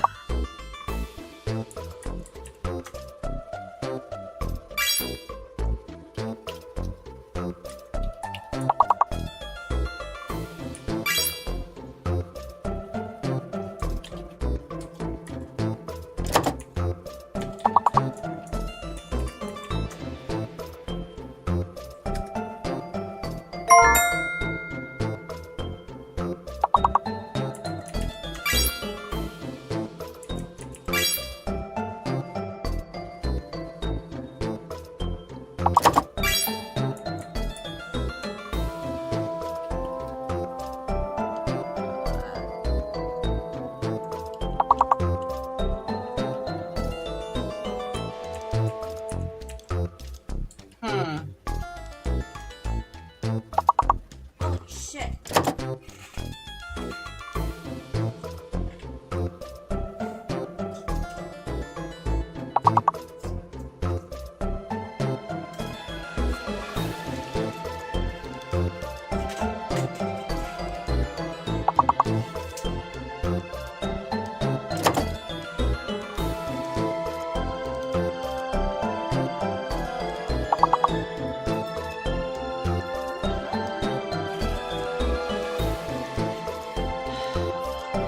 Gotta be a word.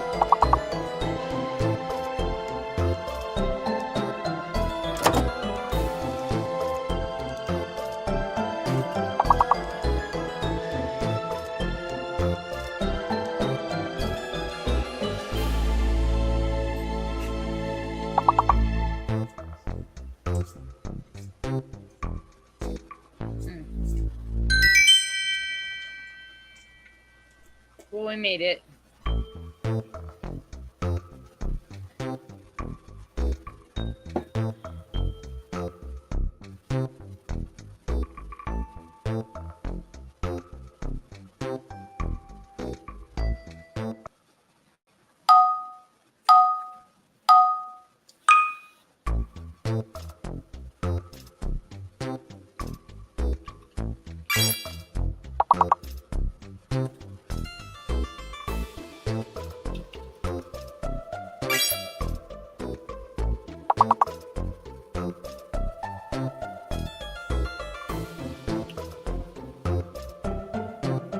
I was not cookies.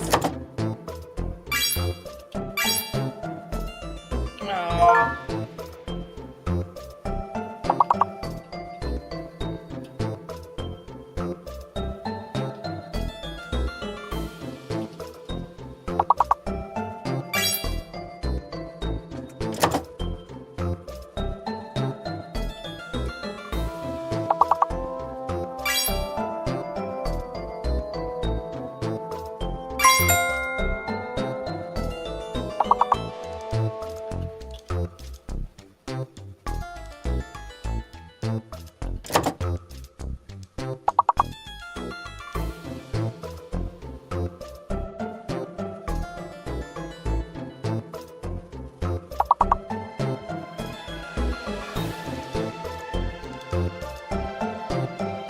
Okay. I'm gonna go use the restroom real fast. Be right back.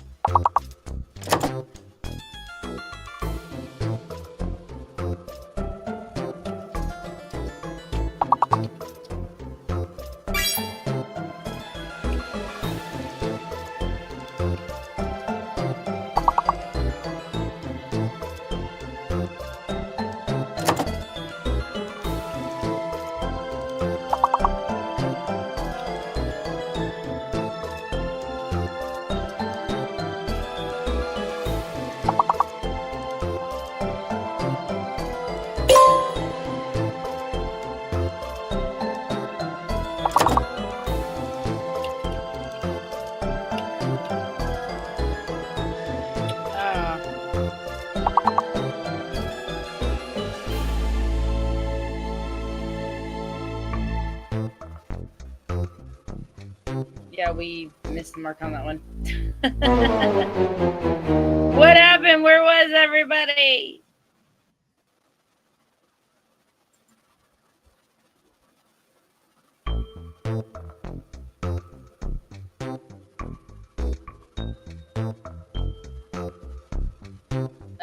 Okay.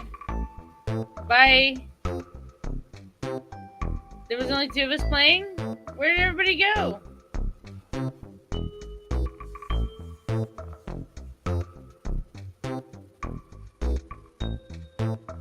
Why am I the only one here?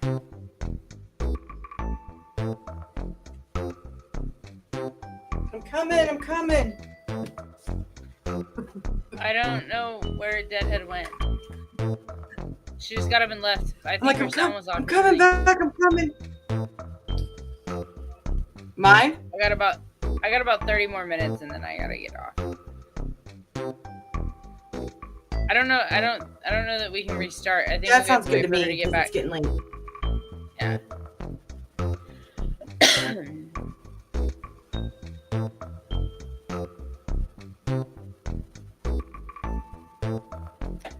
Yeah, I'm like tired.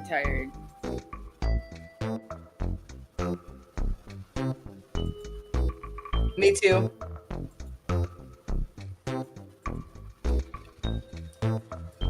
I'm tired. I only slept about whatever it was, like 4 hours, and then I took that little bit of a nap, and that was it. Oh, I'm ready to lay down too. It's 10 o'clock, so my time. Not sure where Mo went.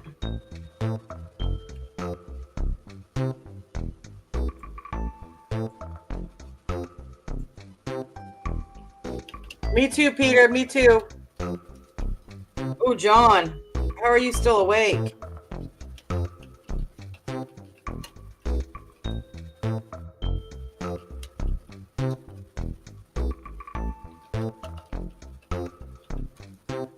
Yeah, I suck at this game too, but I still like it.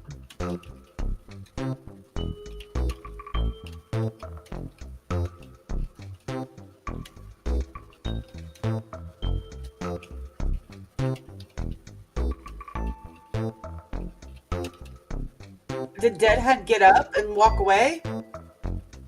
Yeah. But her sound was off, so I don't know what happened to her. Or where she went. Oh.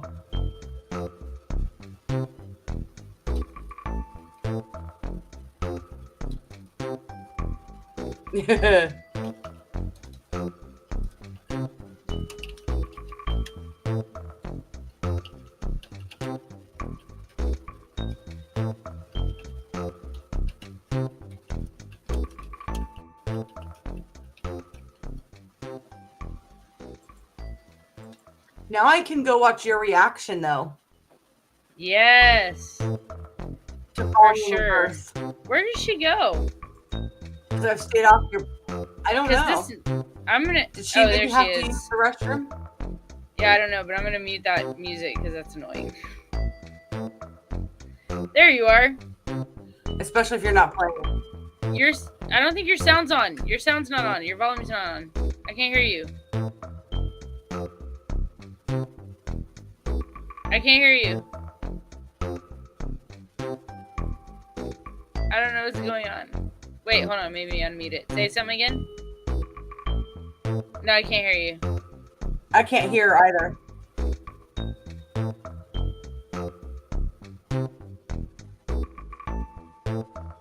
No. Nothing.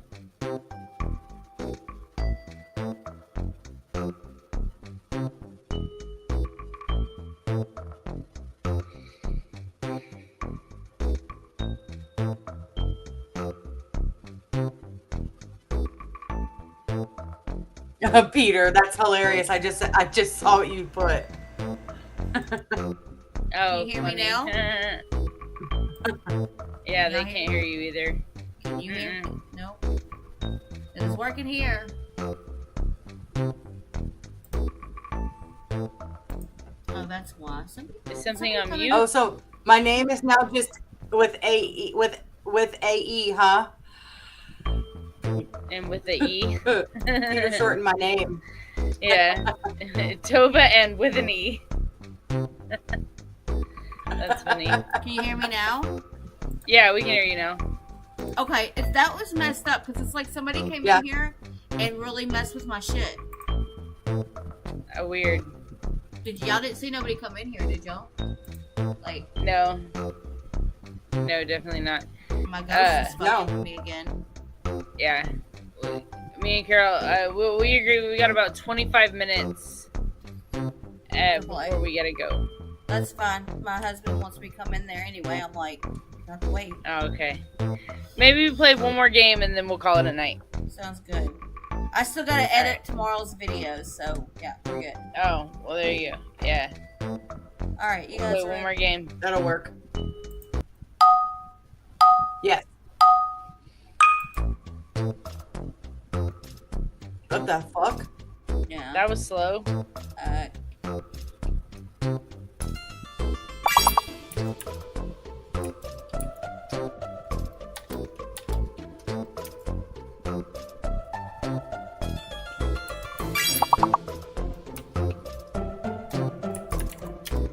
Man, this shit's tripping. Nice! In the first! Damn it! I know. I hate this game. That I happened quit. to me in a few games.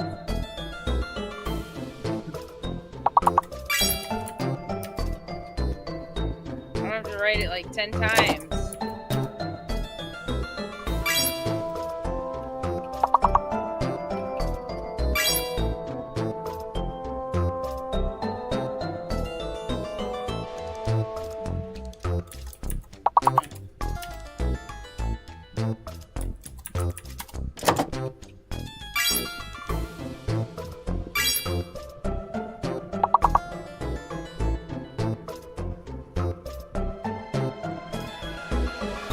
Oh my god, that is a word. There's no R. What am I thinking? There's no T.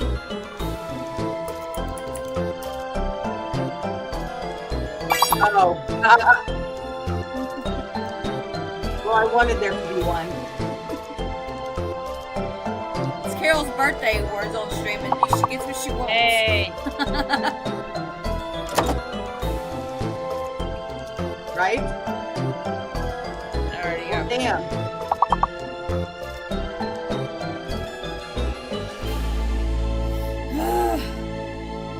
Oh, somebody got that.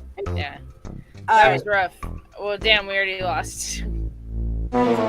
Yeah. How did we already lose? We could try one more before we say we're done, because that sucked. ass. Damn. Yeah, let's try one And more. we need redemption. Okay.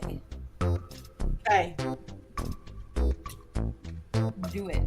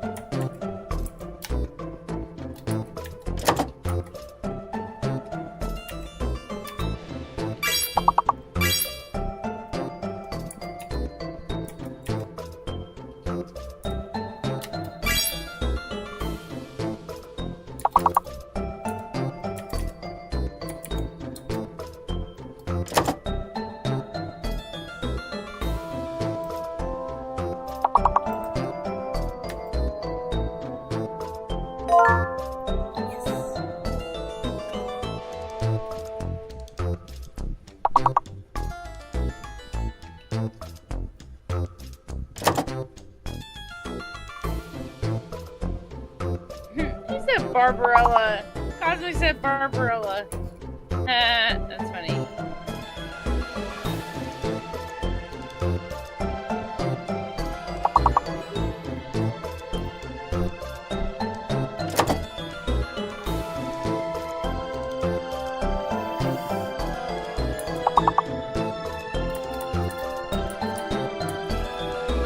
Well, we're just not meant to play anymore tonight. Need one more point.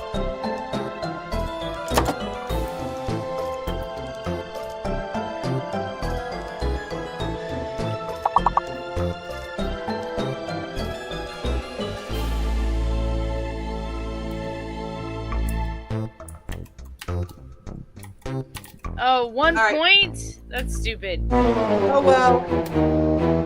Yep, oh well. Damn. It's just that time Good of try. night. Yep. Anyway. Yeah. Good try. Uh, All right. All right, guys. Thank Well, y'all guys, for hanging out with us and celebrating. That was Carol's fun. Yes. I'm glad. that was Yeah. hella fun. Yeah, I Thank you appreciate for everybody hanging out with coming us out. tonight.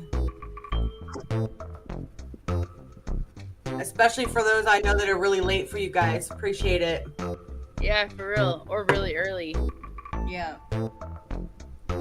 Later this evening, I might play some more of my game live, so y'all can be on the lookout for that if you're up.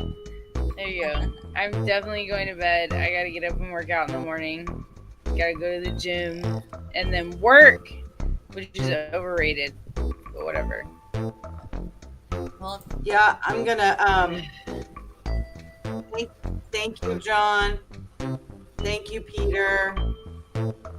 Yeah, thank you so much. Thanks for hanging out, y'all.